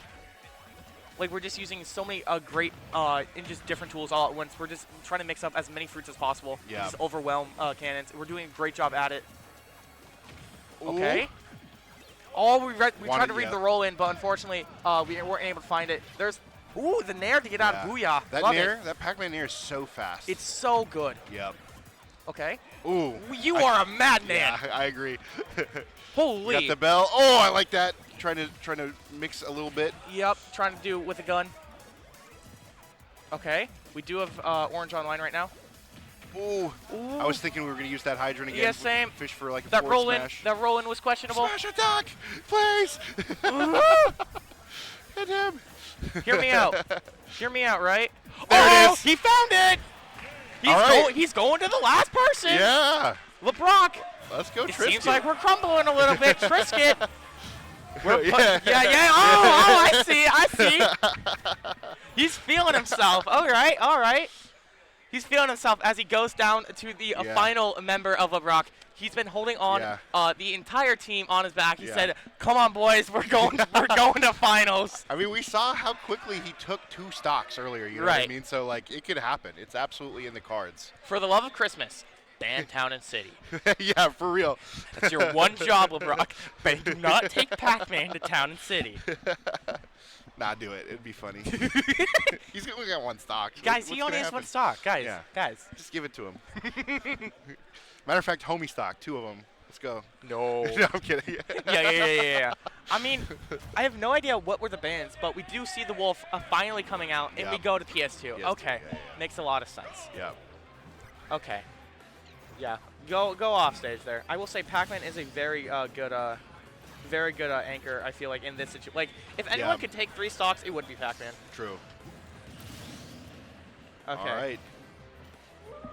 There we go. Here we go, ladies and gentlemen, as Danny and Trisket face it off. However, we do got to still take off 3 Wolf stocks opposed to Pac-Man's 1. Optimal. Okay. I will say, you know, I do think Wolf has a cheesable recovery, you know what I mean? So oh, yeah, for sure. I feel like maybe that should be the strategy, to try to get Wolf off stage as much as you can. I love the trampoline of just, hey, come here. But as we see Trisket, you might be wondering why isn't anything happening? It's because Trisket is trying to make Danny overextend and make sure that we can find something there. Nice. Okay, trying to Z-drop that melon, but not able to find anything. Yep. Danny getting his Pac-Man up to 70, only taking 36. Yep. Trisket's looking to crumble here. Okay, love the reflect. Yeah, on the hydrant. Again, we just can't really commit to anything. Yep. Oh, and I mean already at 88%. Okay. I thought Oh, that's it. Beautiful jump read. There you go. Yep. Danny is able to disassemble Trisket, and LeBrock is able to close out the set in a clean 2-0. But Trisket's also leaving with a smile on his face still. Oh, yeah. I mean, he got the clip, you know what I mean? He did a That great is job. true. He did get the clip. Buddy is going to be checking Twitter later. Yeah, oh, yeah. Oh, yeah. Absolutely. Great stuff from LeBrock and great stuff from Oakland. But LeBrock is moving on into Top Cut, well, even further into Top Cut. Yep. And Oakland, are they just out? Yeah, I'm not super familiar with the formatting of this. Because there's gold, silver, and bronze bracket. And I just see a losers and winners side. Right. Yeah, that's what I'm used to as well. There's actually double the amount of bracket or pools you can go into, I guess. Wait, so is Oakland like out? Yeah, that was the finals for the gold bracket. That was finals for gold bracket. Okay. Okay. Cool. Okay. We started Right. with Top Cut. Playoffs. Okay, Right. okay. So, ladies and gentlemen, after this break, which you do not want to miss because we'll be seeing the playoffs right after this Yep. break. Do not go anywhere here at Riptide 2024. Awesome. See ya.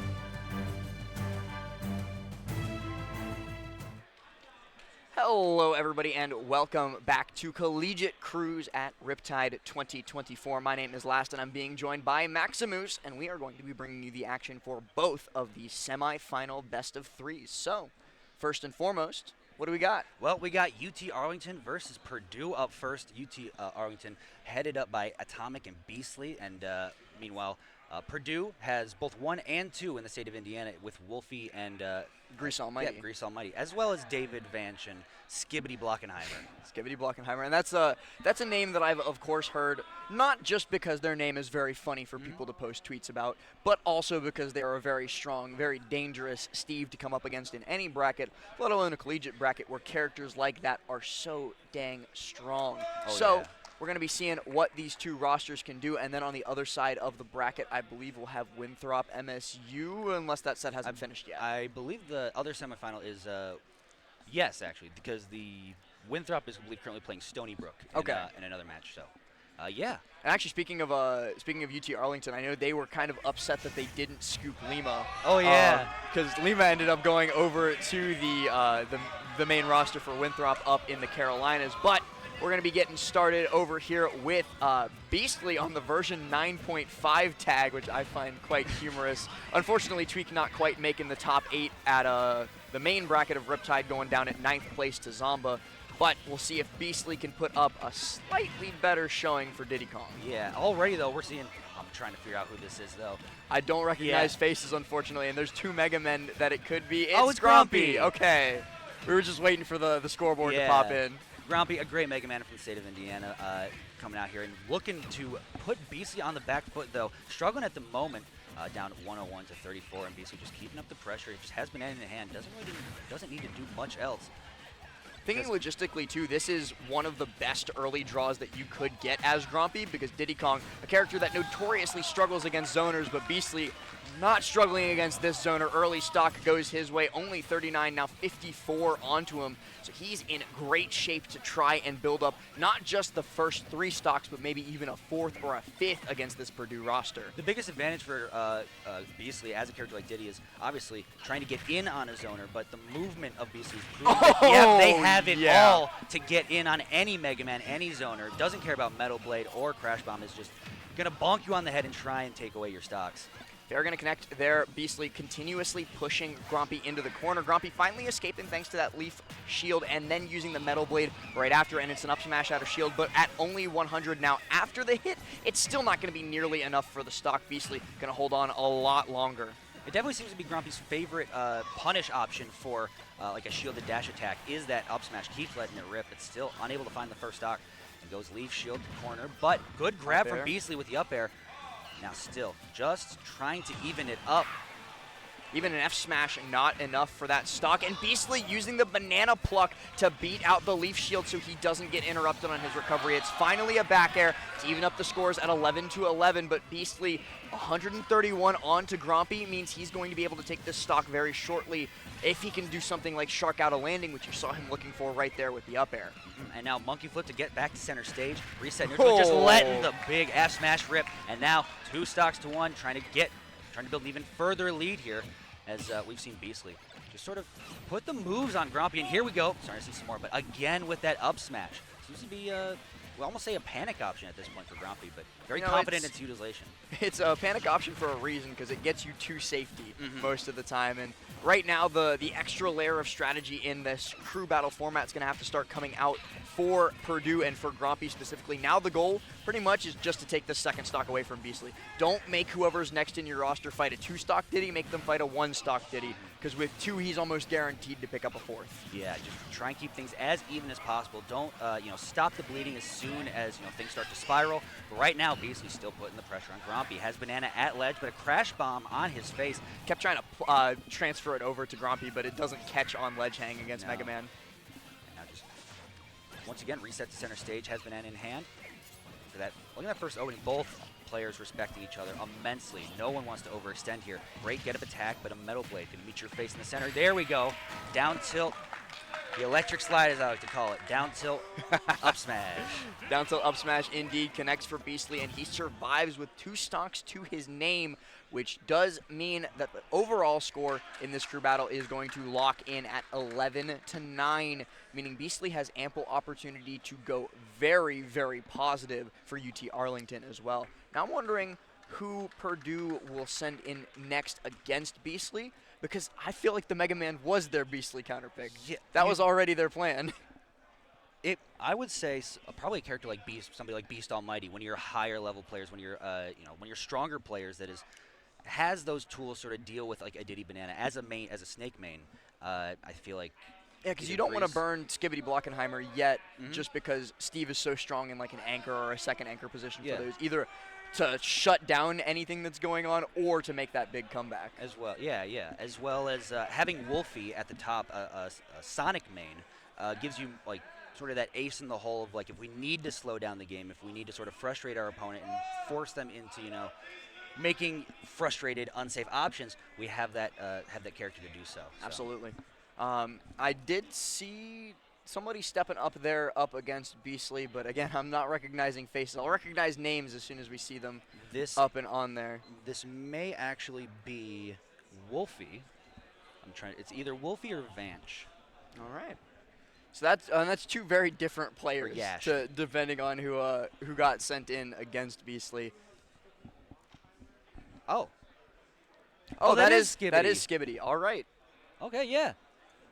So Skibbity Blockenheimer stepping up, contrary to what I was actually expecting in overall match strategy, sending in the Steve second. But again, Steve Diddy, not very fun for Diddy, has a fine time dealing with block walls thanks to barrels, but the kill power is pretty skewed in Steve's favor, so the count comes out, and then the wall comes up right after. Yeah, what else did we expect? This is one of those things where Beastly's going to want to push the momentum, push the advantage, even being down to stock, because as soon as Skibbity Blockenheimer gets any kind of resources, it's going to spell disaster for Beastly. Just right here is walking the dog with the just jab off the side, but great job to get around it, get back to center stage. Catching that banana, but again, getting just walked into the corner, into center stage with that walking F tilt. It's very difficult for Diddy to deal with, but so far the advantage state is still going in Beastly's favor because he's not getting caught by stuff like the up tilts. Not getting extended combos, and also Beastly doing a great job of not letting Skibbity Blockenheimer build these walls to get the higher end resources through the advanced tools. It's just now they're getting on to stone tools. Oh. That was almost really, really bad for Beastly because he was trying to shield on top of the built-up wall to get away from Anvil. And then his shield went away because he was suddenly airborne. But he did manage to air dodge in time in that split second of invulnerability so that he could avoid the Anvil hit. And now Beastly going to be looking for this first stock against Skibbity Blockenheimer to guarantee that positive KD in the crew battle. Skibbity Blockenheimer now with diamond, gold, and had a banana in hand. So gets back throw. Actual Infinity Stones. Oh, yes. Oh, he missed by an inch. And still, I thought Skippy was going to rip a grab, but no, gets minecart into forward air to keep Beasley off stage, build a block, and it's going to be down smash at ledge to extend the, to make things almost even. Perfect placement, too, from Skibbity Blockenheimer with the triple wall underneath, forcing Beastly to drift high with Diddy barrels, and then just covering that high drift with down smash. There were really no options there, except for maybe double jump, go up and around, and try and stall it out. But I think overall that was just Zigzwang. You were dead no matter what. Speaking of dead no matter what, Beastly trying to guarantee that here, but Steve has so many options out of the corner, especially with 4 iron in the pocket, but gets caught by the fair on the dash-in, so that's going to be another stock taken. 10-8 is our current score. And another case you see Diddy's using barrels to get rid of these, get rid of the blocks faster, as especially stuff like iron and stone. But unfortunately, you let Skibbity get diamond in this case, so you see how fast the damage is ramping up. But did you see how hard Beastly SDI'd out on that diamond fair hit? He got so far away in the blink of an eye after that connected, and so despite that diamond back air connecting, it's not enough to KO, and you know Beastly has this Steve counterplay on lock. He knows how to fight this character. Yeah, just coming in One this thing more? down, one stock, here you go. For forward air, no, not going to find it that time. Minecart back on the stage, gets Oh, caught no. in it. Wait! Miss back air, doesn't have iron for Anvil either, but the diamond back air getting up from stage will do it. And with that, Purdue getting closer, only a 1 stock deficit. Exact same as going into the previous, and Beastly put up a valiant effort against Skibbity Blockenheimer. A really well played final couple seconds, and that was the right idea, realizing that the Steve was out of iron, so now is my time to get aggressive. But unfortunately for you, even when Steve is out of iron, he usually still has stuff like that diamond back air. Yeah, it's why denying Steve materials and resources is so important. There's this gold, as people describe it, this golden middle, like perfect spacing to play against Steve, where they can't build wall and get resources, but also you're out of range of things like dash attack or short hop fair, short hop bear, where we see players like I know Malachite do a very good job of just existing within this pocket, and we saw that a bit from Beastly in that towards the end there, but still, it's Steve with diamond. Unfortunately for him as well, Diddy Kong a little stubby. Yeah. Has the neutral be the pop gun projectile sometimes in those situations, at least just to harass Steve if he's trying to mine for resources. But more often than not, you have to get up close and personal with Steve, and it's not the best idea. I think now that is Kyle coming in and sitting down. Not sure if that's actually UT Arlington's choice, and now Kyle's leaving the stage. Who we sending? Having a little huddle here, trying to figure out who it's going to be. Oh, and Skibbity Blockenheimer's getting the good notes as well off stage in between, depending on who gets sent up. I do spy as well with my little eye. Peebnut just beat whoever the most recent player was from that roster, so I think Winthrop is currently up in that crew battle. Mm-hmm. So we'll definitely be seeing. Stony Brook as well. Anchored by Quid. Oh yeah, that is the that's where he goes to school. Yeah. I completely blanked on where I was going with that. Incredibly studious. Really, when it is the school year, Quid just locks in on that.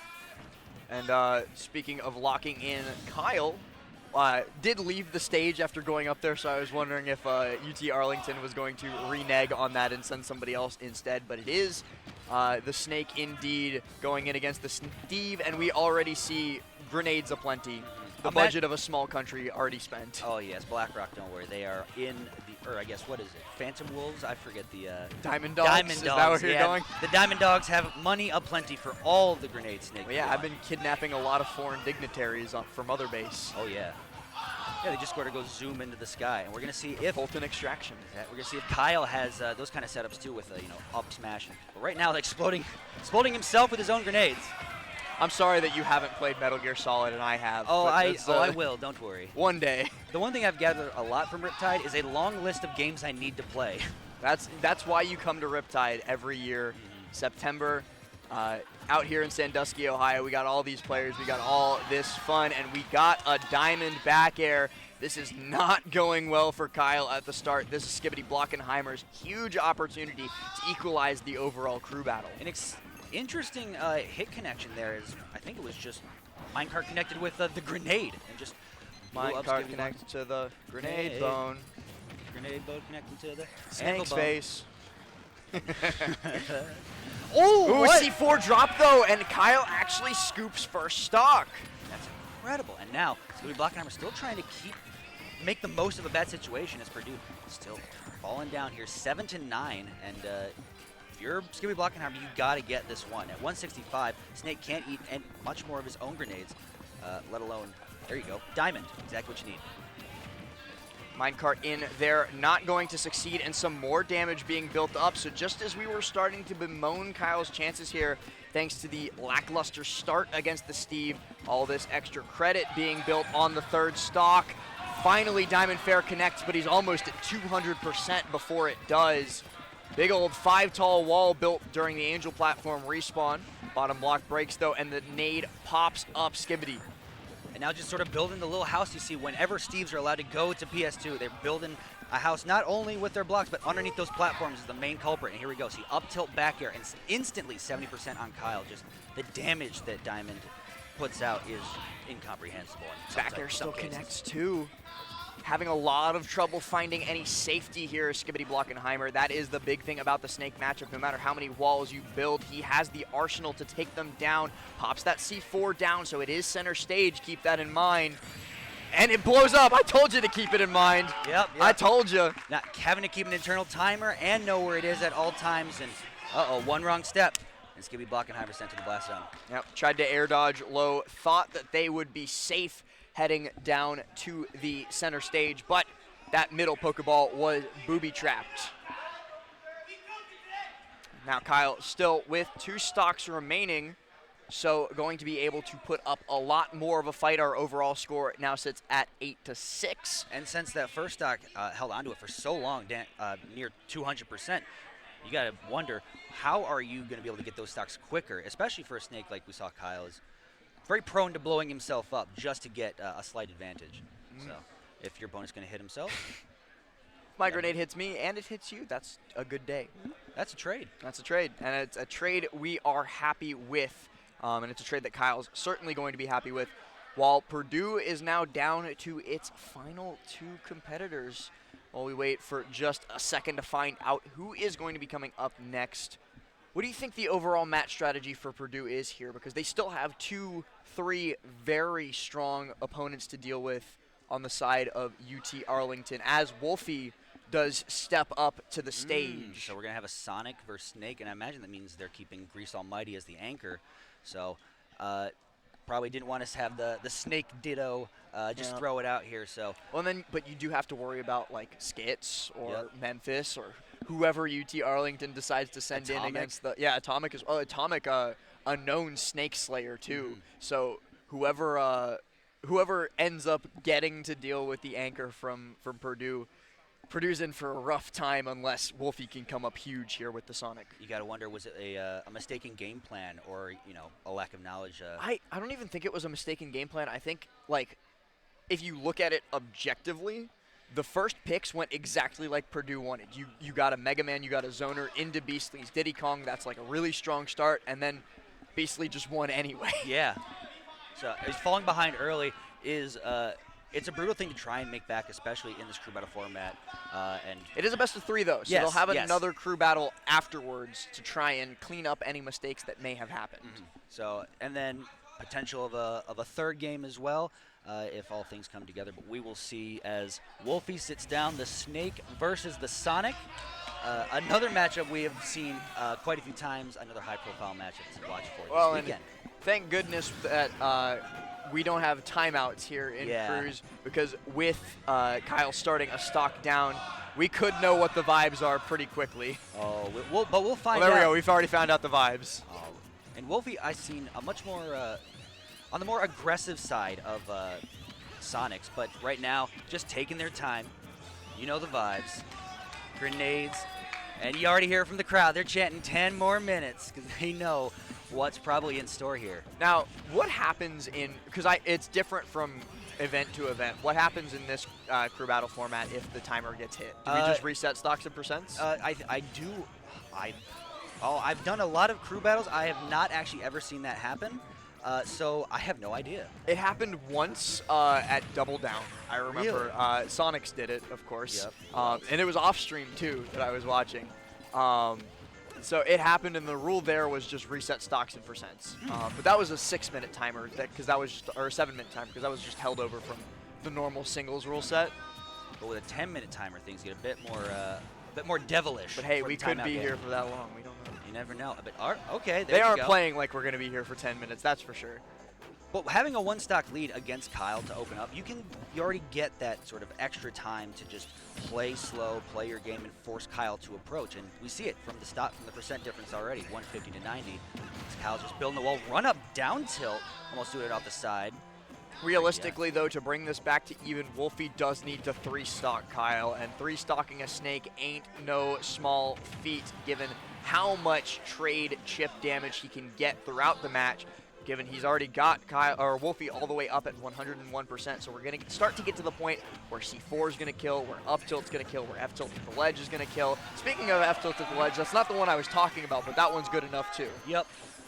And just the big kicks. One of my favorite moves of Sonic, just the 2 You feet. don't love F smash? Well, yeah, who doesn't love ha? Ha! Pops him up. Falling there, no real follow-up yet, but has 2 grenades in hand. Wolfie, not afraid at all. There you go. There it is. Hello for us. He can hear us. He Oh, actually yeah. can't hear us, but I hope.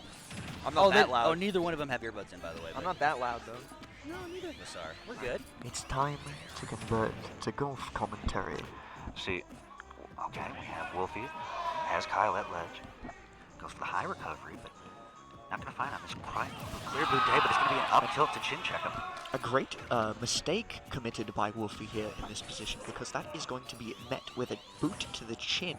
Now that's not something that you want very often, but some people might quite enjoy that sort of thing. Absolutely marvelous option selected. The up tilt, one of Snake's strongest moves, and really putting it to its best use in that case. And we're back. 21%. We will be returning to the main studio here. Here very shortly, but that 1 stock already being taken away from Wolfie guarantees that UT Arlington will have a lead going into the final player. No 3-stock achieved by the Blue Blur. She got a one as in a matchup like this. 174, by the way. With Snake so gung-ho to have the highest recovery you possibly can. Snake is one of the few characters that can actually contest with that super high recovery, as we see Wolfie just rocket up to even the highest part of the blast zone, but unable to find things like up tilt. Now just has Wolfie at ledge and just plenty. Yep, run up F tilt. He's still alive despite 199 after the hit. Tries to go contest and does succeed in blowing up Cypher. So that's Kyle done and dusted 6-5, as that is Atomic stepping up to the stage. I saw on the camera before we cut away. Ooh. So Atomic, a great performer in the main bracket this year at Riptide, I believe placing 17th, if I'm not mistaken, which at a P-tier tournament is nothing to sneeze at. Absolutely. In fact, it's something that nobody will even sniff in their careers the vast majority of the time. Players go entire careers without even getting anywhere near that. And They'll go their entire career without making winners round 3 at a P-tier. I've never made it out of pools, and I've entered like 7 majors. So there's a reason I'm at the desk. It's pushing up my glasses just a little bit. I've done it once. Hey, congratulations. Thank you. What's it like? It feels really good, I can't lie. Man, I hope someday. You should try it. I've tried plenty of times, unfortunately. It's just never been in the cards for me. Well, maybe one day you can be just like Atomic. Oh, I wish. I wish.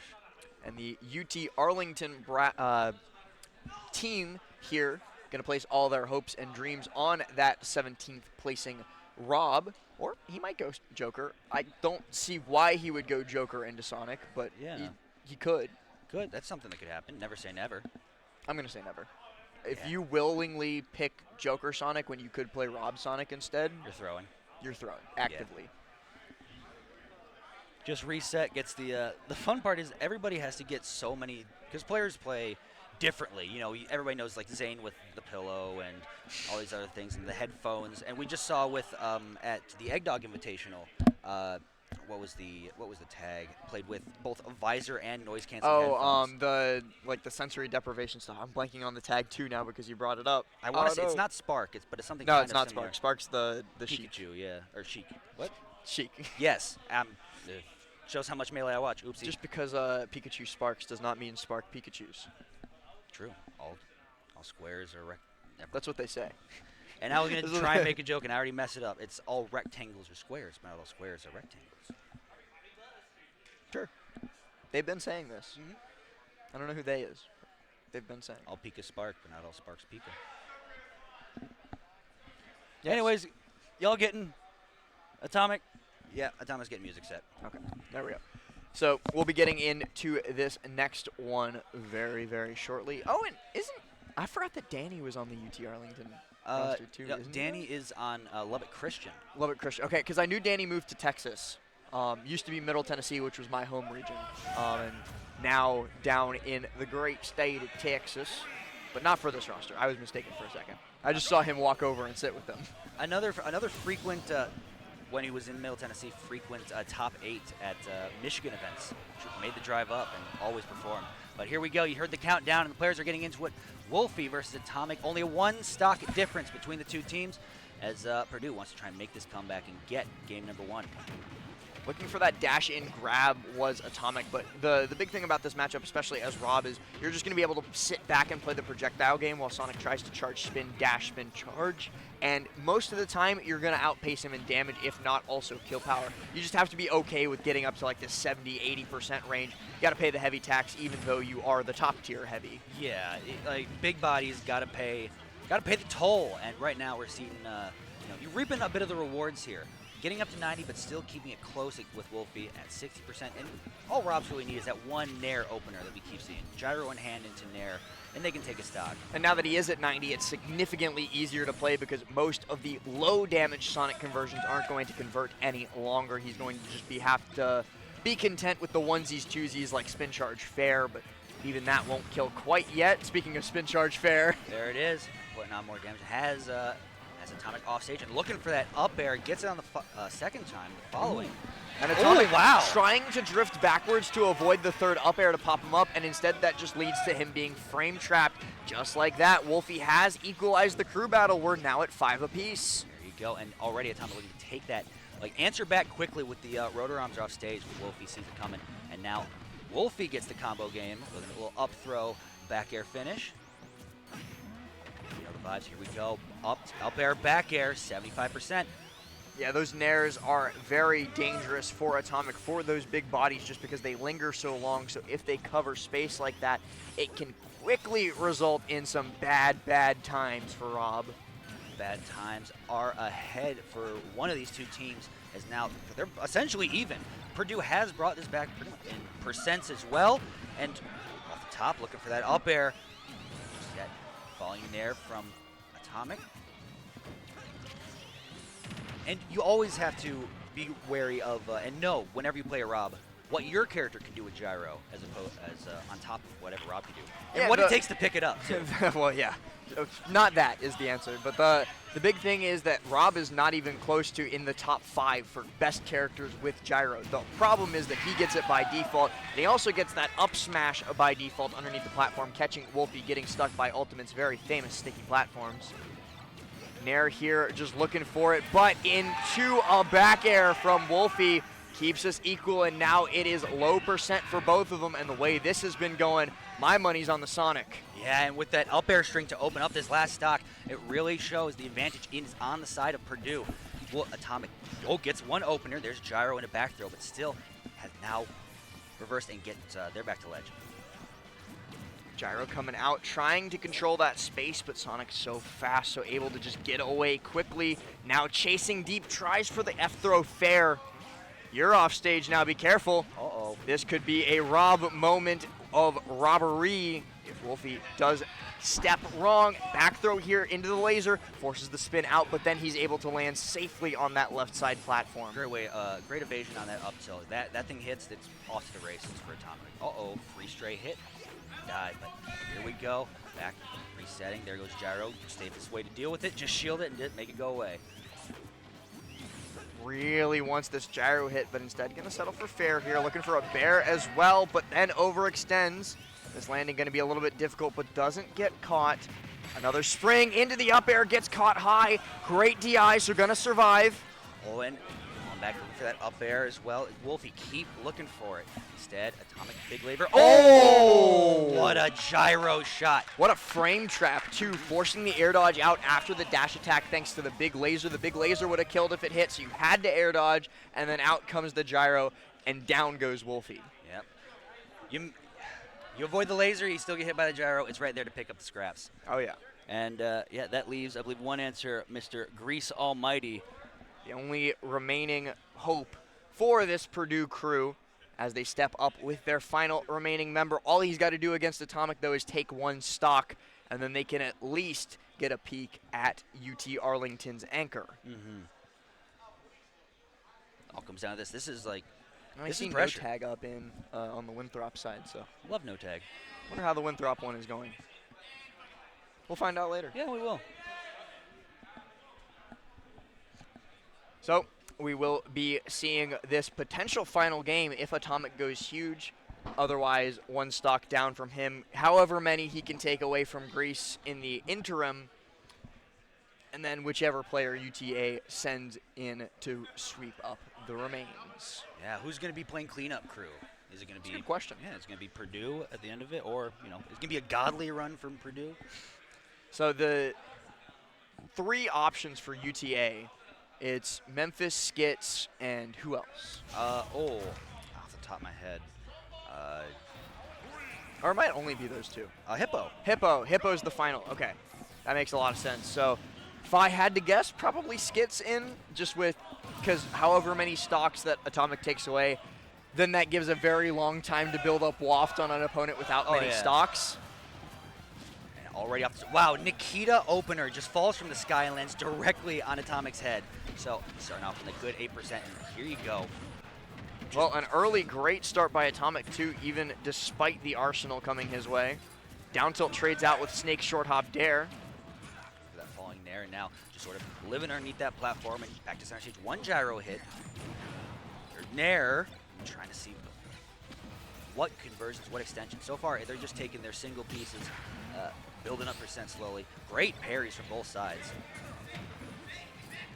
Fair trades out here, and that's going to put Atomic in a good spot to take this stock. Probably going to be looking for a grab here pretty soon, but it is a little bit difficult to get these grabs on Snake. Stays well and truly back from that detonating C4. Big opportunity in the corner here, looking for that bear against a dash out. And out recovering low. Cypher does a lot to actually cover opponents trying to contest Snake at ledge. And there you go, down throw. Oh, rolls back, doesn't get the roll read. Gyro just going to keep on coming out, keep on harassing the Snake.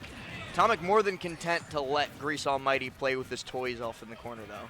They're just both staring at Gyro. Like, who's going to there make the first move on Gyro? What a mash!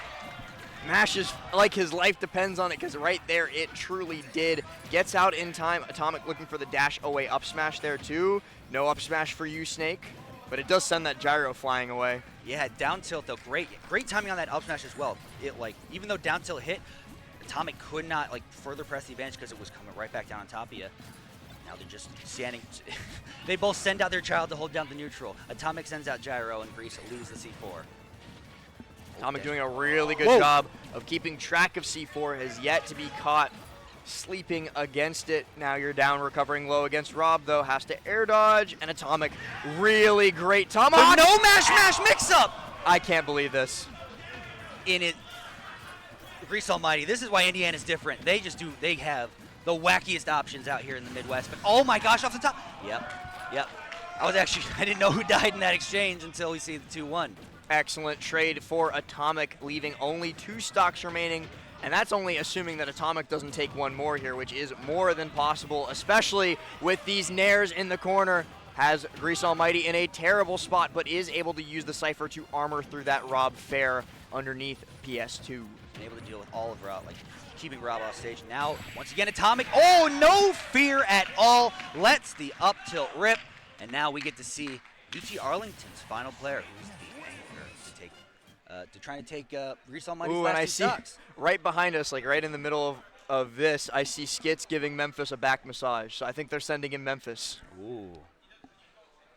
That'll be a little bit of Daisy versus Snake, and yep, that's Memphis going on up. Interesting. Daisy versus. What do you think of this Peach Snake matchup?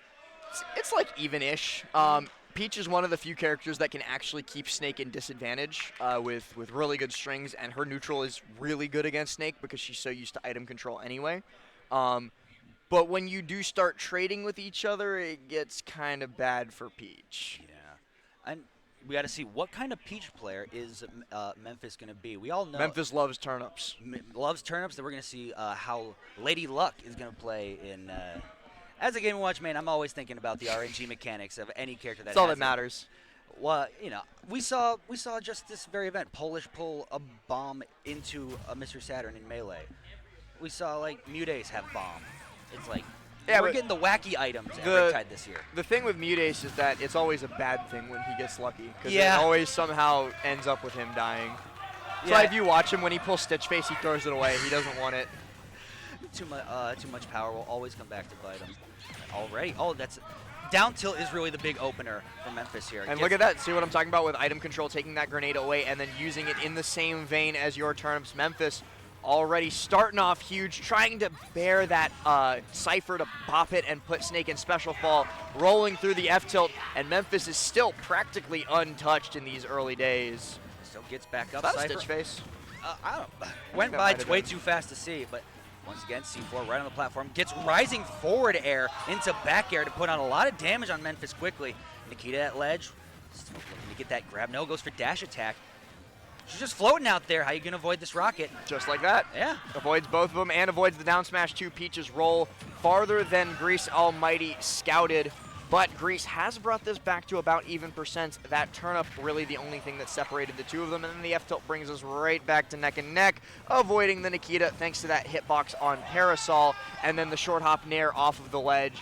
Gotta find a way to take the stock here, and it is going to be the double float cancel bear. There's a Stitch Face in hand as well as Grease Almighty touches Purdue's final stock of this crew battle game number 1. Holding on to the Stitch Face for dear life. Bye-bye. There's an opening.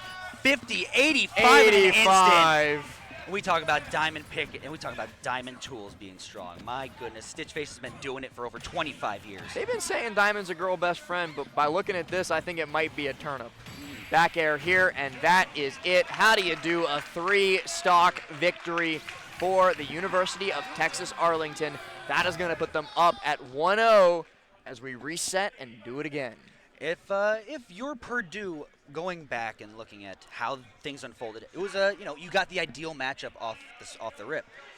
Do you change that opening? Do you think you send in Grease on? I'm starting Grease. Starting Grease? If I am Purdue's coach here, I'm suspecting that they will just redo Beastly as their opener just because of how well it worked. I'm hard reading that. I'm throwing Grease out there. I'm hoping that because Snake Diddy, also a very tough matchup. We saw Tweak hurt last couple weeks ago at Supernova. It's a rough matchup when the Snake knows what they're doing against Banana.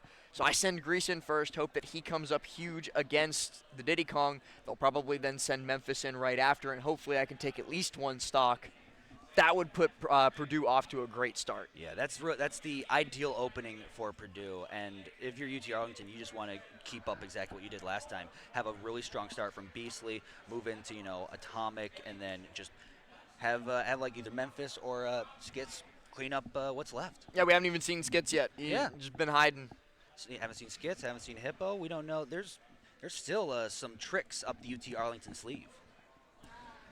Some tricks in the roster, but also, who's the last remaining member of Purdue? Because they have one alternate that we didn't see. Yash. Yash, okay. I want to say either Sortie. I want to say. Don't they have David too?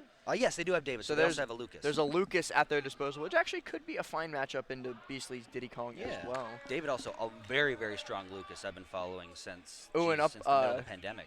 I see up for Stony Brook, Quandale Dingle-Lingleton versus Lima going on right now. Lima actually having just beaten Onin in the main bracket. It's Steve Slayer extraordinaire. Very, very familiar with the matchup, as well as witnessed firsthand the saying as they have in Winthrop. Yeah, Lima doesn't lose at the run back. Yeah, that's true. That at cost, Onin winning the first time they played and then losing in Grands and the Grands reset reigns true for that fact as well. But last night, Quandale Dingle-Lingleton learned how to swim. That's the power up. Congratulations. New skill acquired. The skill tree advances. It was very funny watch. It was actually Hungrybox who taught him. He walked up After getting baptized? Yeah. Wow. Already. So Daryl walked up like while we were all like hanging out by the wave pool, and he's like in his bathing suit, like no shirt on, towel over the shoulder, and he goes, "Guys, I don't know how to swim." There's no shame in that. There's no shame in it. And we took him out into the wave pool. H-Box gave him a swim lesson, and now he can swim. That's awesome. I think. I don't know how well he can swim yet. You know, we all got to start somewhere. We all start with the doggy paddle and a little bit of flailing. We just keep yourself afloat. And from there, next thing you know, It's for me? Quandale Dinglingleton's going to be swimming laps. I'm not putting this in the middle. This is mine now. Thank you. I've been working towards this for my whole life. Is that your Lifetime Achievement Award? It says Champion Collegiate Ultimate Cruise. I think so. Nice. Put in the work and look at what you get. You get a shiny you get a shiny trophy to put on your mantle. I have a couple of them. I steal them from players sometimes. Nice. I don't think he knows, but I have Hungrybox's 5th place at Smash World Tour trophy, which actually looks very similar to this one. That's hilarious. Because I was at his house, and it was just sitting on the mantle, and I looked at him, and I, like, while he was watching me, just reached towards it, grabbed it. He didn't say anything, and I put it in my backpack and went home with it.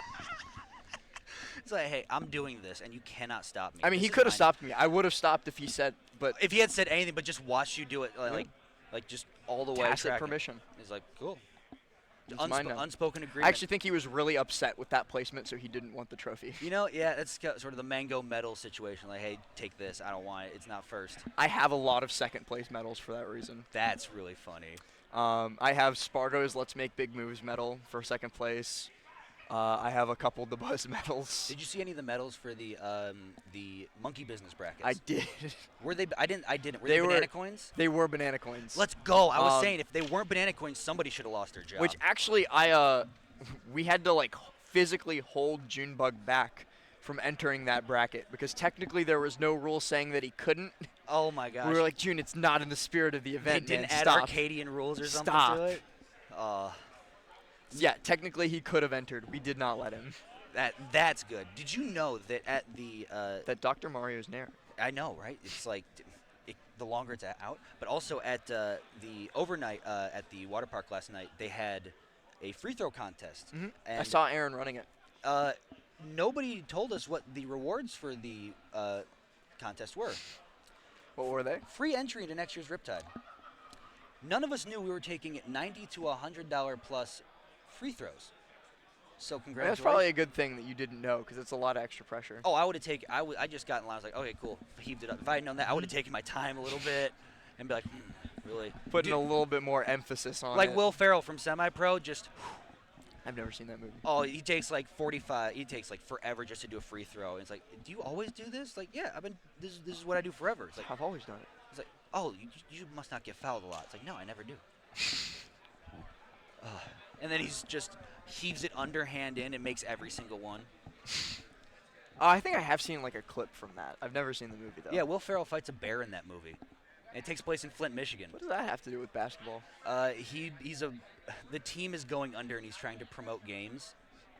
So, and he's also the owner. Ain't no rule. He's that the says owner, a coach, dog and player. Can't play basketball. Exactly. They do the blind half-court shot bit, and the guy makes it, and they don't have the money to pay him, so they just give him the giant check and never talk to him again. At the end of the movie, he's sitting in the stands holding the giant check, like very disheveled, like, where's my money? Check bounced. It happens. Hey, that's why, you know. Oh, that happened to a guy in real life. Well, like a lottery check bounced or something? something? No. Yeah, he hit the half-court shot at like a Bulls game for $1 million, and they said in the fine print if you had played at any level of like high school varsity or collegiate basketball, you couldn't, do the shot. And this guy played like D3 club basketball one season, and they used that to deny him the prize. But it was also in like the 90s, so Michael Jordan was on the team, and he found out. And then Michael Jordan strong-armed the Bulls to pay the guy the money, so he still got his $1 million because of Michael Jordan. And that's why MJ is the GOAT. It is. LeBron would never. LeBron? LeBron would never. LeBron would never. And it looks like my initial read as we finally get ready to get into the second crew battle for this one was correct that they're starting with Beastly, but that's Wolfie again, right? Yeah, that is Wolfie. So not Snakes against the Diddy, but they are sending the Sonic to open up against the Diddy Kong. So we get the Diddy Sonic, a match that I have watched you commentate plenty. I know how you feel. It's a good game.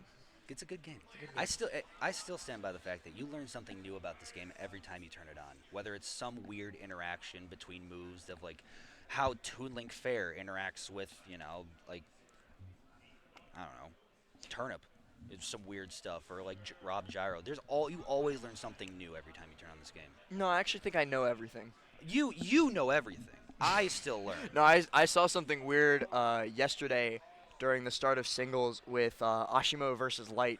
There was like this really weird Fox landing fair and Ashimo up smash, and it clanked, and then Fox had like 30 frames of lag after the clank, so Ashimo just up smashed him again. He was just frozen, Yeah, and like it didn't stun Ashimo. So like it was up smash into the Nair or the Fair or whichever Fox aerial it was, and then Light just couldn't move and Ashimo could. So I guess Ryu's fist is stronger than a metal boot. That's sick. Probably. Here we go, getting into game number 2 between Purdue and UT Arlington. UT Arlington needs to just take 12 more stocks in order to move on in this top cut bracket. We're getting it. And you know, Wolfie. With the general strategy that I was talking about before we went on our long tangent between games, this is still along the same lines. It sends somebody in who's really good against both Diddy Kong and can also take a couple more stocks after Beastly is done and dusted. So I still like the strategy from Purdue. I'll give the handshake to their coach. They did what I would have. Yeah, it's just good game plan sense from Purdue off the start. As you want to get that first stock. You want to establish and really set the tone of the match going forward, and know like, hey, try and get your opponents on the back foot, thinking, oh, do we have to start preparing for game 3? So it all comes down to how you open a match like this. And it looks like over on the other side, the Stony Brook versus Winthrop match has come to a close, but I'm not sure which team won. We'll probably be informed before too much longer which team will be facing off against MSU next. Yeah, that's whichever team won is going to be a banger, because I know. I want to see Winthrop MSU, I'm just saying. Yeah, I'm sorry, Stony Brook. I mean, me too. Sorry, Stony Brook. Sorry, D-Dogs. My bad. Sorry, Quandale, Dingle-Ingleton. Sorry, Quid. You know the vibes. We do indeed, and we know the vibes here in this game. Diddy Kong struggling quite hard, but finally getting this opportunity. The dash attack can't connect into the fair. Too high percent on the Sonic, but it does bring him up to 87%. And Beastly able to tech off of that spin charge. The multi-hit doesn't carry him into it all the way. A quick little trip, Nair, a fair, but nothing substantial. Sonic going too fast. Didn't see the banana just instantly dropped by Beastly. But here we go. Actual Mario Kart hit. Just whoa! Whoa! And okay, Winthrop did win against Stony Brook, so we will see Winthrop Esports versus Michigan State University following whichever, however many more games there are remaining in this one. It could be just this if UT Arlington wins, or we could get one more. Wolfie dares, but Sonic able to still get back up, but all he does is get back up into a Diddy Kong fair. Oh, a great banana drop, and now you see these Diddy combos. It's just that one little opening from banana that Beast is looking for to go off to the races and put Wolfie in the blender. I was actually talking about this with Tweak a little bit earlier in the weekend. Diddy Kong used to be an anti-meta character in like immediate post-quarantine Ultimate, because that was when the meta was pretty much all sorties. Yep. So that's when Diddy Kong was really anti-meta. Now Diddy Kong is just regular meta. Yeah, you live along your The characters like Hero is off meta, Yeah. as Diddy Kong right here, and Beastly, the hero of the UT Arlington roster, as he once again goes up 3 stocks to 1, maybe even 3 stocking Wolfie in this opener game. Tries for the banana reset, doesn't find it there, but 29% already built, and it's just going to keep on getting higher, even if Wolfie can manage to take this stock. And honestly, it's not looking likely, Moose. Yeah, it's not. Beastly is beasting on Wolfie, as we see another back air off the side. Banana almost going straight. Wolfie almost going straight through it on the platform. Here comes Barrels to try and get some more space. Run up F-tilt, not going to connect. And now just staying strong in shield. Wolfie trying to keep up and just stay calm. They need to get this first stock off. A 3-stock would be devastating opening for Purdue. Banana in hand, but just tossed away. A grab at F throw should set up for an edge guard here. Sonic goes low, but doesn't get the fair out in time to beat Barrels. So Beastly gonna get back up onto the stage, get a second chance to keep making Wolfie's life miserable. A fair connects deep off stage. Banana in hand, 2 tries for the angel drop. Instead, F tilts, and now no more jump, but still air dodges back. And gets Barrels to create more space, and here we go, 147, 118, back throw from Wolfie, not going to be enough to take it off the side, but there goes Barrels, luckily destroyed, and again, as Purdue finally gets the first stock off UT Arlington. Homing attack, a risky choice there considering its propensity to lead straight into the blast zone, but this time it works out, it beats out the Barrels, and it brings Beastly onto his second stock, so UT Arlington not going to get away with a perfect first game, but Beastly probably going to escape with a near perfect first game. 166 on the Sonic, tries to dash attack, but actually ends up body blocking and pushing Wolfie off stage to let him reset. You've got a regrab here. Oh, going low, just trying to create as much space, stall off stage as much as possible. Finally getting around the banana, and just 179. You have a dream here. You have Sonic with Rage, which is a rare sight. I just heard somebody in the crowd go, "What's taking so long?" It's like, did they look at the screen? One more big hit from Beastly. Just slowly approaching, and I love how Diddy Kong players have advanced pop gun in the meta. And how oh, there we go. Back air from ledge. And it's not a 3-stock, but UT Arlington will take a 2-stock lead. And it is still catastrophic for them because Wolfie was nearly the savior for Purdue in the last crew battle. Did a lot of work to get them before their final anchor of Grease Almighty came out. So Wolfie being down first and having only taken 1 stock is yikes. Do you think they send in David at this point? You think they send in Lucas to take? No, they just sent up Skibbity Blockenheimer. Oh, yeah, okay. So same second player as in the first crew battle. They're going to send in the Steve to deal with the Diddy. But Maximus, Beastly kind of gave Skibbity Blockenheimer the hands when they played on FD last. I think the only reason that Blockenheimer really won was because Beastly had less stocks. So it's you know, look at it on paper, yes, they took care of the Diddy last time. Going back to FD just like we were last time, and see if it's hopefully a different story. If you're Purdue, if you're UT Arlington, you hope the status quo maintains. And the immediate dash grab just barely missing out, and oh, Beastly starting hot.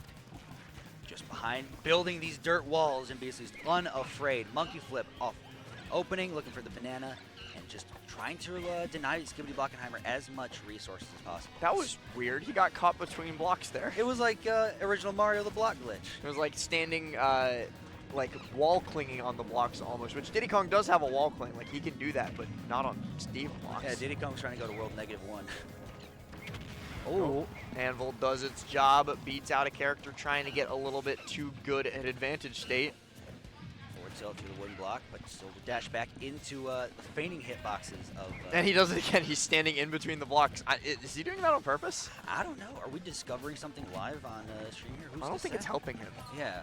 He does get the anvil boost off of that monkey flip, though, which if you've been paying attention to anti-Steve tech recently on the Everything app, that's what people have been talking about, is if you place yourself inside of an anvil before doing like an initial dash or a burst option like Diddy's monkey flip, it makes you go really freaking fast. They have everything on that app. I hear even Brock invented some DK tech recently. Cut giant punch. It's so funny. Which I've actually been doing to people since like actual week 1 Ultimate. Oh yeah, yeah. I just didn't think it was true. I thought I was just catching my friends. It's funny when we discover things that like we rediscover things we thought was... Now, granted, it does take a little bit of a complicated input to catch drift back. Like, drift back was the actual answer to it before then. And I just thought my friend sucked when I was doing it. But little did you know, you were just goated with the sauce. It's true. And now, Skibbity Blockenheimer has multiple diamonds at their disposal. But no crafting table to build it with, as Beastly's going to... The crafting tables are just going to keep spawning off stage, wasting resources as long as Beastly can keep Skibbity off stage. But finally, the crafting table is back, and then Beastly just gets in with the monkey flip. It's still not enough to KO, but this drop down back air will be, and Beastly can attains the positive KD once again, taking his 4th stock of this second crew battle. Above and beyond. When players go into this crew battle format, they always go with the mindset of at least taking 3, at least beating your opponent that you're going up there to get, and keeping things even. 2, you're not hurt, you're not killing yourself over, or you're not hurting yourself over. 4, you're ecstatic. We're gonna see if Beasley can make it 5. Looking to do just that. Already up at 68% is Skibbity Blockenheimer, but with the diamond tools, this could be a very dead Diddy. In short order, Dash Attack puts him back in the opposite corner. Finally gets back up on stage, gets feet underneath him, touches onto the ground. Anvil just does so much shield damage. 1 iron left, though. 1 iron in a dream. 1 iron's gone now. Gotta make do with what you got. Not going to find an easy way down. Skibbity Blockenheimer trying to stall out and doing just that here and goes over top of Beastly, but the up smash from Beastly secures a 5th stock. That's 5 times 5 stocks taken. And now we're seeing Banana drop down air. Oh, Beastly's feeling it. Trying to break out. Banana trying to break that crafting table too. Doesn't really care about the extra recoil damage that he takes from popping barrels either against the blocks, just because he's already so high damage.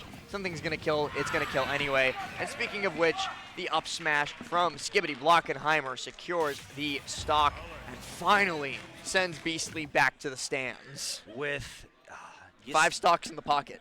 You stopped the bleeding eventually, but you lost a lot in that case. 5 stocks down. It's time to lock in.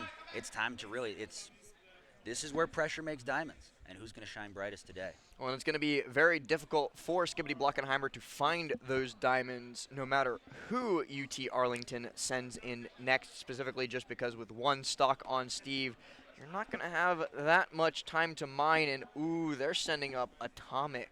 Oh, already. They just...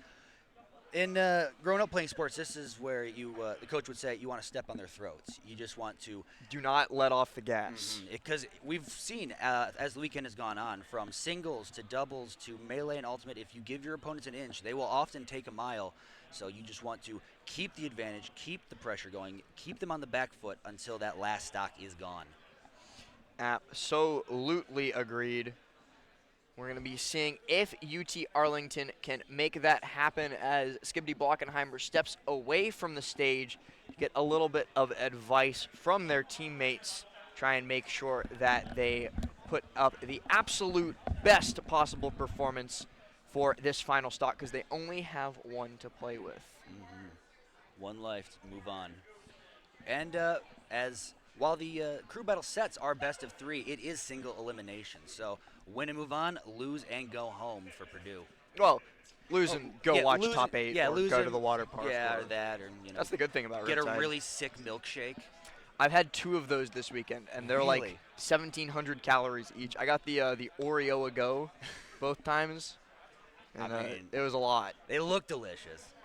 I did drink it over the course of like a day each time. I got it in the morning and just walked around with it. That's really how you do it. You make the most of it. Keeps you from. I'll tell you the swim up bar drinks. Those were way too easy to drink and way too easy to spend money. I think it was called like the Hawaiian Moon or something like that. It was like a blue raspberry sour type thing. Ooh. It was very good. Yeah. And then I got one of the frozen ones last night at the Smasher Swim. Oh heck yeah! I got the Hunch Punch at the Smash and Swim. Love me some Hunch Punch. Skibbity, 1 stock and Dream, already building the dirt walls. Has iron on. Has plenty of iron to get some space and build some iron tools. But no, Atomic just gonna get right through the dirt wall.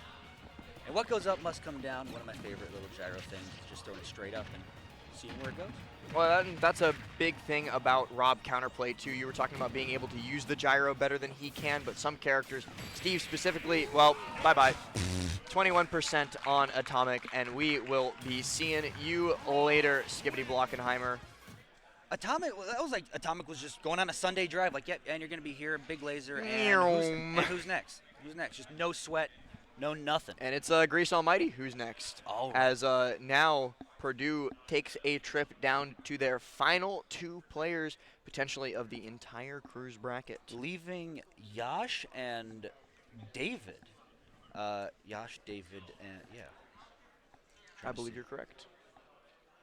Yep, Yash and David as the 1 of the 2 as the anchor. All right, we'll have to see what they got. And it is going to be... Or Grumpy. How can or we forget Grumpy. about Grumpy? That's true. We'll see the Snake versus the Rob up first, though, because now Atomic is locked into that character pick. This is going all in. This is putting all your chips on the table, pushing forward to try and get back in and try and chase your losses here. Grease Almighty, but we know how good against Snake Atomic is. So it's kind of like putting all your chips in against Chris Moneymaker. It's not going to end well for you. I don't know what that means. It's a poker joke. All right. Fair enough. His last name's Moneymaker, which it's... Wait, like actually? Yeah, actually. No, it's Like, incredible coincidence. He didn't change it or anything? Nope. Like, that's just his given name? That's crazy. I know, it's crazy. He was born to do this. You know, like that's a thing with like other sports too, where like everybody's name passes the fame check or whatever it's called, where like it's just a good name. Oh, that's why I love baseball names so much. It's like, oh yeah, that is 100% a baseball name. Mike Trout, yes. Mikey Matuk, yes. And then you look at the Sox, and you just feel bad for him. You can relate. Yeah, I can relate with you. Let's go Braves. Hey, y'all, you're sitting pretty. Oh, I know. We've been sitting pretty. I live only like 30 minutes from Truist Park too, so it's quite nice. Beautiful ball field. Beautiful park. Going up high is Atomic to avoid the Nikita swirl. Where are you going? Okay. Grease Almighty just barely makes it back. I was a little bit worried about the extended disjoint from the Rob Dare, but instead it's going to be a down throw and an up tilt, an F tilt instead. Both work. Both are true at that percent and unescapable. So Grease going to be able to take at least that stock, but he's got a 3-stock Atomic here, I think. Yeah, the deficit grows smaller, but for how long? As now we have up throw at ledge, not enough to do it off the top, but at 187, a light breeze is enough to do it for Grease Almighty. Big laser not going to connect, has gyro right above him. You do short down air out of shield to get Atomic off stage, and now we see the ledge traps coming out from Grease Almighty. Grease Almighty known for one specific move called the Grease Trap that is famous across Indiana. That's a good name. What is the Grease Trap? Pray do tell. It is it's basically a C4 setup with up smash below a platform. But Atomic has done the job, taken at least 1 stock from Grease, and he's going to be trying to do a little bit more than that. You know, might not take all 3. Doesn't need to take all 3 because he's already taken 1 from Skibbity Blockenheimer as well. You just want to try and get things back as close as possible. But with 8-5, you got to play dang near perfect at this point. Just shield through the gyro, and now Atomic, great. Frame 1, grenade pull, getting Grease Almighty out of jail twice in a row. Chippy, I see you in chat saying that even when you're down, you're up. You cannot have watched that Eloy Jimenez hit a couple games ago and said that the Sox are anywhere close to up. Oh, go away. Oh, good heavens. A Sox fan, I feel terrible for you. I know Chippy, too. Oh, and up air connects up high, trying to catch Atomic going down to the platform to reset with a C4 drop, but instead he just gets aggressive instead. And that is a brutal stock loss for Purdue, as now you're starting to see it just sort of slip away at their fingertips. I love that option from Snake, just throwing the grenades so far, so hard at the ground, it almost caught Atomic up, just hovering up there, like off the backboard. Pops him also with the gyro, and suddenly Atomic has taken a slight percent lead, so might be able to force Purdue onto their anchor without even having to go to their final 2. 62% looks for the up air. Atomic looking great right now. We already talked about it. A 17th place at a P tier in his pocket this weekend. Would be nice to add a collegiate win on top, and Atomic forcing him to go very high, very dangerous spot against a Rob with an up air. Grease Almighty still fighting his way in tooth and nail, finding every little opening to try and get in on the Rob. Now at ledge, in there, still sent off stage, and another laser with follow-up because Atomic is just that good. Gyro at ledge looking for the back air zombie. weak hit. Tries to doff him with the F tilt as well. Gyro on ledge. Quick hover. Uh-oh. Good thing Gyro ended right then and there, else he was stuck between a rock and a hard place. Up throwing the grenade, catches that air dodge, plants C4 on him, so he is stickied here, but he does get the shield out in time, so the sticky isn't as incremental as it could have been. Down throw, up tilt. Oh, Okay, Atomic is still mixed from the last crew battle, actually. Grease Almighty is insane with these mash mix-ups, these down throw mix-ups being put in that case. So far, 3 for 3. But ooh, fair does it. Great stuff to Atomic. 4 stocks taken for him as well. And UT Arlington has still yet to show 2 out of 4 of their players in this final crew battle. Purdue up against the wall, down to the wire, and probably going out of this bracket at 4th. who is their last hope? Who is the last hope from Purdue to send up? You have David, you got Grumpy, you got Yash.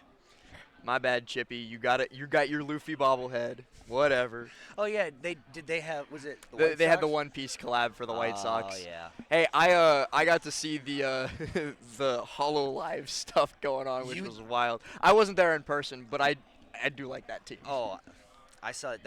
I saw the somebody drew the merch line for that game, and I'm out. I'm done. It was like out and around the entire ballpark like more than once. That was crazy. People got in line as soon as they could, like before the game started, and didn't get to the front of the line until the game was over. Wait, Chippy, are you a White Sox or a Red Sox fan? I'm confused now.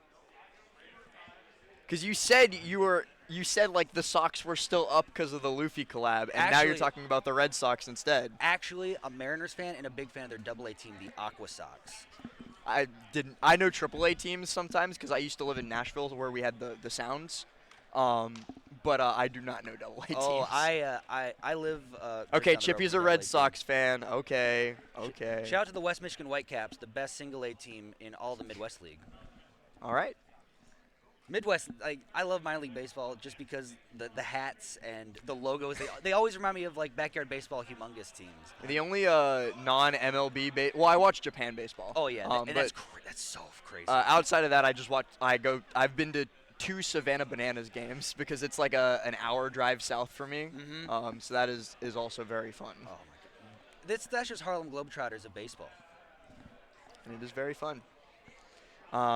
I know somebody that went to one of those games and just hated it. Had the worst time ever. And I'm like, how do you have just don't like fun? They went by themselves as a single 30-year-old person and just didn't get it.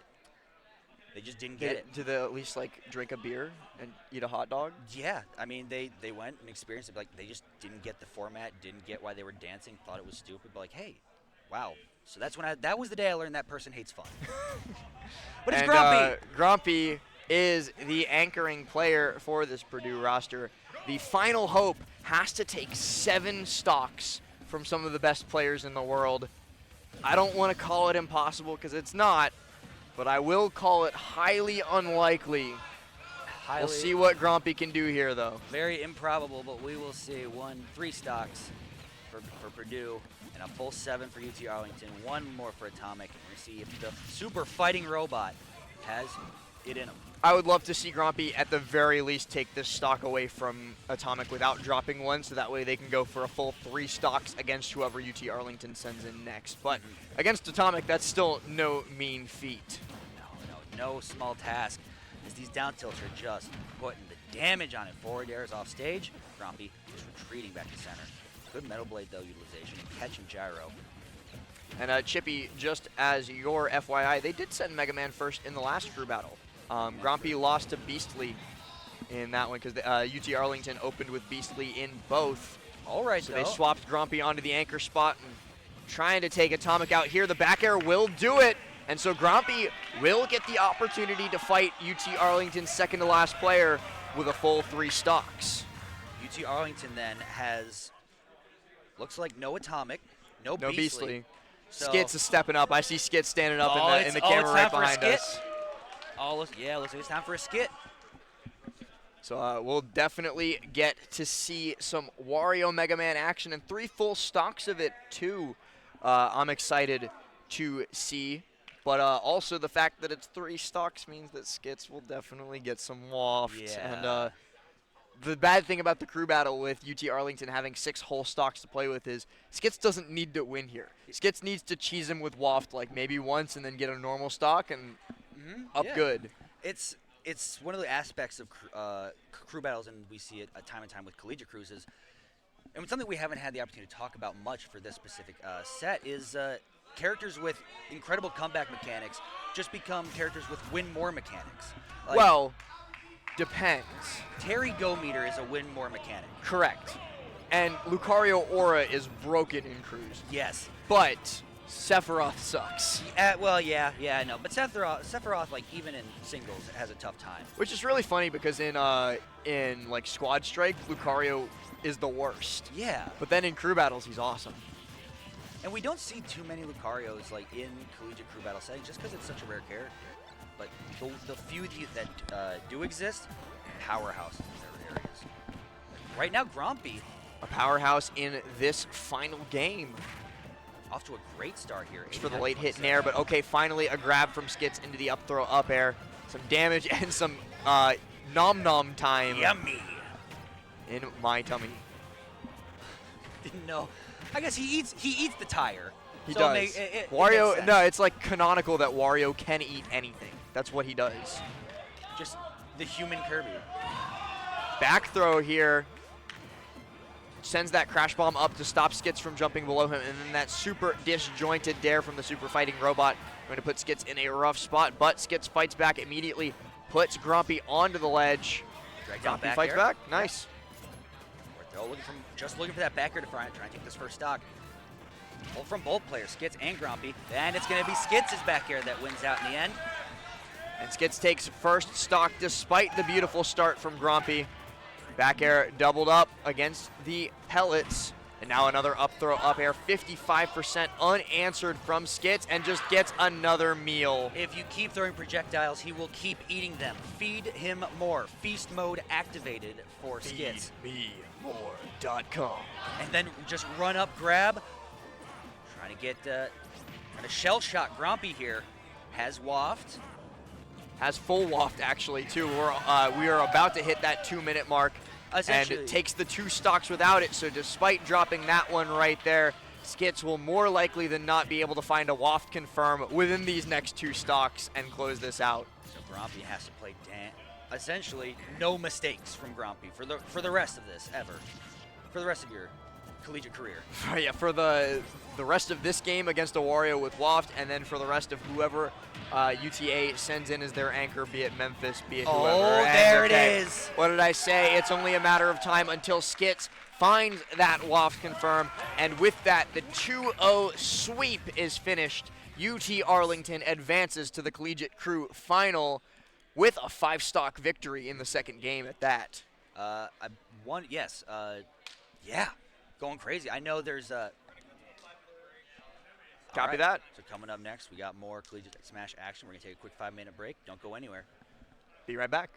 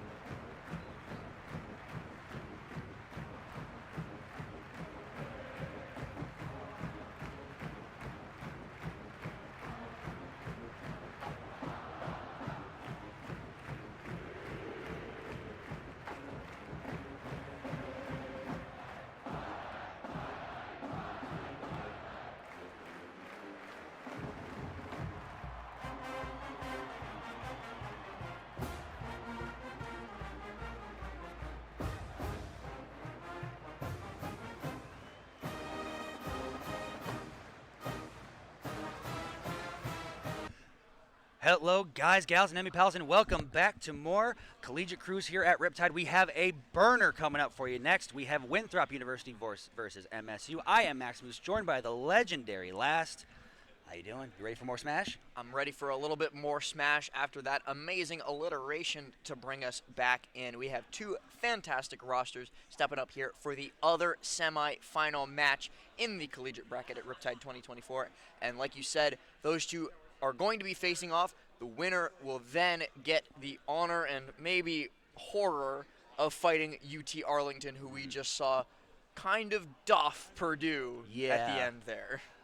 And these two, going into this event, these were the two teams projected to be grand finals. This was the matchup projected, and the matchup everybody that was talking about this bracket was excited to see. And we get it right here, right now. Top to bottom, two of the most stacked collegiate crews in the nation. Winthrop having Anarchy, a top Greninja player, Peanut, Lima, Justice, No Tag. Tags. How can you forget No Tag? CJ Frozen. CJ Frozen. MSU as well. We're going to see right here. Hang on. Oh, never mind. Yep. I was like, so for a second, because Peanut is on the left on our screen, my brain went, wait, Peanut is Peanut playing Palutena? what?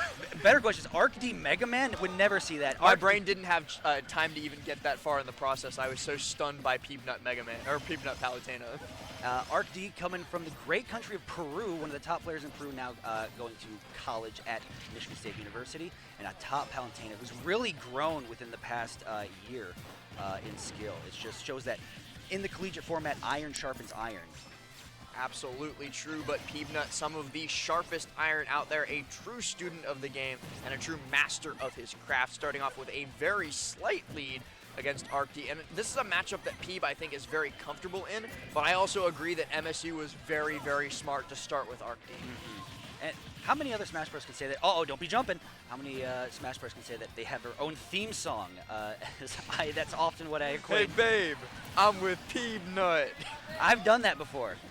I love that Jay Easy clip. It's so funny. It's the best. I hope he comes to the next Let's Make videos. I'm sure he would. So we're getting into it. Already ArcD. Also, yeah, we were talking about Jay Easy, and then in the meantime, Peeb took a stock and then built 40% of extra credit. That's just what Peanut does. This is the scary. This is the power behind Winthrop. Is that obviously Peanut, the top player in the world, is able to just not only take a stock, build whatever he wants. So it's just keep up the pressure and things like missing that back air, not what you're looking for. But ArcD does love up smash at ledge. It's not going to work on Peeb, at least not this time around. Peeb going to just roll through, and then that short hop air dodge down, recognizing that he had suddenly put himself in a disadvantageous situation, so quickly bailing, getting out of there. 108 on Peeb, so he's going to be able to live a little bit longer, and that landing dare actually puts ArcD in a terrible spot. I do not like where this is going. Yeah, this is starting to spiral and starting to slip away from ArcD, who is also known across campus for the ArcD lean, as you see in the player cams. Goes full 90 degrees to help him lock in, but it's not working out for him so far. At 116 to 108, getting fully lapped in stocks. Down throw, looking for the back air off of it, but instead Peanut going to still survive even after the down tilt at ledge, 126, and not enough rage from the Palu. Tries for the footstool dare, but ArcD holds in instead of out, and so goes the opposite direction. Explosive Flame still not going to do it. Peeb continuously holding on for dear life. And more than okay with just taking his time here. As Crash Bomb's going to come out and looks for things like run-up up smash is going to catch ArcD, as Winthrop is now going to take a 2-stock lead early in this match. I see somebody in chat asking who's on the other side of semis. Semis is done. The other side was UT Arlington versus Purdue, which UT Arlington did win, so they will be facing off against the winner of this match for the championship finale, which I'm very excited to see. Peanut doing his darndest to make sure that it is Winthrop University taking on UTA in that final for sure here. A 3-stock to 1 lead, a 12 to 10 lead, and potentially a 12 to 9 lead, as ArcD still cannot get this KO. At 164, Peanut showing just how heavy and how the survivability potential of Mega Man, as already looking for hard knuckle below stage. Wait, this is bad. That's it. That's a 3-stock for Peanut and a 12-9 lead. That is, we were talking about earlier, setting the tone on a set. That sets the tone in early, like almost effortless 3-stock from Peanut. and just now that just like that's a haymaker to open up any It is fight. it's more than a haymaker. It is an uppercut to the bottom of your chin. Oh yeah, you're already been knocked down once this round. You're seeing stars. Yeah.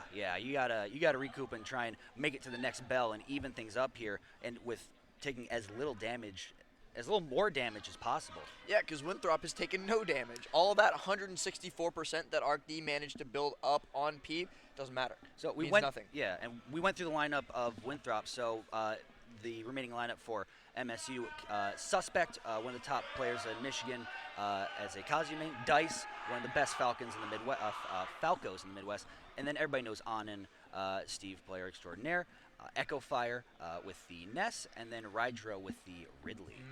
And I also see another question in chat. If Winthrop and MSU are the 1 and 2 seeds, how are they playing in semis? That's because there was a Swiss, not a normal single or double elimination bracket. So the initial seeding only really matters for round 1.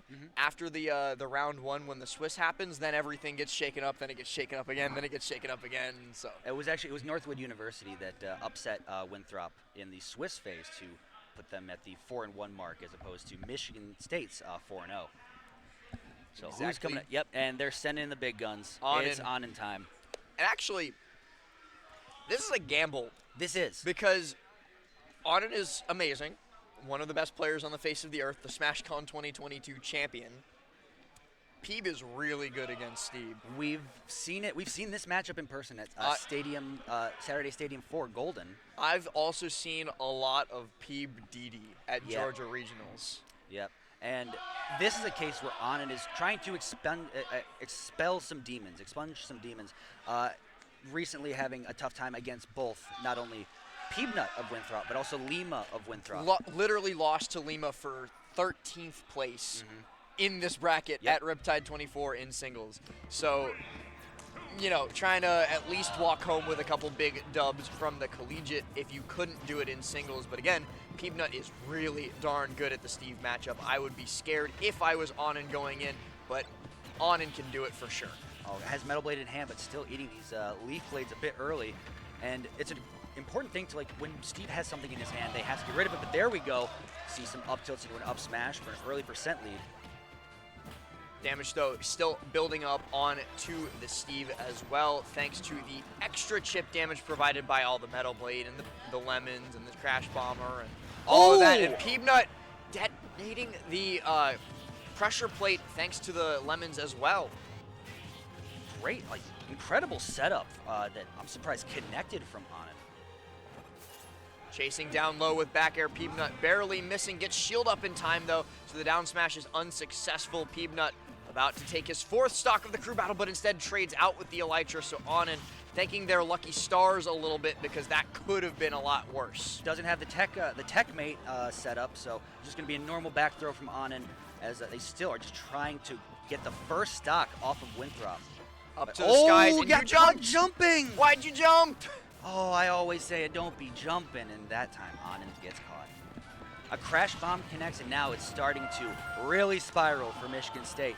Another 30% and Anin in disadvantage at ledge, and the materials are just no more iron. Oh man, 34% already, and the Leaf Shield beating out the up smash. Peebnut continuing to build this extra credit, continuing to build this Winthrop Esports lead. I do want to make one slight correction. As off-screen, the two teams got buys in this event, one of them being Michigan State and one of them being Northwood University. Northwood University is currently playing UT Arlington off-stream. Oh! I was misinformed then. My apologies, chat. So the other semis is Northwood UT Arlington. So yes, there's still potential for. We've always forgot about Northwood still being in the top cut. That entire last crew battle, I was under the impression that they were fighting for finals. Back air there connects, but not quite able to get anything going. But the fact that Peebnut is still alive against a 2-stock Onin, not very good for MSU. No, as it's getting caught in minecart, but still unable to do much of anything. Okay, crash bomb transfers, but even at 139, Onin, very little resources. Will finally get diamond, but will lose another stock. So that's 5 going up for Peebnut. Peanut definitely going to be looking to make it a 6th against Onan because he's got 3 to play with. 18%. How much extra credit can a Peanut get if a Peanut could extra credit? We're going to get Be able straight to air A's dodge this high. semester. He's fine. Don't be jumping. I wonder what Peanut's GPA is. I bet it's really good. I would bet too. Just how much of a student of Smash he is. I'm sure he's quite the student of regular stuff too. I bet it's like electric engineering. That would be a good guess. Software engineering. There you go. Christian does look like a software engineer. Oh, again, building more blocks to try and deny Peanut's recovery. Don't jump. Okay. Every time it's so stressful. Like, don't press the one button. That you like in your heart of hearts desire to push. Like, the panic button. Don't do it. Oh, there we go. More damage. Good damage. If they can get the second stock off Peanut, it'll help make things feel a little bit better, but still very less than ideal. And Lemons keep connecting, and now on and out of iron thanks to placing that block, and with no resources, no respite, Peanut closes it with an F smash for a 6th stock taken against Michigan State. Could Peanut close it all himself? He only needed 1 stock to take 6. Peanut is in buzzsaw mode. It doesn't matter what you put in front of him. He is going to run through it without abandon and just tear through it, and leave just nothing in his wake here. It's just 1 stock gone, 6 stocks taken. If you're MSU, how do you answer? I don't think you send in Dice. Echo Fire doesn't look like the best matchup on paper either. And then Rydra, Ridley, Mega Man, it's all of it is not really. They burnt the 2 people who should have been able to beat Peanut already in the form of Arc D and Onan. Like, that looks like Rydra, right? No, that is Dice. That's Dice, okay. Big ol' Mike Dyson, Dice Spice himself. My favorite Falco. So Falco Mega Man, the one thing that Falco does have at his disposal is going to be the down B frame 1 reflector against all the projectiles that Mega Man is throwing out at you, but that's not like as polarizing as you would think it would be in the matchup. It's not the cornerstone as some like early on people thought Game & Watch Snake was just built around Bucket, or it's much deeper than that. Yes, it's a tool at your capabilities that you have to utilize a ton against any zoner, but get caught going to the well too many times and that thing's bound to dry up. Now, this is a little bit of a blast from the past matchup, not because of these 2 players, but because of these 2 characters, because 2 years ago at Riptide 2022, this was losers semifinals between Peanut and Tilde. Or sorry, no, it was losers finals, because Peanut ended up getting 3rd place at that, and then Tilde won over Zomba in Grands. Okay, so we'll see if, not to see, we know Peanut will still have the Falco knowledge under the belt, and does Dice have what it takes to take these 2 stocks and get Michigan State a little bit back into this, at least through the Peanut wall? Peanut already playing Toho a little bit right now. So many lasers coming his way and dodging every last one of them. Each one of his own reflected projectiles back, but then it gets straight into the driver's seat against Dice, shielding that up tilt, and now carrying him up on high. Little retreat laser, goes back to platform, trying to find that any little ground to get an opening against Peanut. As Peanut's like, no, I made it 6 stocks. I'm going to see how far I can take it. Give me everything. Give me 9. Give me 12. And can you imagine soloing a crew in the semis of this bracket? Like only Peanut. Who else but only Peanut? Like, I don't know. Maybe Lima. Who's to say? Maybe a Cola. Yeah, that too. Just only murders in the building with all the teams left. As Crashbomb's not going to connect, and Dice at 117. And gets an up tilt. Yep, Shoryuken. He is a Capcom character after all, so of course he has the Shoryu. And only 33 on him. I am in disbelief at how well Peanut is handling this entire Michigan State roster. You start to see just how shaken Dice is as he's just reflector after reflector. Even in corner, Peanut has Dice scared. No other way to say it.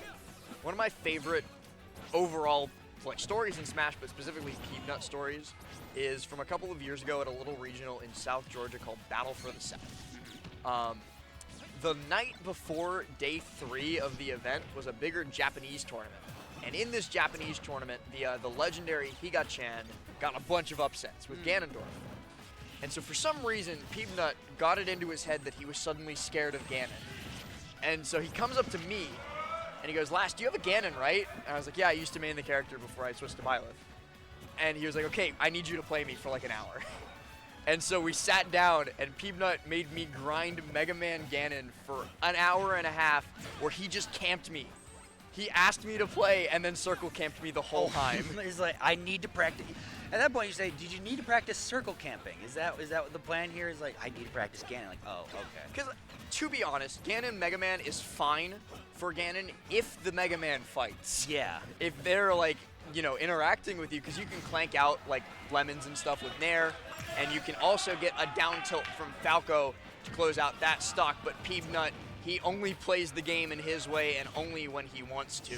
Going for big swings, getting an up tilt, but now Dice in a quick fashion getting another 57 in what seems to be like MSU were struggling to get any percent on Peanut, and that's a big opening for Dice. Yeah, finally a second stock gone, the same amount that Anand was able to take. This is going to be a tough recovery to make. Yeah, Peanut not dropping those. Falco only has one angle he can go at in that spot to at least survive.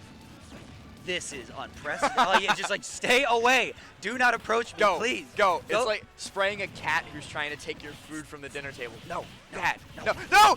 No way. I know birds gotta fly, but not that high. Don't fly too close to the sun, dear Icarus. And brother, I hurt things. That's what Peanut's doing these days. Oh no, this could be another player gone. Oh, no! Oh, he doesn't have that angle. Too scared of the bonk, and Peanut. 9 stocks taken. 1 stock still to go on Peanut. We're done. Don't forget, behind Peanut, you have Anarchy, top Greninja in all of Canada. You have Justice, an incredible Min player. You have Lima, a top Bayonetta in the world. And you cannot get past Peanut. Peanut also potentially just the world's best Mega Man. Yeah. Like, we can say that for sure. And he's taken 9 stocks with only 2 dropped. Justice up there on stage right now. I don't know what coaching you could possibly be giving Peanut right now. That's actually Justice is just like, good job, man. Yeah, great. The thing you're doing, just do it again. Just keep doing it. Do more. Just keep doing it. If it ain't broke, don't fix it. And who on the entire earth could MSU possibly be? You have to send in Suspect. There's no other. But Kazuya Mega Man. It's the last. It's the last bastion. Well, would you rather send in Ness? Would you rather send I in would Ridley? definitely not send in Ridley. The thing is that like, Suspect has to get lucky here. Suspect has to get like a random electric, and Peanut also grinds with riddles. And yeah. But as the Kazuyas say, we only need 1. We only need 1 hit. Not even necessarily true in this matchup, unfortunately. Really? Mega Man has some escape options, especially with Crash Bomber. So true. Peanut's going to be actively crash bombing. His up B is really fast too, so on certain stuff that's not true, Mega Man can just up B to get out after the electric. Like there's a lot that he can do here to make it that Suspect needs a lot more than 1 hit. And knowing Peanut's advantage state, he's very capable of keeping Suspect trapped in the blender forevermore.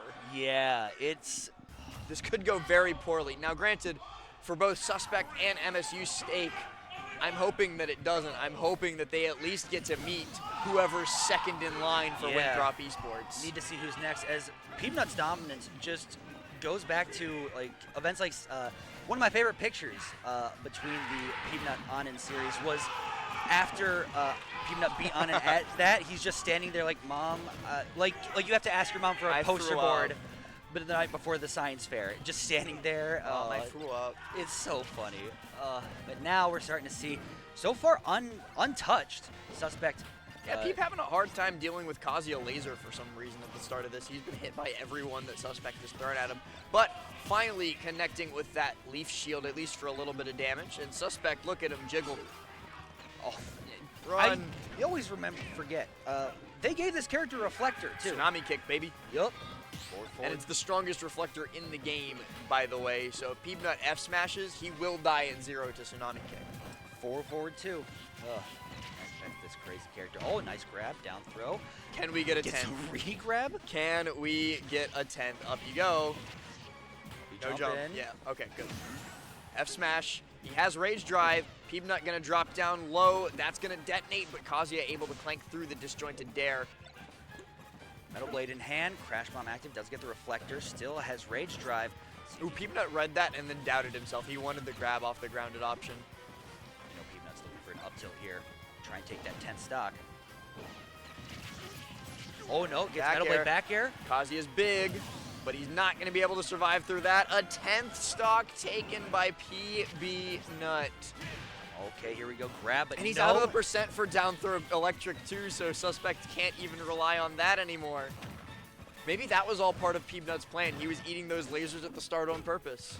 You know what? He's just that smart. I That wouldn't big put of it a brain. past Peeb. Finally got him at 109. But still, it's been the name of the game. Can you take any stocks off Peanut? It's been one at a time as this has gone There on. you go. That's it. Up B. Goodbye, Peanut. We hardly knew ye. And after a 10 stock romping, just. That chair has memory foam at this point for Peanut sitting in it. He's been up there for so dang long. Now Winthrop gets to pick their second player to send in against Kazuya, and if I had to guess, yep, it's going to be Justice. Yep, Justice time. Min Kazuya, not fun, but they could have sent in Lima too. Yep, another Bayo option. Kazuya, also not fun for Kazuya. I hope we get to see Anarchy. I hope we get to. I hope Anarchy gets to play. That would be, kind of unfortunate. Yeah, mainly because I love watching his Greninja. That's really at the end of the day. I love him. Just might not need to. Peanut does all the work himself. Because Winthrop always does start Peeb. And so having that that opening, not even like just a guaranteed billion stock taken guy is just crazy. Billion stocks and more. As it looks like they're just now. Oh nope, couldn't character select. And yep, on the other side. We know which character Justice is going to select. Yeah, we know. We know how this song and dance plays out. Got the Kazuya Mishima. Although, I forgot crew battle format has to stay Kazuya. You're Mishima. stuck on Kazuya. Yep, character locked after the first game. So, still the golden snakeskin Kazuya, and actually keeping it on Kalos, but a really good stage for Midnight, or for Min, not Midnight. I don't know where that came from. It's just getting late. That's all. Yeah, it happened. 2 stocks to 9. Justice doing the typical Min thing of just stay away. Here's these arms. Would you like Well, pork? die. Would you like pork or chicken with that bowl? I want more veggies. I want tofu. You're gonna get lasers from this dragon pretty soon here if Justin can get a grab. They could cook my tofu. Oh yeah. From long range, dude. From across Long- the restaurant. It's like that the effective range of a nuclear blast that will perfectly cook a chicken dinner. Exactly. It's like how hard do you have to punch a chicken to cook it? A lot. Exactly. You have to punch it. Or you could punch it not very hard, but a lot and really fast. Well, yeah. Oh yeah. Yeah. There's 2 options. Speaking of 2 options, Justice has 2 arms for Suspect as he's trying to make his recovery back to stage. He now has Rage Drive, so will at least be able to armor through something on his way to Min's face, but just complete and utter wallage here. Here comes grab. Megawatt online as well. 2 frame off the side. Air dodge just sort of just gives the stock to Justice. All right, hear me out. 9-0 to deaths. Crazy. 500 0 to deaths. 500 0 to deaths. 500 electric wind god fists.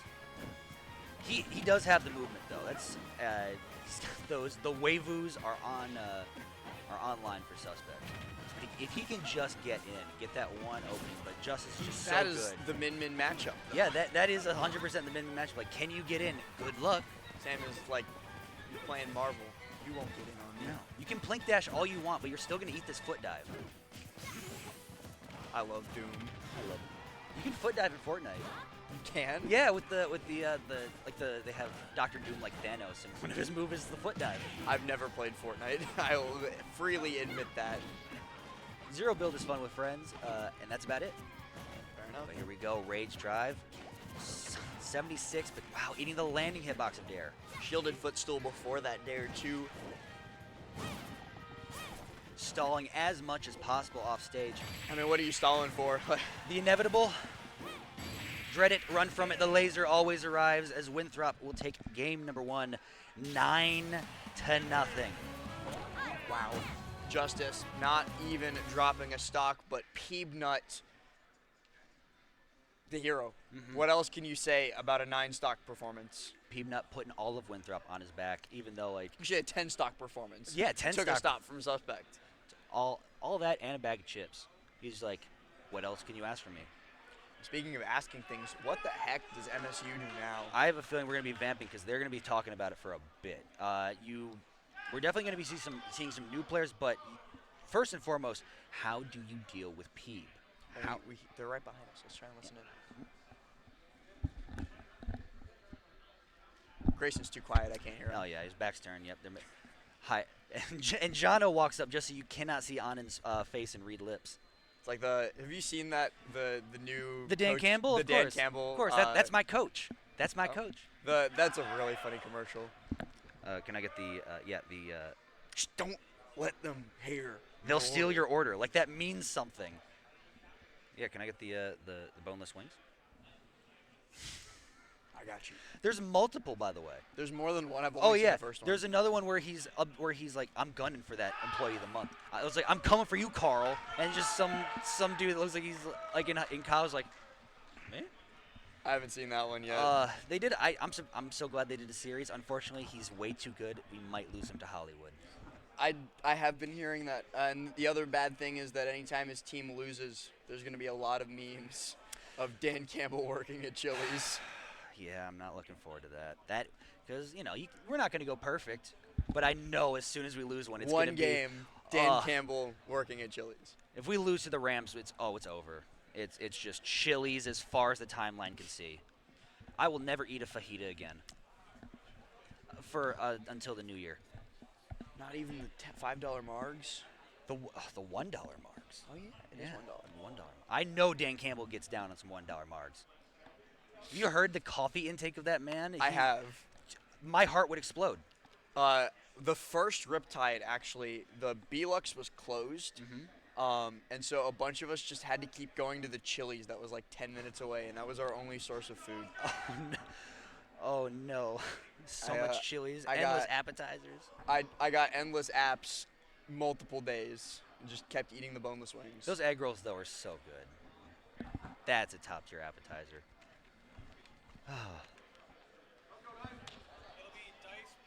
So there's starting Peanut Dice. starting again, but this time they're starting with Dice, who did seem to do the best against the SC Mega Man. So up comes the King of Kings. To sit upon his throne. It's that same chair. Yeah. Still remembers him. Still has his butt groove from when he was last up there. Well, last set we saw more Dice Spice, and we're hoping to see this time some more Mike Dyson. Both tags he has used at one point in time. Because he knows wordplay. Not only besides being a gym rat, he knows wordplay. Roll the dice. Oh yeah, most certainly. Again. I missed that last part. It's a Wheel of Time reference. Oh. I know that I just don't even know the medium. I think it's a book series. It is a book series. Yes, it's a book. It's a really terrible Amazon Prime show. That's what I heard from it. Yes. They butchered it, My Beautiful Baby, but it's one of my favorite book series. There's a character in the series. His name is Matt, and he's a general, and he's also a gambler. Oh. And so his catchphrase is "Toviandes et tovias again," which means it's time to toss the dice. Time to roll the bones, and right now, Dice had. Okay, I said he more Mike Dyson, but we're getting Dice Spice here. Up throw here into the Dare 2, trying to pillar him, but Peanut fights back out of the corner, but then the side B spike. Peanut still survives, though, that instantaneous up B to get him back into the safe hands of the stage. Weak hit of up tilt, so no launch on it for a follow-up combo. But Peanut already at 102 on first stock, doing much better, a much better opening from Michigan State this time than the last game. Trying to find this back air here, too. Any stocks taken away from Peeb are going to be huge for the MSU roster just because we can't stop talking about it for good reason. Taking 10 stocks in a crew battle is just unheard of. At this point, and on top of it, at this point in the bracket with these two teams, and given who's on both teams, unheard of. An incredible effort, an incredible performance from Peanut already, and he's looking to continue it here. 106. Oh no! And Flame Sword still takes first stock. And Another one down. And the flashbacks are starting to hit Dice's eyes. He's like, it can't happen again. It cannot happen again. Peanut could run off the stage 3 times here now and still probably have the most positive KD in the entire event. Oh, absolutely. Without a doubt. Most stocks taken. Peanut is just building, collecting stats at this point. It's going to be up into the up air, though. Yep. Up till up air. So finally, Michigan State is answering back a stock for a stock. And now they're looking to get back into it. And all it takes is one up tilt string, and Dice can get a percent lead here. But potentially a much more normal but still good performance from Peeb going into this second crew battle, especially if he still manages to finish off Dice. He's looking to inch towards now, 33% on him. One advantage state from Peeb could build that up quickly, though. Name of the game has been how do you not only contest with all the projectiles, but its Leaf Shield has been putting in the work, as it does for most Mega Men, and especially for Peeb here, as you just have to sit and shield and hold that, and then Peeb can do whatever he wants afterwards. Okay, we're looking for the back air, but no, Peeb's going to give one of his own. Trying to find these rising up airs as well, but nothing from him. An F throw to put Dice off stage. Peeb not really looking for this early edge guard against him. Instead catches him jumping over top. No, dies at 80 for the up air, and Peeb practically untouched on this second stock. Gonna start building up more and more of extra credit if Dice doesn't KO right here and now. Finally getting a bit more action here. A little bit of life from Dyson. Gets the down air, gets back air string 2, and now Metal Blade in hand has to try and get in on Peanut once again. Locked down from Leaf Shield. He's gonna retreat. He's looking for Dare to just try and get him on the ground for a follow-up.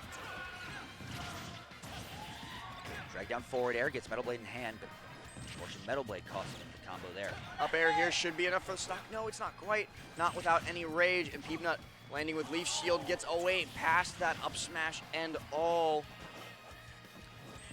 People don't expect it, but that move does have a bit of a backswing, as this forward air still not going to do it at 161. You forget he's a robot. He's made of metal. That extra weight really playing in Peanut's favor here. As it's going to be Z-drop up tilt. 81% still alive. Close call. Z-drop Shoryu does so much mental damage in addition to the physical damage, but the spot dodge wars are won by Dice. He's able to get the down tilt. Peanut onto his final stock, so he does bleed indeed, but 106 on Dice means he might not be too much longer for this crew battle if Peanut can get this finished here. Z-drop once again, 109, 120, goes back here at ledge. There it is. Will do it. So, Dice taking 2 stocks off Peanut. I like how we're suddenly talking like that is a crazy good result for MSU, but it is given how last series went. If coming in late, Peanut last game took 10 stocks. So for Dice to take 2 in that first game is huge. Peanut's already guaranteed himself at least the normal performance, though, having taken 3. Very well might take at least 1 more, if not 2, depending on who MSU sends. It could be on and again as their second. Very well could be. This is a huge choice for MSU. You see Echo Fire commiserating there with Suspect. As well, Roderick just sort of off on the side, so I'm not sure it's going to be him. Unfortunately for Rydra, a fantastic player, but who on this Winthrop roster are you going to send Ridley into? No. Honestly, Anarchy. Honestly, I don't want to play a big body versus Ridley. That might just big body versus Greninja rather as Ridley. Yeah, I mean we have, but that's because Rydra has a lot of experience against another top Greninja player at MSU named Aster, who won first place for the JV Collegiate Crew bracket just yesterday. Interesting. So okay. MSU top to bottom, they have a lot of variety of characters. Fair, the banjo player, also goes to MSU and is on their JV team. Well, but the way that this has been going, we were talking about it earlier, we haven't seen Anarchy. Exactly. Winthrop has not needed to play that card. We have to see more of Winthrop's roster, as it looks like it's going to be Echo Fire, so they're sending in the Ness to take this last talk against Peanut, hopefully. From Honduras as well, yes. I believe. A very prolific, Wi-Fi participant in like coin boxes and juice box previously, And already grinded those out before moving all the way up to Michigan to attend school at MSU. And already putting up some very good results within the state, getting some upset wins on Rydra, I want to say, as well as a couple other members of our Michigan PR this season. So that's one of the fun things of when school comes back in session and MSU and all these schools get their out-of-state players to come back. It's just Michigan just goes. It's like it's like the football season. It's much more excitement across the state as the excitement in the venue is picking up right there. I do got to give a shout out to Echo Fire's in-game tag, the Yuki Suo. He's referencing Alia sometimes hides her true feelings in Russian, which is an anime airing this season, but it's a really good manga. Oh, nice. That's one of the side characters in the show. So we got anime fans and plenty. They always draw from that strength of their favorite anime. It powers character. them up. It Well, does. I know Echo Fire because we've talked about it before. His favorite anime series is Love Live. Really big fan of Love Live School Idol Project. I know that. I've never seen it. Neither have I. Is that like JoJo? No. Oh. It's like high school girls as like Oh, here we go. We Okay, got wait. down tilt streak. Looking for a home run. Looking for a grand slam on that peep nut, but no, it's going to fall just short of the warning track. I can't even remember what I was talking about a second ago. 'cause You that were talking combo about just Live looks- Live. We need to move. Yeah, we We're do good. need to move on. Forward throw from Peep Nut has Echo Fire off stage at 97%. Oh, but he's just standing there in Leaf Shield menacingly. Looking for that dare, but doesn't find it. Echo Fire barely air dodging past, and the last hit of dash attack connects with Peeb. Peeb looking for this stock, tries for the back air off of the dare, pops him up, but does not connect either. Both of these guys missing out on a lot of confirms. The spacing battle of projectiles. Each crash bomb gets the space to just recover just a little bit of damage. That little bit can go a long way, except if you eat this Peeb Nut forward smash. So another stock taken. Fourth stock for Peeb Nut, putting him at 14 overall in the series. More than an entire crew's worth for him of work done on the side of Winthrop. Peeb Nut just coming up huge. What else could you want from a player like this?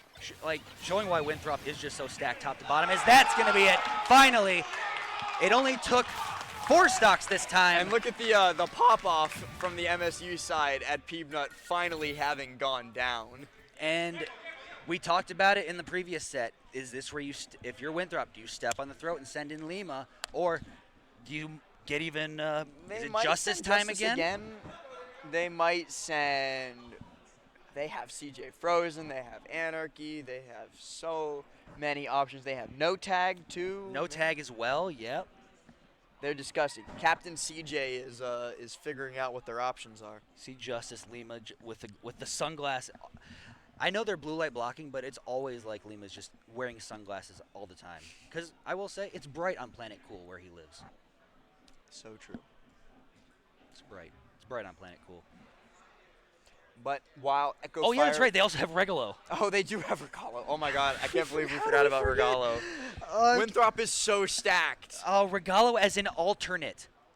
Regalo as an alternate. How do you have a player as good as Regalo not even make the main squad?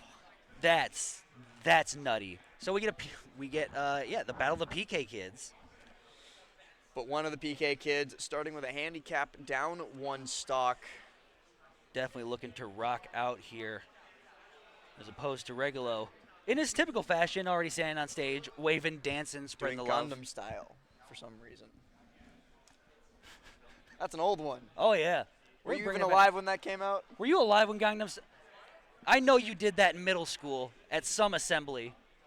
Elementary school? High school? That's not what he was asking. How old were you when Gangnam Style came out? 2008, we'll say. You were like 4. Regalo, update on Regalo, doesn't know how old he is. So, like Blink-182, asking us, what's my age again? It's like, you should know that. Only knows one thing, and that is PK Fire. And also snake dashing, actually, so 2 things. Knows how to snake dash. No, yep. Oh, snake dash. Carry from one side of the stage to the other.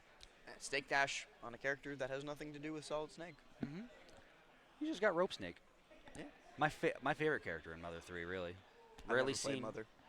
I did play Earthbound because it came out on NSO, and the Earthbound Beginnings, which that's a rough play in 2024. It's just outdated. It just hasn't aged the best for an RPG. That's my my hot take on Final Fantasy VII. Actually, like Really? OG Final Fantasy VII has not aged well. It's still one of my favorite games. Oh, yeah. I played it way back when. But I went back to try and replay the original Final Fantasy VII, and I was like, man, this kind of sucks. Yeah, you have those games where it's like, wow, play as a kid. This is perfection. This is a masterpiece. And not to say that Final Fantasy VII isn't. It is. The remake was so well taughted for a reason. But there's Final always Fantasy little VI things. is better though. Just saying. I've never played a Final Fantasy game. I said it. I'm sorry. I have, like I said earlier, I'm going back home with a long list of games to play. Final Fantasy VI is my favorite Final Fantasy game, and Michigan State trying to make sure that this is not their Final Fantasy here at Riptide 2024. You're so good at that. We're segueing, baby. Driving a Segway like the owner. Hopefully not off a cliff like the owner. Oh, as baby. Regulo getting things going with already looking Lucas back air. Lucas back air does be doing that sometimes. A quick little double tap into a grab from the snake, pushes Echo Fire. I confused the PK kids for a half a second. Pushes Echo Fire into a poor spot. The kill power definitely going to be in favor of Lucas in the vast majority of situations in this game. Looking for a drag down off the Nair, but Echo Fire escaping. Yeah, so now just reset. Getting, luckily for Echo Fire, Regulo was happy to give him some recovery in the forms of PK Fire and some PK Thunders, but it's incremental at this point, as they're both about even percents. Trying to find some way in here, both of them exchanging PK Fires for a little bit. Yeah, exchanging pleasantries, just saying, hey, how's the kid? Hey, how's the family? Hey, how's the dog? How's the lawn, Steve? How's Porky doing? Oh, an F-tilt from Echo Fire going to set up into a fantastic spot. Can't really get out there in time to do anything about it. Going high and getting down to the ledge before the yo-yo can come into effect. And yep, using PK Thunder to say, get away from the ledge. I'm supposed to be there right now. PK Thunder 2 away, but Regalo not going to give him that sort of opportunity. And then an up throw from Regalo brings the lead to 2 stocks. Echo Fire should be able to take the stock here before too much longer with Regalo up at 153, but that is also now full rage, which is a little bit scary. Regalo mixing up also on the shield. Echo Fire guessing wrong at which side he would come out on. Yeah. The Snake coming up huge, and the F-tilt does it. Surprising lack of short hop back airs from Echo Fires. Now we're starting That was to see a full some. hop back air. Yeah, one of the jump scare moves jump scare kill moves that Echo Fire and Ness has at his disposal. Got to find some way in past the wall of snake that Regalo is putting up at the moment. Echo Fire having a pretty difficult time doing so, even with all the extra projectiles. Finally gets a first hit, but then Regalo able to hold down and land on the platform before too much more damage. Not able to get the full string that I think Echo Fire wanted off of that early fair. We've seen a relative lack of full strings across the games here, except from obviously the likes of Peanut, who was just running through in the last match. But both teams seem very content of just playing a slower pace game, like I'll get my one hit here and just slowly incrementally building up percentage. There's no real crazy blender-ish combos, especially from Lucas or Ness so far. Okay. For that grab back throw here would certainly end the game. And oh wow, just catches him jumping in. That is it for Echo Fire. 2 players remaining for Michigan State, and maybe this entire bracket, as Regalo has 2 stocks to his name. Where do you go from here? Regalo's up. Lima's in the pocket. Anarchy's in the pocket. It looks like you go Anin. Anin's coming in, and I do want to point out, Regalo made his name by beating Steve's. It keeps happening. It keeps happening. It could just be a case of telling Anin, hey, we understand. You got this. Go you do have it to be able to anyway. do it. You have to be able to do it. Execute. He's got 2 stocks. You've got it. Mm-hmm. He's just a little boy. All he's got is a stick. And a snake and magic. The magic here or there, but a big head. Like actual magic. What do you... Yeah. That kid's scary. True, but hey, does he have TNT or diamond back air? No. Diamond backer versus Magic. Industrial tools. The Industrial Revolution versus Wizardry. And its consequences. Science versus magic, a tale as old as time. Well, let's find out which way it goes this time around as we get into the next game. The Bomb Kid taking on Anand. I heard somebody describe Steve as an earthbender the other day. I'm like, yeah, makes sense. And then he said, like, yeah, every character in this game is one of the 4 elements of Avatar. It's like, you lost me there. Yeah, you lost me there. What is Rob? Exactly. They would say firebender. No. Exactly. He's a robot. Yeah, exactly. He just has fire. Oh, but this is... And this is not fire if you are a Regalo fan. And exactly what you need if you're an MSU fan is... Whoa, dude! 60? No shot. Well, that's clutch. Anand is never using that move again. That was probably the most clutch PSI magnet I have ever seen out of any PK kid. Yeah, Anand is going to put the TNT back on the shelf for the duration of this game at the very least. We're starting to see some up tilt strings from Anand. It's behind the wall. It has to avoid the PK freeze.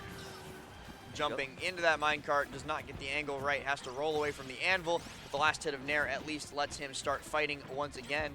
That minecart looked really scary. It looks like it also sitting on the wall. Also looks like it was supposed to go the other way for Anand. But here you go, has diamond, an early diamond, but can't be eating too many more of these PK freezes.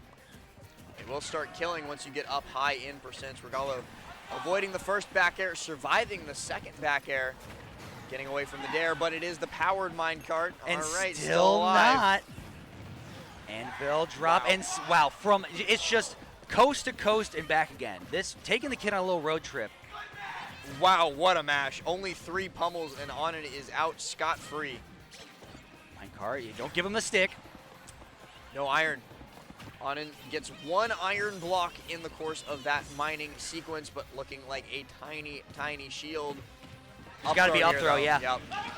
One more stock on Regalo. Has the little house built under the platform, trying to get as much resources as possible, as quickly as possible.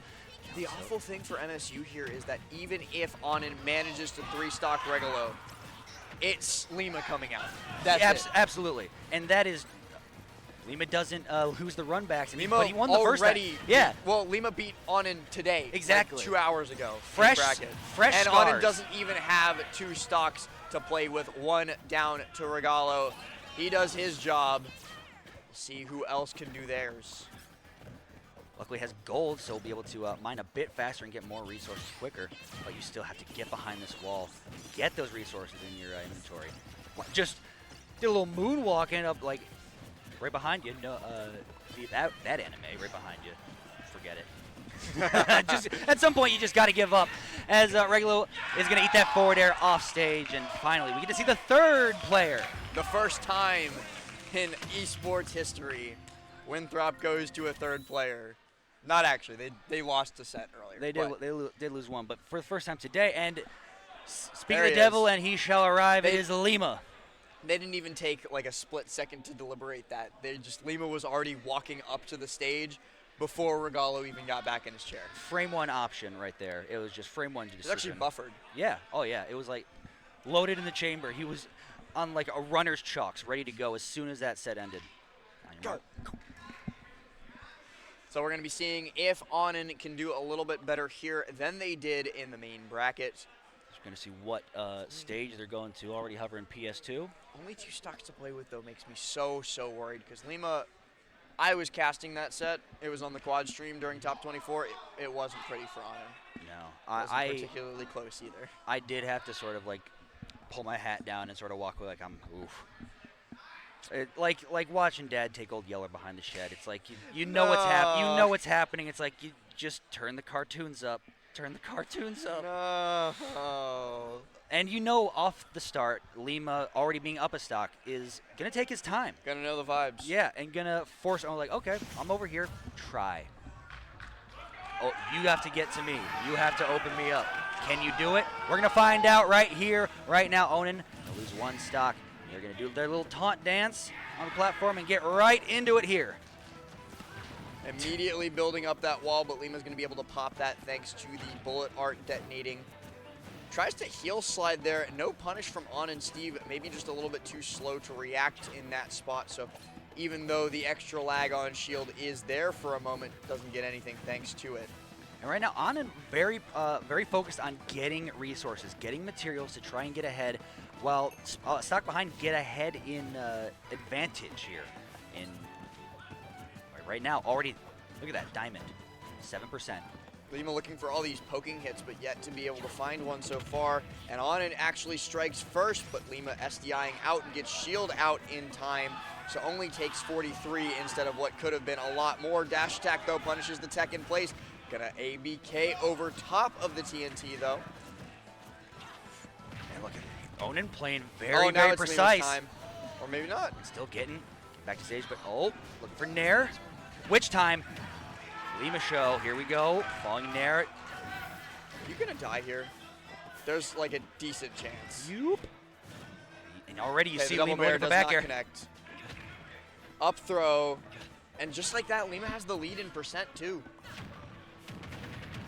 My, how the cookie crumbles, how it all just falls apart so fast, but Onan trying to keep the pieces together, trying to keep the blocks whole. In one piece. There we go, dash attack. Still has diamond, no tools are broken yet. Well, diamond is broken, but in a different way. Yeah. Fair gonna connect, that sends Lima out deep. Gonna have to get underneath the anvil and breaks the block just in time. Got another diamond, so re-up that, but at 132, did you want to save it? He'll get another one. Yeah. Steve always has another one. Always finds another one. Up tilt back air, yep. One stock left on Anand. Has to try and get at least one off of Lima. An immediate witch time, but no punish. Up smash, will do it. So you get one off Lima. Can you get two? Onan, they have so much work to do here. And Lima, they've only got to play the nickel and dime game. These quick little ABKs, these quick little onesies, twosies are going to be more than enough to win this set, or this game specifically, as long as they just keep it up and keep those stocks in the bank. The slow march until that forward throw will kill. Basically a funeral dirge at this point. And that funeral is for MSU's shot at the title at Riptide 2024. Onan trying to show any signs of life here. Just see, has that other diamond. Baits, almost trying to bait an approach from Lima with it. Air dodge down, air dodge through, both of them avoiding what could be critical hits. Now it's Lima's turn for at least a little bit, tries for the down tilt, but instead gets caught by F tilt fair, F smash. And the gun's not gonna get, not exploded TNT, but ledge trump. That hits so far out, Anand's got to recover with minecart, gets witch timed. Off the block, diamond back air. That's what you need. As now we're just like that, we are back. 4-4. Even. Exactly what MSU was has looking for. A huge chance here with Lima pressed up against the stone wall. We are suddenly even in percent and not smash on the side. Not yet. Great DI from Lima, holding on by the skin of his teeth. Still alive, shields through the up smash, resets, tries to witch chime, but the witch chime doesn't start fast enough. Anand, a huge clutch for Michigan State to put them in the lead in this crew battle all of a sudden. Down a stock, dug deep, fought their inner demons and came out on top. Anand puts Michigan State with a one stock lead as now we try to see who's coming up next. This is the Justice. You got.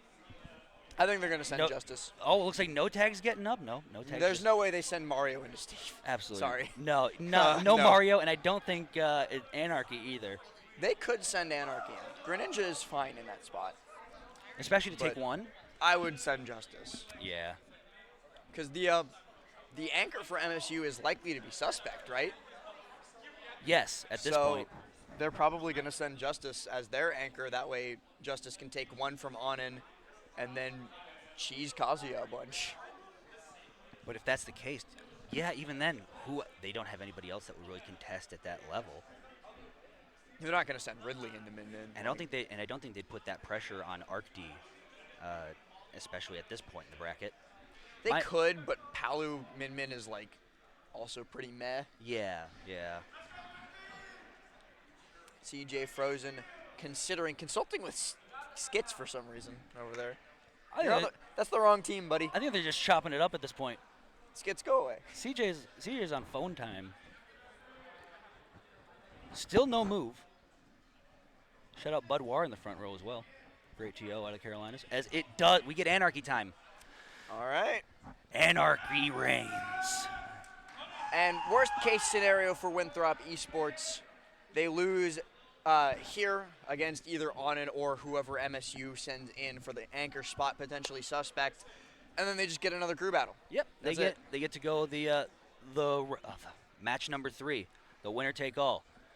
Anarchy coming from the Great White North out of Newfoundland. Newfoundland. Yes, Newfoundland. But going to Winthrop University.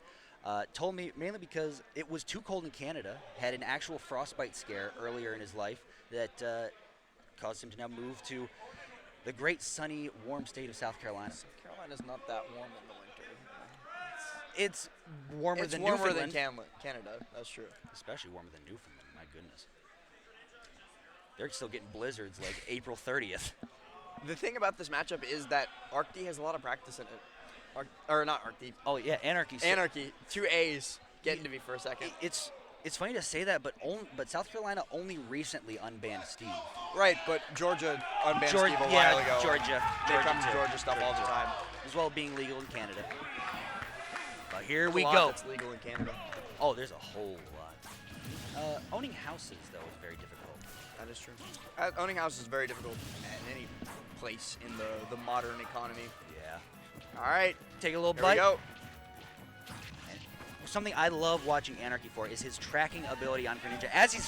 Onan's currently walking the dog. Uh-oh. No, that's the frog, not the dog. Oh, walking the frog, taking a little hopper out for a stroll. Yeah, Anarchy's just excellent tracking, able to just go wherever Onan will go and keep up the pressure, especially with those falling fares to just destroy the blocks. Into the back air 2 off of Onan's jump out of shield. They have had a very hard time finding safe space to mine resources, especially on Town and City. When it's in this FD transformation, there's not a lot of places to hide in Anarchy. Knowing that, trying to take advantage of that, got on and up at 92. It needs to take this stock early, does not want to deal with a stock down against whoever Michigan State sends in as their anchor. Onan sees Diamond and immediately books it for the crafting table, so has Diamond tooled online. But Air beats out the minecart, tries for the dash attack into the corner. Only 58% onto Anarchy. But very little resources for Onan. Ooh, back dash air. attack bear. That's not quite it. Town and City does have the tiny platforms or tiny blast zones. Yeah, drop down into the hydro pump up high. That's eating that dash attack still way better, but eating that diamond back air is not that good. No, 2 stocks left for Winthrop as now Onan has that re-up diamond. Yes. Well, and you hear from the crowd, uno más, one more. Why are we speaking Spanish from Michigan State? Oh, well, there's Arctis from Peru, Equifires from Honduras. Okay, fair enough. I was like, Michigan is not. I was unfamiliar with the game. Oh yeah, Arcti actually taught the team like the Peruvian version of a haka, because he's also a rugby player. Oh, wow. Shout out. But here we go. 160, still has diamond. Anarchy is so scared, does not want to overextend a Anarchy bit. is terrified of getting zeroed to death, and for good reason. Eventually, though, finds that down tilt fair to close the stock, close the player. Michigan State, 1 more in the bag. 2 stocks to take, 3 stocks left. Down to the wire with their championship hopes on the line. You see, there's possible suspects. Suspect is a suspect. Yep, prime suspect. Rydra, which I was talking about earlier. I wouldn't. I mean, I don't think MSU would either, especially with the stakes at hand. I think ArcD is the best pick here. But you were talking about not wanting to put that level of pressure on him at this point in the bracket. The only reason I say that is because ArcD has basically won Most Improved 2 years in a row. Has just gotten so much better so fast, but still may not have all of the veteran knowledge or veteran nerves that come with playing this late in the bracket or playing with these kind of stakes. But that said, I know the competitiveness that ArcD has in the desire to perform for your homies. Like, the heart of MSU Smash is ArcD. Well, we'll just have to see. So I could still see it, but it looks. I think it'll be suspect. Yep, suspect. Need a little drink. A little drink ski. All right, but here he comes. It's going to be Kazuya versus Greninja to potentially decide. I wonder what Anarchy's listening to up there. K-pop. Yeah. It's a good guess with Smashers. Definitely. I'm going to say Creedence Clearwater Revival. A Canadian? Could just like classic rock. Either that or what do you want me to say? Snow? Yeah. You know, boom, They boom, listen to down. Porter Robinson or Oh, something. yeah, that too. Nickelback. Although he has told me he does not like Nickelback. Okay. That's the kind of behind the scenes knowledge you only get. Going to be getting into this final game very shortly, as Suspect does not need to put in a tag or anything of the like. So just going to be able to lock in on the Kazuya and get us going. We're going to Town and City. I see from over there. Going right back to Town and City. It's a good Kazuya stage. That's kind of scary for Anarchy. But it's also a really good Greninja stage. Yeah. Works in both their favor. This thing's getting down to it. You hear it. Oh, yeah. MSU is getting loud for their boys. Suspect, Anarchy, 3 stocks to 2. Anarchy takes this, and Throp moves on to Grand Finals. Certainly what he's going to be looking to do for his crew. Taunts come out, we get started, and Anarchy already bouncing up into the skies. Does not want to be near to the ground to get grabbed at 0 by Kazuya. He's seeking Suspect just sort of living right underneath that platform while he has it. Just try and force Anarchy from approach from a certain angle. Already just. Whoa! Now hold up. Wait a minute. Put a little love in it, but Suspect puts a little grab onto it. No electric second verse. No full extension there. Same core. But still, solid 55. Oh, Drag down. up air. And this is what I mean, the tracking. It's like wherever you roll, he will be there a split second ahead of you with a active hitbox. Anarchy's just so good. Does have access to Rage Drive, though, so that's either going to be a lot of percent or a KO. The Anarchy isn't careful, and that's actually Gates of Hell coming through. Falls down low to avoid the laser. Very smart. And looking for the big boot off the side, but good job recovering high. Gets the forward air, and now it has to recover. Now Suspect has to recover extra high, but still, and there goes Rage Drive. No longer loaded up in the chamber. Still gets the parry, and wow! Down tilt forward air. Even stocks here. Only 88% on Anarchy. The good thing about fighting Kazuya is, like, he's going to kill you whenever. The percent doesn't really matter. So Anarchy doesn't really have to think about this percent lead. F throw here not going to be nearly enough. Neither would have up throw been. Going to roll on past that up B. Recover right to platform. Just make that space. And here we go. One up air. Do we see any more? No. Just jab one and looking for any kind of opening, any kind of big move finisher. Suspect going to get the back air and do it off the side. 1 stock left for Winthrop in this match number 2. Parry the forward air. He's been very consistent with it, but not consistent on the follow-ups. Ooh, and the actual last itty-bitty hit of that punch from Kazuya connects with Anarchy to stop him from continuing that combo. Anarchy gets the dash attack. Bear! And catches him going high. Whoa! 1% last stock. It all comes down to this for Michigan State. Winthrop has another life in the tank. This is a moment where you pay for the whole seat, but you only need the edge, folks. Here we go. Back airs and looking for that first little opening from either player. Just straight up air. Looking to crumple him. Going to the ledge, though. Resetting quickly and a grab at low percent, but Anarchy is out of there. Fast faller be gone. Gets one electric, but no follow-up. Trades. A back throw here is huge. Anarchy suddenly struggling to get these hits in neutral. A neutral get-up, though, is more than enough to get past Suspect. Was not suspecting that. Missed tech. Okay, wait. Great patience from Anarchy, but Suspect punishing the patience. Looking for a back air on landing. Here we go. Could be a big start. Falls out of the up air, but gets the second one. Damage is damage is damage. Any percent is good percent here. Trying to get up past Greninja here. Dash attack fair, not good enough yet. Ooh, dash grab was the option there. Both of them just kind of rolling around, very stressed. Up air. Up air has Rage Drive.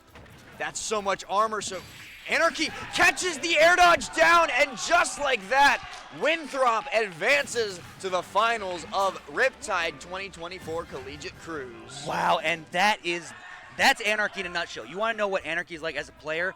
Doesn't matter. Yeah. It doesn't matter how close his back is to the wall. He will always have the perfect answer at the perfect time. I saw him go last hit timeout with no tag at one time, and it was still. If you go back and look at that from Rock the Hill 2, one of the top sets of last year, he is just that good. And with that, Winthrop moves on to grand finals. And Winthrop moves on. Great stuff to the whole team, of course. Peanut with that 10 stock performance in the first of the 2 crew battles. The standout player taking 4 in the second as well, but everybody's going to be patting Anarchy on the back for clutching up at the very end, taking 1 stock away from Anin and then 3 from Suspect. And with that, I think we're going to give it to a quick break. Last, thank you very much for coming over here. It was a true honor. Of course. I'm going to be passing it off to Finesse to join Maximus for the ending of this cruise bracket. But thank you guys so very much for having me. Thank you so very much for tuning in to all of you in the chat. And I'll see you later. We'll be back. Let's all stand and sing the greatest college fight song written in 1919, the MSU fight song.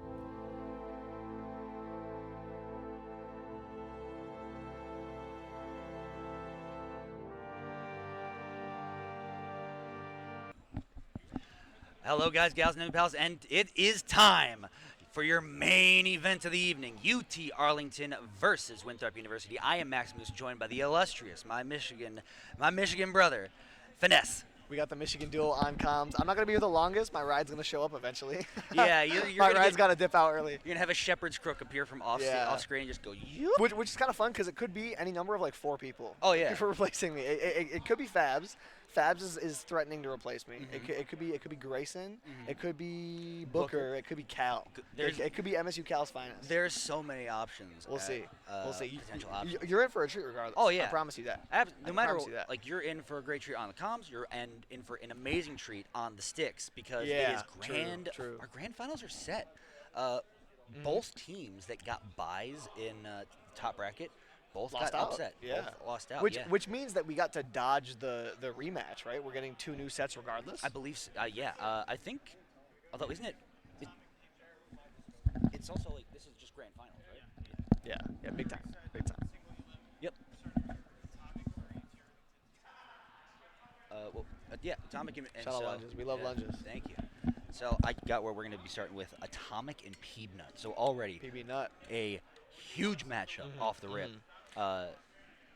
2 of the strongest players on both teams. We saw it just 2 of the strongest players. Yeah, 2 of the full stop. End of sentence. Atomic, insane. Rob player out of Texas, obviously, and then everybody knows Lord Peeb. I've been peebing this whole weekend. I've been peebing for a moment.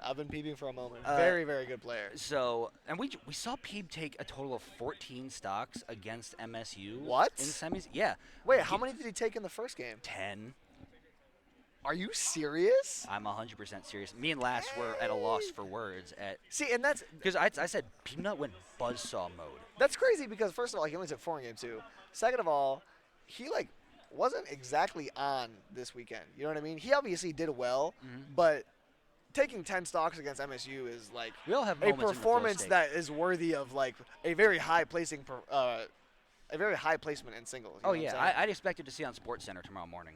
Right? Yeah. It's like one of those. That's a la Mewtwo King in Melee. Yeah, you know what I'm talking about? Where he took, I think it was 16 in Melee because he did 4 stocks. You know what I'm saying? Yeah, it's like wow, that's a lot. A moment in history, if you will. It's just like unbelievable because we've both had experience in the Collegiate Cruise format. We've both bear witness to I 12 bore stocks witness today. Yeah. Yeah. Or yesterday actually, but. And we both seen 12 stocks, but at this level, did you ever have your team get 12 stocks? Thankfully, no. Really? Thankfully, wow. no. Likewise. We got close yesterday. We've both gotten very close. We got close. It was Justice. The Min came in. Oh, yep. I clutched up. I took that 1 stock. I'll say it right now. When I competed, it was actually MSU's JV team. Oh, he's right there. That's the guy that did it. I hate that guy. Sorry, what's up? I got 2 stocked by Juicy, but I did take the stock. Sorry, what's up? I got 2 stocked by Juicy. You did take it though? I did take it. Okay, there you go. Take it. There you go. That's good. They don't. They ask how many, but the answer is 1. They're like, really? You sure? Is that true? And then it's it's true. Yeah, it's true. But we got. Looks like Atomic Peeb are settling in on the sticks, and Peebnut, might I say, has quite a bit of Rob experience. Has played against Zama quite a bit, played against Atomic quite a bit, being from similar regions. Just a little. Just a little. What's that? What did he say? Yeah, are you hot? It's just a little hot in here. Oh, a little warm. I'm all right. Yeah, I'm in a Hawaiian shirt. Yeah, right. I got a fishing vest. Clothes I'm ready to reel it in. You know. Fish on. I actually had a nice sweater on earlier today, and it's so light. Doesn't matter how warm it is, the sweater feels nice. You're also ringed up. I am. Do we like him? I like the chain on this one. Cal hates this ring though. He said he thinks it looks cheap. I think he's a hater. Sounds like it. I think it is cheap, but it's still fire. Yeah. You know? I mean, I know. It's okay to be a little cheap. I know a lot of people who wear jewelry from Shein. Yeah, and for sure. It's like that's a little bit more morally ambiguous, but that's neither here nor there. We love some good rings. We love some good rings regardless. They are still getting locked in. They're talking about music, but they're staring at the music screen.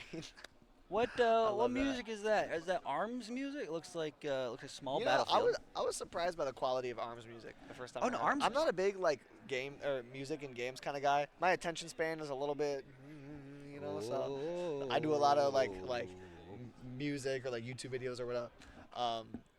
So, you know, it can be touch and go with my attention span. But whenever I'm listening to music in games, ARMS is kind of, it kind of hits. That stadium chanting goes crazy. It does. It truthfully does.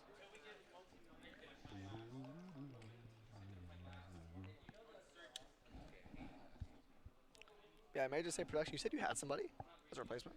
Oh, yeah. Who was it? Who's here?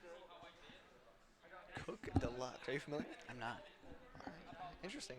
I said it could have been one of 4 options, and there's a mystery fifth option. It was the surprise 5th option.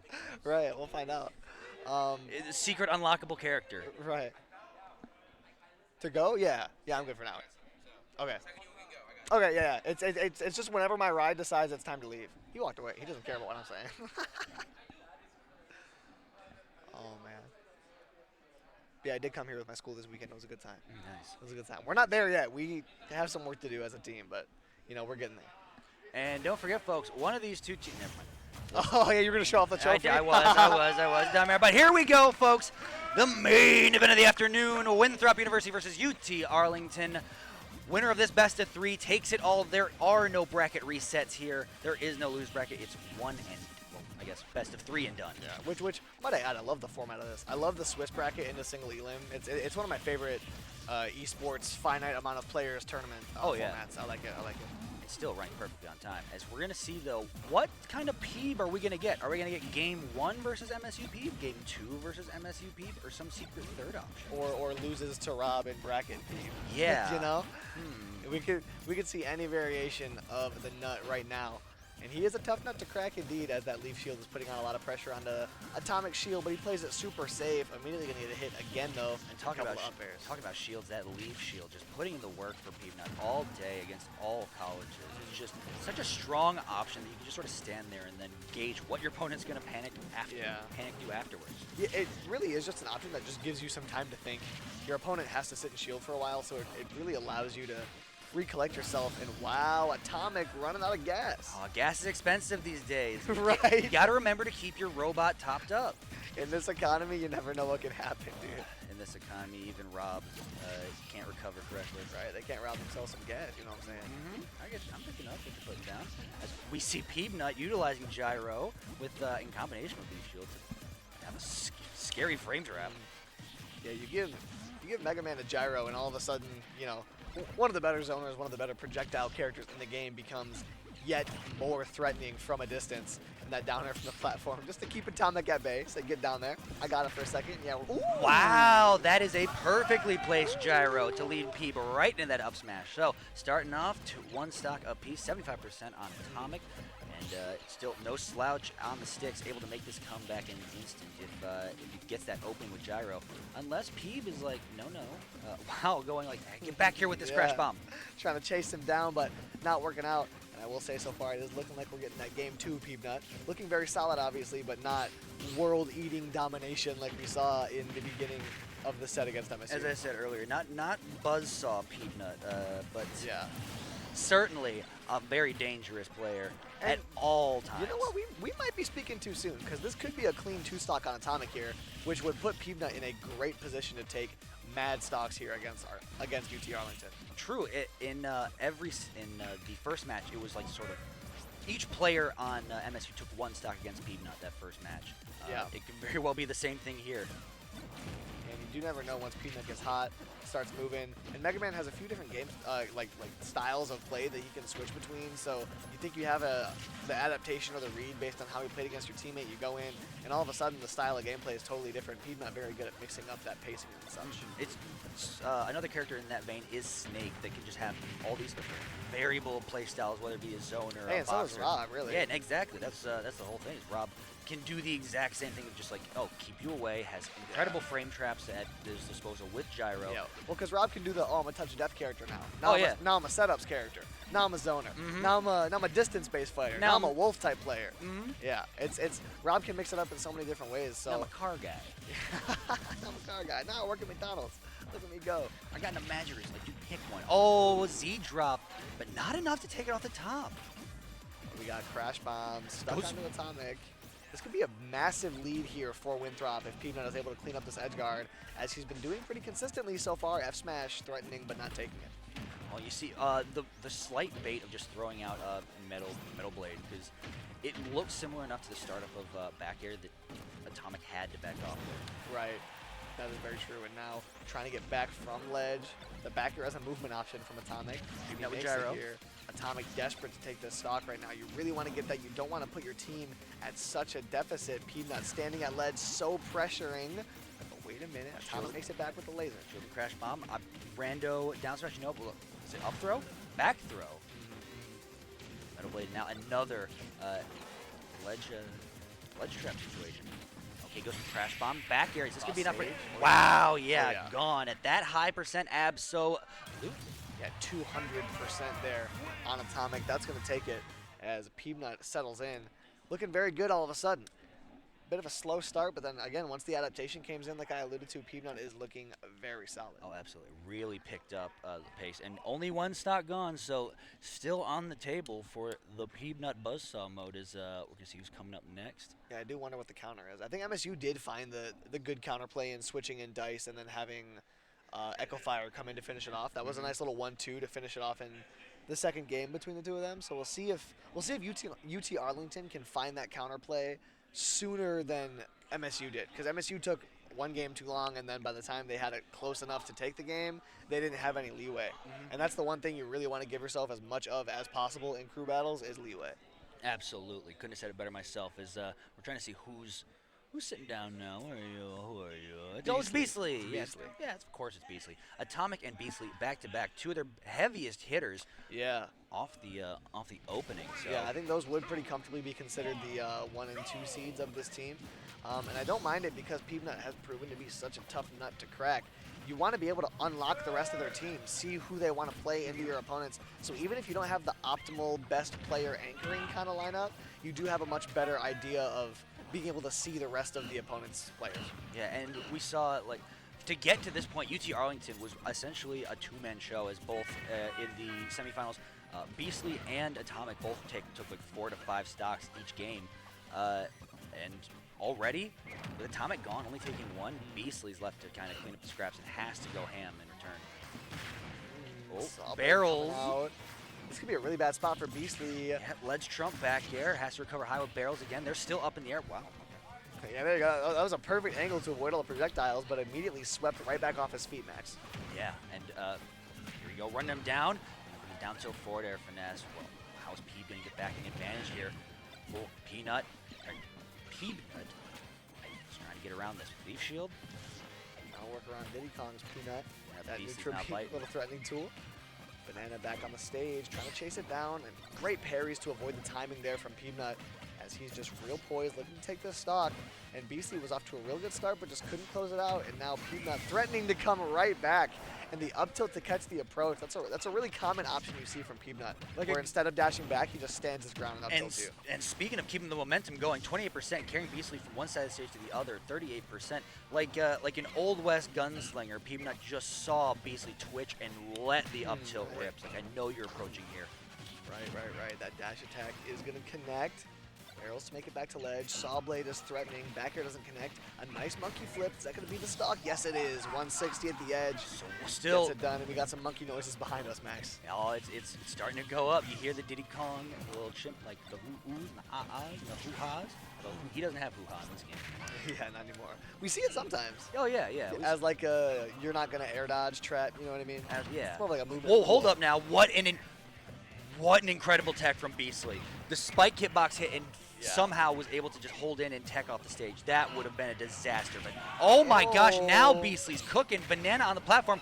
Peanut just parry up till to get off of me. That nair missing looks real good for Peanut, because now you have a way better shot of taking this next stock off of Beasley before you lose your own. That back throw makes it all the more easy.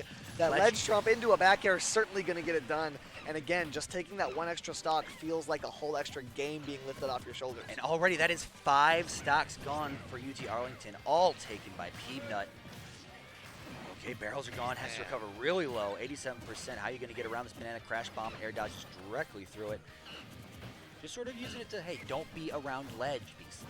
Peanut's just blowing off steam right now. He's in the flow state. He's like, okay, I got 5. Let's see. Can I get 6? Let's see. Against very, very good players. A nice extension there for Beastly, as he really needs to get this stock. If Beastly doesn't get this stock, then UT Arlington is in a really rough spot. They would be in the very similar places MSU was after game 1. Just Peanut doing whatever he wants and getting away with all of it. It would be hard not to call this game a done deal if Beastly can't get this stock. Yes, especially because of how much we talk about, like how much Beastly and Atomic did to get UT Arlington here. And then to run into Peanut and be like, uh-oh, can't crack, literally, like you keep saying, can't crack the nut. No. Going real deep. And Peanut, mind you, Peanut dies first there. Beastly stays in with 1 stock. But presence of mind. It's a bold move. Presence of mind to go that deep and make sure to survive. And Peep doesn't even care. Yeah, he's just staring straight He's not ahead. even happy about it. Are we sure that's actually Peanut, or do we just put a wax statue of Peanut in that chair? A wax mannequin. A wax mannequin with a super powered Smash Bros. AI in its hand. Oh yeah, it's just capable of beating even the greatest of opponents. I would have a Peanut automaton. I think it'd be fun. Whoa, good idea. That's just a good idea. Sit him down and be like, hey, just install a Peanut automaton in the MSU training room. It's like we need Mega Man practice. They just run into it all the time. Yeah, because Michigan doesn't really have Mega Mans. And he's not gonna he's not really gonna respond at all like to any pick like pop off if he wins or loses. So it'll be just like having the real Peanut. Next. That's how it is, man. That's how it is. And the thing is, that would be a very welcome addition to the MSU room because we don't have Mega Mans over there. We don't have Mega Mans in Michigan. Yeah, there's no Mega Man. We used to, but we used to have like obviously with Smasher. Yeah, Smasher 1001, and we also had another one that I'm blanking on. Chan. Yeah, we have Chan over in West. Shout out Leaf Shield main. Definitely though, I will say this.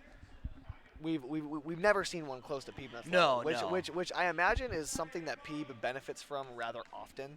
You know what I'm saying? I don't think a lot of people have a lot of Mega Man practice. Well, yes, the Mega Men are kind of few and far between, especially a Mega Man at Peanut's caliber. The closest, even think within the Midwest, what Mega Men do we have? Man, that's a tough question. I mean, we think of Kamehameha, obviously. His name is I think MPG. Yep. Is from PNW, maybe. I could be wrong. Within the Midwest, the only one that comes to mind that would. Oh wait, I'm tweaking. There's Crows, Grumpy, Sandy, and another one that I'm not thinking of. We have a few, but the thing is, we have a few Mega Men that are solid. But again, it's really hard to kind of bridge that gap. With some characters, you can kind of climb the ladder. Like I think with Rob, you can find a Rob at any given level and work your way up. But with Mega Man, I think the gap between the next best Mega Man in the U.S. and Peanut is vast. Yes, it is a very wide gap. As we're gonna see Hippo sit down for going to Hollow Bastion. More Mega Man versus Kazuya. Peanut's like, oh, it's Suspect again? No. This time it's Hippo. So you got to see how these Kazuyas are going to play differently. Already Hippo living beneath that Hollow Bastion stage, and Peanut just staring at us like, you're just gonna eat this Leaf Shield. What are you gonna try and do? Yeah, feeding him a Leaf Shield salad. Eat your salad, offstage footstool, still making it back. Peanut playing with his food like. At what point does it become a respect question? Right, just using the footstool as a recovery option, just to get it done. Leaf Shield back up, no dressing for that salad. Crash Bomb, extra damage. All 3 projectiles coming out, a slew of them. Leaf Shield at the edge, even more damage. Back air would have been a great finishing touch. I really just love how Mega Man, when Leaf Shield is out and it's hitting your bone, he's just standing there, just looking at him. Yeah, when you're in the corner, he just like is whispering something in your ear, say, you have no chance here. It's like, you have no chance. Try me. You can't do anything. Said, have you ever walked your enemy down? Just like that. Up tilt not connecting on the platform. Peeb is going to be safe, and that up tilt's going to get it done. The second try. Okay, so that's 7. We're up to 7 for Peanut. And now it's just a question of, does Hippo take one? That's the real concern at the moment. And Hippo can take one, then the reason I mentioned earlier as to why they brought out Beastly to that early to try and kind of unlock some more of UT Arlington's players and see how they're going to play against some of them. It's just not a factor right now because Peeb is just running through it. Yeah, it's sort of a one-man show like this late in the bracket, something completely unexpected. Yeah. It has been rather unreal from Peeb. With all this high-level competition, There's he's 8. Still just taking them all out. He only took like 10% on that stock. And if you're a Hippo, you're like, how do I get in? How do I get anything started with the slower jump squat? And just like, we saw Suspect struggle with it. We saw plenty of other Kazuya struggle with it against Peanut this weekend. Yeah, Suspect a much more seasoned Kazuya too. It's like if Suspect's having a hard time with something like that, just about any Kazuya in the world is gonna have a hard time. Up there, not connecting, and now it's just spinning the C-stick for Hippo. Like, can we get anything? Find anything? 70%, and still getting lapped in percent again. 88 to 70. Peanut goes for up tilt again and does it off. Hold the phone, folks. 80% on Kazuya up tilt off the top. That was 110 after the hit. Good heavens! But that is still like that's Kazuya. He's supposed to be heavy. Exactly. The Devil Gene makes him more dense, but good heavens, there's dynamite in that hand. That was unbelievable. I can't believe that. That's Zamo. He was on comms earlier. Oh yeah. If you were here yesterday, Zamo and I opened up. Did he use his caster voice? Yes, he did. Yes, he did. That man's got a good voice for it. Very good voice. You're gonna hear him on the mic more and more moving forward, because that man Zamo can speak. Especially if you tune into events like the other MSU events like Legends or and upcoming Crossroads. Those. All on the same channel. Crossroads coming up. The Legends events were phenomenal last year. Just a great time all around. Some mostly invitationals of players in Michigan, but there was also a aspect of qualifying, if I do remember correctly. And don't forget, folks, the winner, I'm going to hold up in front of you. The winner of this fantastic event gets this wonderful trophy to go in their team's trophy case. You see that? Mm-hmm. Ooh. And chat, I will say, my ride, we're in between. This is a perfect time. Yeah. I will say, my ride is here. We have a replacement at the ready, sitting at the helm. These two players are getting started right now, so I'm going to be quick so Max doesn't have to solo comp for too long. It's been a great time. I've been Finesse. Max is going to hold it down. He'll do you well. Don't worry about it. We got this. Stick with us, folks. We're getting right into it. Wait, they're picking music. Never mind. They haven't even picked characters yet. Finesse, you mixed me up one last time. Mix me up again. Oh, boy. Ooh. What's up? Cook Deluxe, welcome. I'm joined now by Quick Deluxe, going to take us to the end of this thing. Quick Deluxe, how you doing? I'm doing good. How you feel about Riptide? Hey, it's been a great time. You having a good weekend? Yeah, very good. That's big. Because now we're getting Skits versus Peanut. Peanut on the similar tear he was against MSU in Game 1. And now UT Arlington already down to their last player. It's up to Skits to do what Peanut did and take 10 in order to keep hopes and dreams alive. But unfortunately, this feels like a case of, hey, Skits, just get knowledge, and then maybe we can run next. Hey, well, we're going to see what happens, though. I mean, Skit's got a good percent lead, but Peanut, hey, we saw that last game. That was nasty. It was a dog walking. Oh, man. Like that. Peanut's been walking all of, like, UT Arlington, they're the stallions, and these horses are being put out to pasture. The glue factory truck is here, and these horses.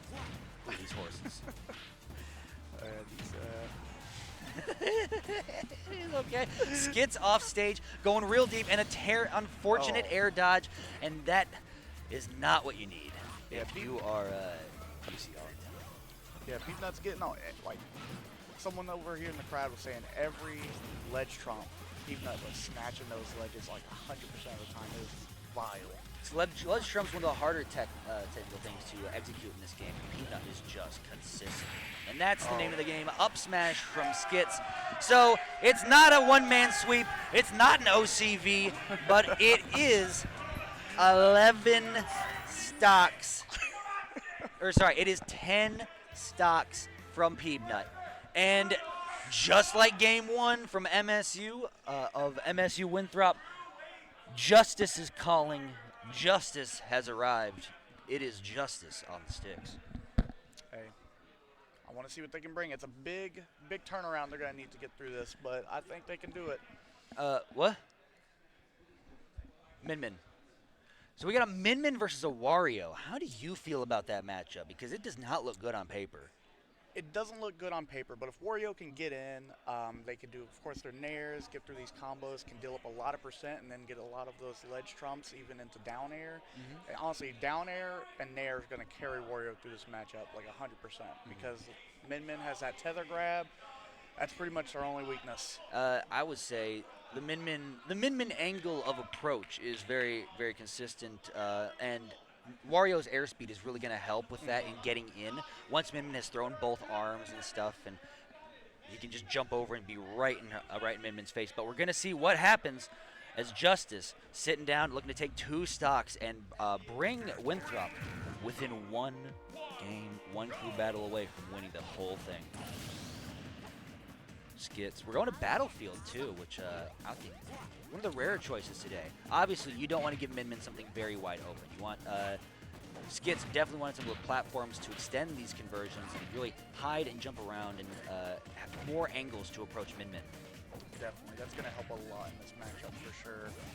But Justice starting to get set up here, the center stage, really trying to wall out Skits quite a bit. Oh man, these snares, these already. Oh no! There's Ram. Don't do it to him. Resources are getting thin, but still find a way to recover. The reversal. Down air from ledge. Here's Megawatt. Has to air dodge it. How are you going to make it through? Megawatt nair into Dragon Arm. He's going for a ride. Harley Davidson. And still can't find anything. Yep. That's the tracking from Justice. It's like, try again. You're not going to succeed if, and that's just what Justice wants to see. But here we go. Up B. Not going to do it off the top. 106. Almost taking that stop. Skits definitely wants to take more to, not make it look like as bad as of a Wampum. I mean, definitely. Skits is going to need a miracle at this point. Like, Min Wario, it's not great, it's doable, but in this case, it is, it's looking rough. Yeah, stalling under the stage as much as possible. Here comes Ram. Oh, but finally a deep back air will find home. Throwing the butt. And you were talking a bit earlier about down air, something we have yet to really see come out of Skits. Yeah, I mean, Justice has really just been controlling this play so far. Definitely think it's something that should be utilized more at ledge when you have Min there. It's like short hop down air on get up because it is so meaty and it's such an active hitbox.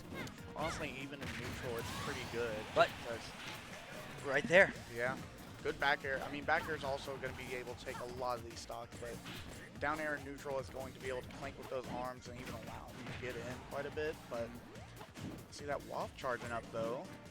Yep, it's waft. There's one in the chamber, but will Skits be able to pull the trigger? Ram below ledge, and it's gonna get up Megawatt right to your face. And with that, UT Arlington on their last legs here. Winthrop takes game number 1. It's looking good. It's looking good. Do you think they're gonna be sending out Peepnut again? Absolutely, absolutely. Without a shadow of a doubt, I put money on it. If Yeah. they don't, they're trolling. Honestly. If yeah. they don't, they're throwing for content. Peepnut was Kazuya. But it's crazy. You have your two top dogs in Beastly and Atomic. Both go up against Peepnut. Both of them have Mega Man experience in their own right. Have are able to. It's a best of 3, chat. Both of them were able to do next to nothing against Peepnut. Both only taking 1 stock apiece. And another case where Peepnut went Buzzsaw mode. Literally, it's hard to deny him the MVP at this point. Oh, 100%. The Aaron Judge of Collegiate Cruise here at Riptide. Yeah, what? That was 10 stocks? Yeah, that was 10 stocks across semis and now in grands. Peepnut has taken 24 stocks. He has taken an entire crew battle set's worth of stocks. That is lunacy. I mean, a true testament to the skill of the player, really. I mean, I assume they're going to be doing a lot of thinking on this and really putting their heads together, figure out if they can get a different game plan together. Different game plan, going to the well. I don't think they're I think they're more of talking like, hey, what kind of food do you want to get on the way home? Want to stop at Taco Bell? Want to get some canes a little bit? Maybe a Culver's while we're still in the Midwest, used to say. I mean, that's also valid. We don't know what they're talking about. I'm trying to read lips. I'm not John Boy. I can't do that.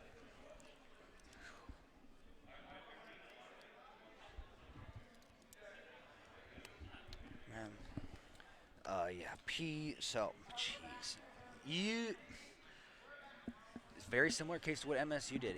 You got to get through Peeb. And then even once you do, You're staring at the equivalent of the 1920 New York Yankees. You're looking at the Murderers Row Yankees. Babe Ruth is Peanut. Joe DiMaggio is Lima. Lou Gehrig, you got Anarchy, No Tag, Regalo, all of them. Anarchy's Yogi Berra, but stacked. Absolutely incredibly stacked. Sub and Hippo already went up and already lost. Yeah, that up tilt at 99% on Kazi is that like 88. It was 88 from like not even on top platform. Yeah, center stage. Just like I don't know if it was the DI or what. It was because that move should not hit that hard, but he died fast after getting hit by it. Hey, Mega Man, my favorite Shoto. Gotta get those DPs out. I mean, Peanut certainly sliding with his dogs like he's Mega Man. Man, and he is most certainly book smart. I have talking with Peanut, a smart dude. I mean, well studied, very knowledgeable beyond the game, but about life in general. I mean, to play Mega Man, you have to be. And with all of those interactions, you can see him adapt with that leaf shield just to like catch Diddy off guard, off stage. Like that was. And it looks like we're getting the same starters here as Peanut sits down to go against Atomic. So, what adjustments can be made from the side of UT Arlington in that short of period of time to hopefully and maybe try and bring this to a game 3? But right now, we're getting right into it.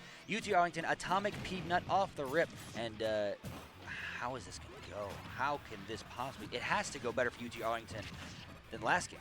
Certainly, right? I mean, I would hope so, but even so, this matchup, I would say is pretty rough for Rob just because how big their frame is. Like, Peanut just shooting out these pellets, throwing out all these leaf blades and everything. It's just going to be stuttering Rob the whole time. Yeah, Rob still, while not being a super heavy, still definitely has to pay the heavy tax because of how big his body is.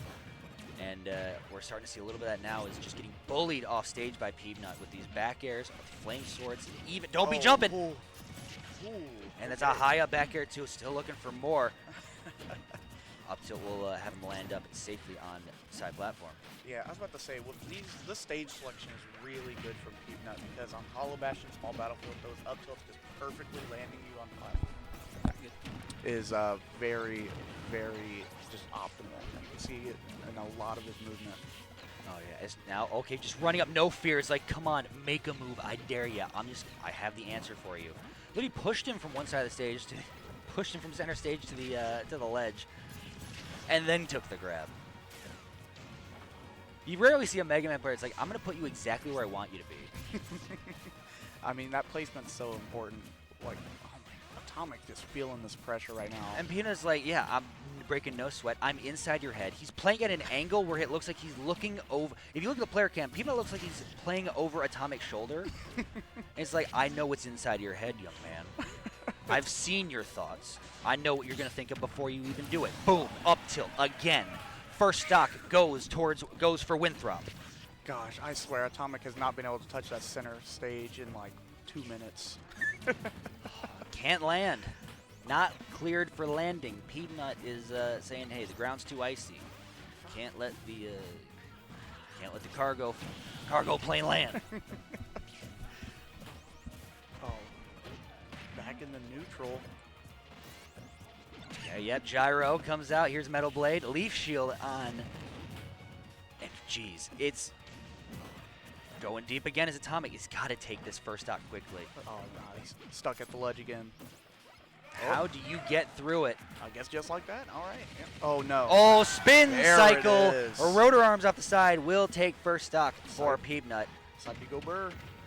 But still, you took 64% on your second stock. You have to find some opening here. There you go. Down tilts and forward airs off stages. That's puts Peanut in disadvantage, but he just reversed immediately. Don't be jumping with that up air. We keep saying it, but people keep falling for it is the thing. Oh, don't sleep on Atomic now. They're starting to get this percentage. The momentum, I can feel it shifting. What we do? Oh, they tried it. They tried it. They tried it. Doing their very best. Has Crash Bomb on them. Has to run back to shields. That way they don't get run up grabbed by Peanut. Now, with Leaf Shield and Gyro in hand, what goes up must come down. There it is. Hello, Gyro. Oh, he had free grab there. Probably didn't have much of a follow-up after down throw. Peanut known for the mashing as well. I mean, they're just fencing around each other with these projectiles. I mean, even when those openings do show up, they are so hard to time. Yeah, just taking their individual, playing small smash here, but small smash builds up percent quickly. In the case of Atomic, boom, there's an up smash out ledge. So Atomic taking 2 stocks off Peeb. Much needed after game 1. That is quite the breather for sure. Peeb not getting a little bit greedy there, going for that up tilt. It's a slight weight off your shoulders, but you can't exhale yet. You still want to try and get as much damage on Peanut before you lose the second stock, but it's going to be Z-drop back air, the Metal Blade, and now Atomic collecting himself, sitting center stage, taking a little extra time on that Angel platform. Yeah, being patient is going to be the winner of this matchup for sure. Like, they have to be so patient in all of their movements. I thought he was going to use Metal Blade for the Rob ZDT. ZTD. Sent that gyro away. Okay, that's it. It is Grant. Wake up, folks. Come on. Come on.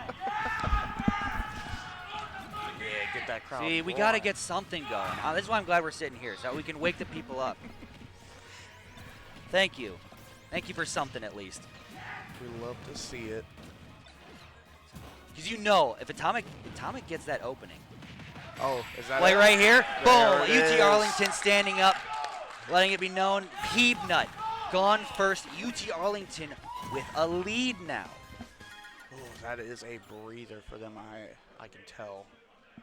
Saw a deep sigh. Deep sigh of relief, but when you strike out Babe Ruth, next up comes Joe DiMaggio, another Hall of Famer looking to take your yard. As Lima strolls up in the sunglasses because it's bright on Planet Cool, the slides and everything. It's Bayonetta time. It's Bayonetta time. Atomic versus Lima. Mm-hmm. Hey, that Bayo's going to get in. I want to see like a death at 10%. That's my aim. I want to see random. You want to see that? Oh, it's going to be. You want to see Bayonetta go back to the times of Smash 4? It'll be so funny. We got to see at least one. And then an SD immediately afterwards. Like that's the Bayo text. That's the Bayo text right there. Oh, yeah. When Bayo comes to collect, she's not knocking on your door lightly. She is punching a hole through it and saying, "Where's my money? I asked for it 2 minutes ago." And then slips on a banana peel on the way out. Oh, yeah. Well, I mean, you need Beastly up there first. True. You need Beastly up there first.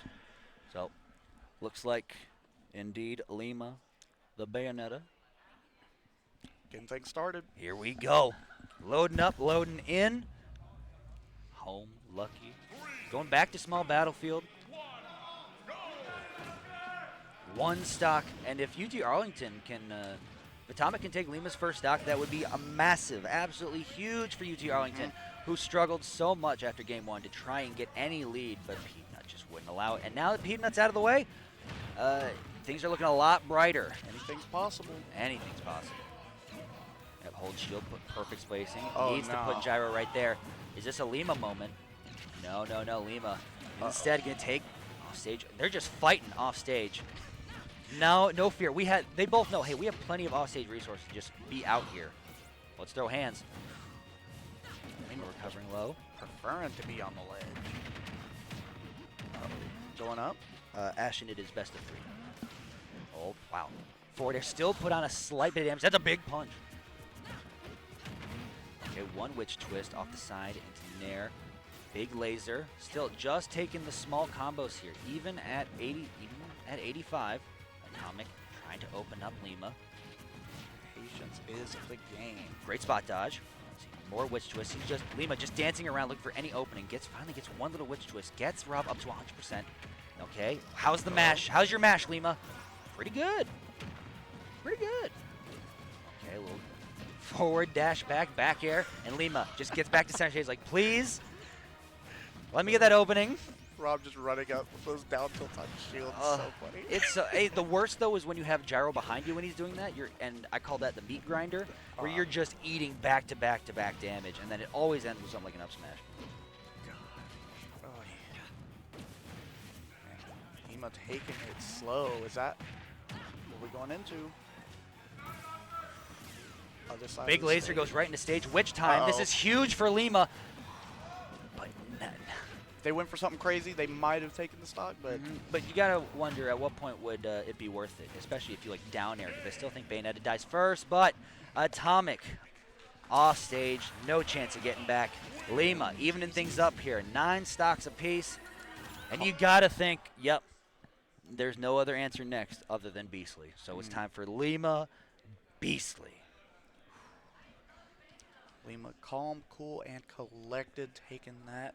I want to say, take a moment here. Thank you, everybody who's out there tuning in live to the Collegiate Crew Battle event here at Riptide 2024. I am Maximus, Cook Deluxe here. We're taking you to the very end of this. It is grand finals.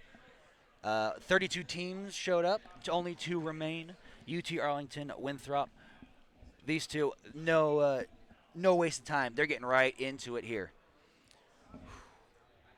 Getting things started. Going to Hollow Bastion, and they go right into it. Nobody, Lima not losing any stock, so they don't have to do the taunt stuff. Version 9.5. Wow, look at that. You put more damage on yourself than you did onto Lima. I mean, you got to risk it sometimes. Get that early percent. You got to get those explosive moves early. Okay, banana pull, and now Beastly starting to move. Even, wow, bats within, into banana, into the regrab to extend the combo. Okay, Beastly, that's the kind of action we need to see from UT Arlington to wake the people up, get the people going. Ooh, boy. Oh, and but Lima wants to get the lead back. They are just swinging. Pop gun time, looking for down tilt. No, instead Lima's going to overshoot backer. Can't pick up the banana. Going for a little slip. Dash attack. The gun's loaded up, looking to fire. What oh, ooh, perfect. You know, it was a unique recovery from Beastly and then a unique punish from Lima in order to take the stock. But the electric slide from Beastly still not enough to take it off the top. Oh, peanut in hand. Lima, like, would you like a peanut? Big fan of the Princess Bride is Lima. Crouch, run up, down tilt, monkey flip, not connecting. As retreat back to ledge, and you already see Lima looking for up tilt back air. There's more witch twist carrying off the top, maybe 1, 2, 3. Great DI from Beastly though. Not dying off the top. Oh, just rips up smash. That is. I was about to say that was prime up tilt back air, but gets to do it gets to try a second time. There it is. If at first you don't succeed, try again. Beastly did, but it was Lima's attempt. Went out in the end, but Rocket Barrels to the rescue. Oh, Lima's still up that stock though. Getting things started on this one. 30% real quick. Oh, banana slip, but still can't get the grab. What is this? Did he grab range? Just not coming in. Okay, needs one up tilt to an up air, forward air. So still building percent. Still down a stock. Shield on platform. That's when the Beastly movement starts. Right there. Pop cancel. Oh. Woo! Back throw down air. Could have been something vicious. Slowing it down. Has banana at ledge. Diddy holding banana in shield at ledge. One of the scariest parts of this game. Up throw, up air. Huge for Beastly. We love to see it. To even the game up again. Bats within again! What is going on? Bats within immediately into it, but what happened again? What is that? What is... Somebody please clip that, because that was, first off, Bats within into banana again. Lima, though, fool me once, fool me, you're not going to fool me again. Gets him off stage and just pulls out shenanigans to take that from Beastly and to hold on to one stock. Photographer is exhausted. That was so silly. Oh my gosh. That were side special into the up air to kill off the side is crazy. What in the world? You gotta wonder what inputs was going on for Beastly for that situation, for that to even happen, for that to occur at all. There's a lot of layers of shenanigans going on there. Wow. So, next up for UT Arlington, somebody I don't think we saw up here last time because I don't think they needed it. We'll find out. Unfortunately, UT Arlington is the one team I am unfortunately least knowledgeable about, as they are on the other side of the country. Valid. But we know Beastly, we know Skits, we know Atomic. Oh, it's Memphis. We saw. Oh yeah, no, we saw Memphis. That's my fault. That's my fault. Memphis. We're playing. We got Peach versus Lima. Interesting. Owen Counter pick. Owen needs to take one stock, and we saw this. Saw Memphis do that exact thing earlier today. And immediate, off the rip, immediate stitch. Oh my. What was that? What was that, 9 seconds, 47%? Literally the first turn up pulled was Stitch Face. Oh, gosh. That was a crazy start to this round. Down throw back air, and yep. No. Into the toad off the side. No. Oh That's fake. That's always fake. I was about to say, that was like 2 combos. One of them was a counter. Like, Well, when you pull Stitch as your first turn up and you hit it immediately, you build a lot of damage very quickly. Very true. Oh. And you see Lima just begging, looking for that back air to take it off the side. Lima took it personally. He's like, I got to get this stock. Got to build the lead. 1, 2, 3 off the side. Memphis, though, holding on. Has to recover low, but there goes Parasol. Air dodge doesn't have much float left. Yeah, this is brutal. Oh. Back air holds up and dies off the top. That was a crazy DI mix-up. Oh, my. That, once again, still very high percent. We're going to see that's one stock gone, not what you're looking for UT Arlington. But as long as you get this stock off Lima, you'll feel a lot better as there's the forward air off the side. There we go. With one stock gone, Memphis keeps the game within one. I hope that the mic didn't pick that up. This is a family-friendly broadcast. You're good. Don't work too hard. Ooh. Great play from Lima, though. Oh. Who's up next? Who they sending in? If you're Winthrop, who are you sending in? Oh, I mean, who we got left over here? They still got Justice. They still got No Tag. They got, well, it looks like Regalo. Yeah, I was about to say Regalo. I've been wanting to see them play. I haven't seen much of their play this week. I'm ready to see some more. Obviously, one of Carolina's finest, Regalo, the PK kid extraordinaire. Has a custom switch skin to make Lucas look exactly like him. I kid you not, down to the headphones, the knuckles shirt, all of it. That is insane. Regalo, well known for kind of like Apollo Kage, known for like the same outfit but having multiple of it, so it's always clean. That's awesome. Keeping the brand fresh. So we get Lucas, Peach down the stretch here. And this is a matchup I probably have never honestly seen. Like, it's a rare one. Very, very. 2 uncommon technical characters. 2 floaty characters. 2 characters that are going to have be very happy in the air. And 2 characters with kind of similar combo routes.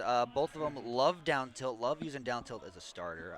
Well, I think Lucas more as a percent builder of just mashing down tilt. Definitely Peach with the gets things started. So we're going to go small battlefield here. Ink coming. Go. And we're off. Is that allowed? Can you pull turnip up and then taunt? What you're saying, if that turnip was a bomb, I have a feeling Regalo would have asked for like a reset or something. Ooh, oh, back air connects. And that is a brutal opening for UT Arlington, but needs to make this up. Going for a mute ace combo, and Regalo immediately looking for it again. God, they are just throwing each other into the. Oh my! Like, Regalo, a well-known merchant of the Lucas back air, wants to cash in as many times as possible. I mean, valid. I mean, if it just takes stocks like that, I would too. Regalo wants the championship and wants to go watch Ultimate Top 8, I guess. He's like, hey, when's Ultimate Top 8 starting? Come on, we gotta get this show on the road. But UTR's like, no, there's still 2 teams here. Memphis, keeping up the pressure, has Regalo at 152. Oh, second back air to not kill. That's DI. That is knowledge of how to hold the stick. Oh, God. What is this pressure? Drag down Nair, back throw is still not enough. It is crazy. Saturn said hello and immediately said goodbye, by the way. He was here for a second. Down tilt, forward tilt, getting that center stage again. Forward air, that's finally going to take that stock. So 4-5.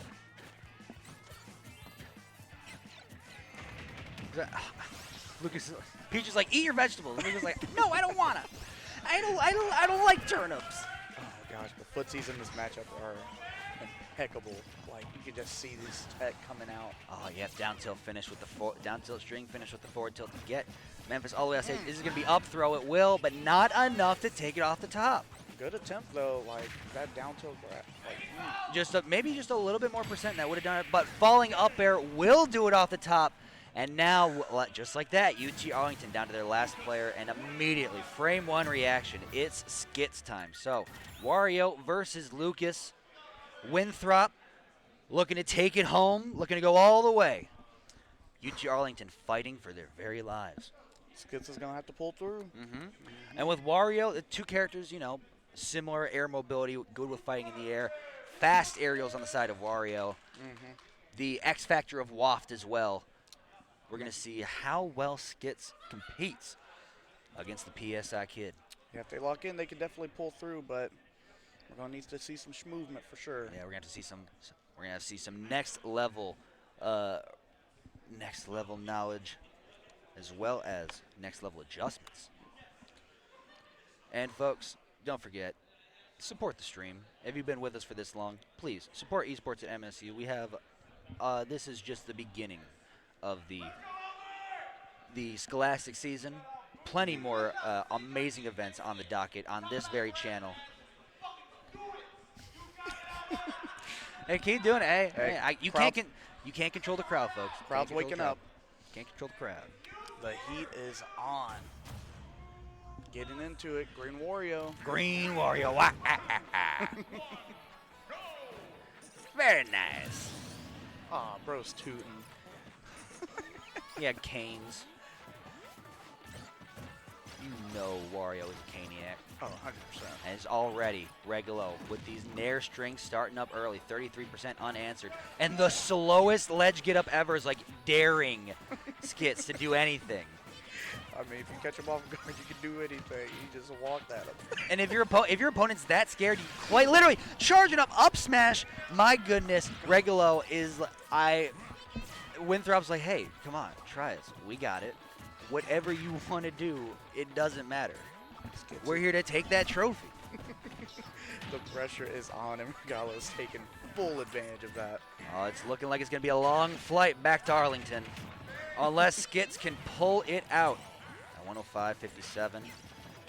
You're going to need to take stocks without Waft here, Skits. Can you do it? Not snapping the ledge. And Regulo's going to give him the stick.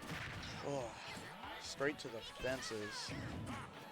That's a grand slam. Okay, there goes Bike. Hey, kid, want this? up tilt, up air, 117.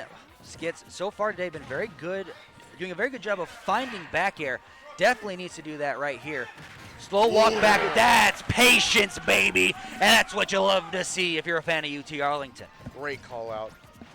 One stop, and now this is much more doable for Skits. If he can get Waft and get that last stock gone on Regulo, then it's just 3 stocks to 2.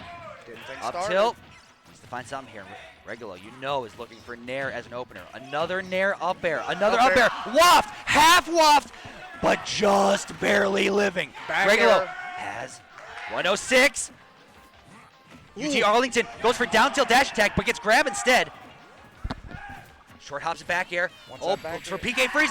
Give him the slap off the side, but Regulo holds on. Not going to take it just yet. It's close. Oh, but now. Forward air. Oh, the 1, 2, 3. The triple kicks. Down, meaty down air. And look at that. Just here goes PK freeze. That forward tilt is so meaty. Oh, you pay for the whole scene. Oh, chomp, chomp. Swing him off the side. And here we go. Time for Winthrop's last character, last player. The denture's doing work. It's Skits trying to put UT Arlington on his back. But no fooling around for Winthrop. Unfortunately for no tag, high possibility of riding the bench today. The jacket comes off of Justice as they walk to the stage. The weights have dropped. 2 stocks separate Winthrop from a Game 3 and a championship trophy. Here it is, folks. This whole weekend. In both rooms. This room and main stage. It's the final countdown. It's the final showdown. It all comes down to this. We lock in. We play the game for moments like this. Skit's got 2. Justice with 3. It's Min Wario. We saw this matchup. We saw how this matchup went last game. We did. We did. So will it be anything different? We're hoping. We hope so. We hope so. We'd love to see it. Gonna have to put those dentures to work. Take a big old chomp out of the arms. I mean, she is made of noodles. Yeah, so. get that ramen. You know, take a big bite. You want pork and chicken with that? I'll take extra veggies. Yeah, you about to make a whole meal out of her. So here we go. They're going in, locked up, loaded up, roll out. Here we go, small battlefield time. UT Arlington chanting for Skids. Going into it. And they're getting, here we go, small battlefield Justice. Going to try and play the slow game. They don't want, first off, you don't want Wario to build waft consistently. You only want to keep him to 1 at most. And don't want him to get in. He has the airspeed to get in, or to avoid Min at these angles. We saw how that worked last time, but it only went so far. But if Skits is getting warmed up here, you never know. True. I mean, given the right circumstances, Wario can do a lot of damage to Min, but Justice is playing it real safe and patient. Just almost circle camping, knowing Min wants to stay on stage, doesn't have the best aerial options, except for these aerial tilts. Got to create a dome around center stage and just force him out of it. That's the game plan. Frame traps force him where you want Wario to be, so that way you can land your big hits. And still, 103, the percent is just climbing. They're not very extended combos for Min. It's just enough to force him out. It's, small smash. The 1, 2, the 2 pieces. Megawatt on the deck. There it goes. So there's Megawatt. Carrying the mic. I got this. Hey, you forgot this. Found this for you. Oh, looking for up tilt. It's going to be Megawatt Nair, but great DI from Skits. Do not lose it off the top. Yeah, that can definitely catch you off guard for sure.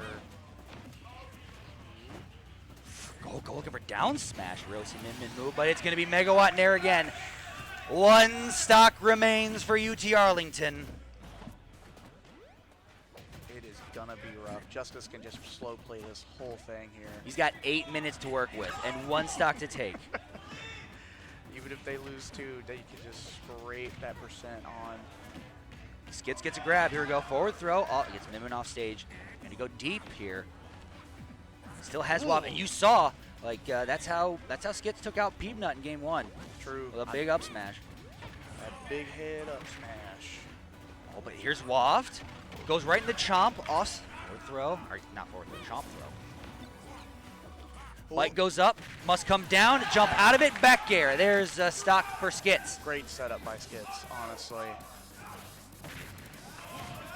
1 stock separates these 2. If he can pull off Waft and make this a 1-stock game. Smell a waft coming for sure. Oh, it must be disgusting. Except for that, a charge. Megawatt will do it. And with that, your winners, your champions of the Collegiate Crew event here at Riptide 2024 is Winthrop University. Congratulations to Winthrop University. Hey, come get your trophy. And I'm going to see if we can get Peanut or... hey, we going to do a post-game interview? Can we do a post-game interview? Yeah, it will be. They're doing a group photo really quick after the handshake. All right. Who wants it? Maximum, you want it? Oh, yeah. I want to, yeah. Do you want to interview CJ or Peanut? I'm going to do CJ. I'm not giving him an option. All right, cool. Yes, and you get to give it to them. Oh, sweet. There you go. Nice. Hey, Cook Deluxe, check him out on Twitter. Thank you very much for joining us to the end. The It's been a pleasure. A little bit, short notice. I was just like walking around. He's like, hey. We make come do. here. We make do as commentators when we're called on. We got to step up. We got to step up. It's a great time. Love to be here. Great games to watch. So they're going to do a quick picture over there, and then we're going to have CJ come over here, give the a little award ceremony and interview, and then that'll be it from us, and we'll send you back over to mainstream.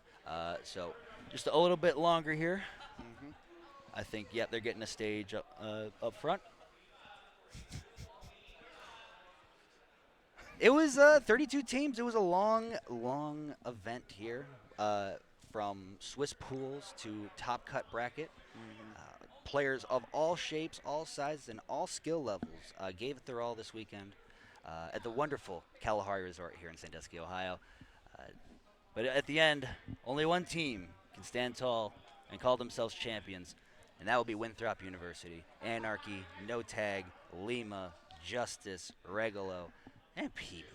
Your MVP. I'm just gonna say it. Peanut's the MVP. Congratulations to your award. We don't have an award for it, but your MVP of the weekend, definitely Peanut. Honorary MVP. It's in our hearts. We know you're the MVP. So, have you hop on. Thank you very much. It's been a pleasure.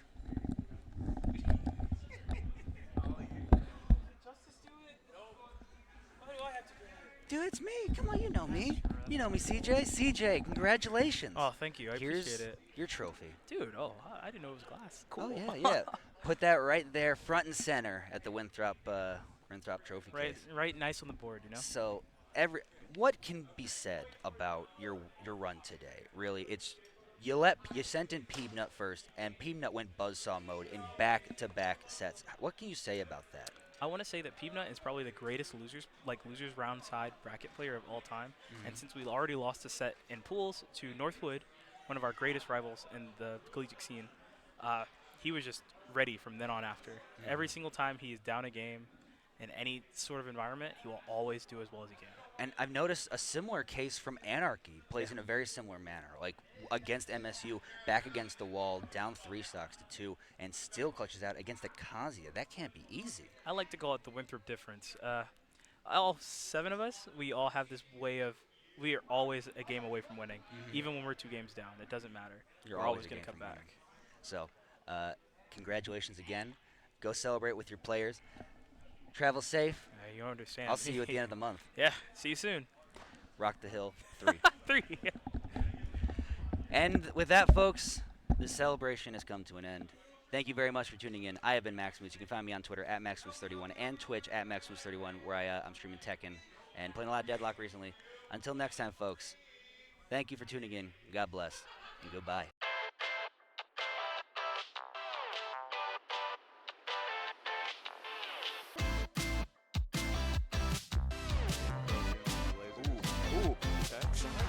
That's great. Okay. It could go either way. Mew finds the landing there, but Aaron's gonna be able to clutch it up. Will they be able to do a weird overtime? They need one grab. They can't get it. We'll tack on the damage quick. Out of shield. Parry, big punish. Here we go. Oh, snap.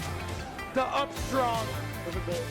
How did Castillo just get that? Castillo was literally going backwards 30 seconds ago.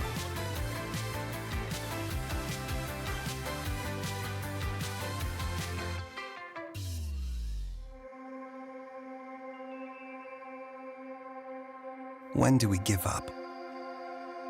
When do we just close our eyes and say, that's it? This water's too polluted. This disease too far along. To a Spartan, the answer is simple. Never. Because Michigan State was founded on the belief that our purpose is to make the world a better place. And when you're open to unconventional thinking, you value people's differences and are willing to work harder, push farther, and forge true partnerships. Then and only then can you solve the world's toughest problems. Better, faster. Like renewable energy, clean water, Parkinson's disease, and fighting malaria. Things Spartans work on every single day, all without fanfare. Because we know our true triumph lies in the impact we make on the world around us. And after all, if we don't do it, who will. Spartans will.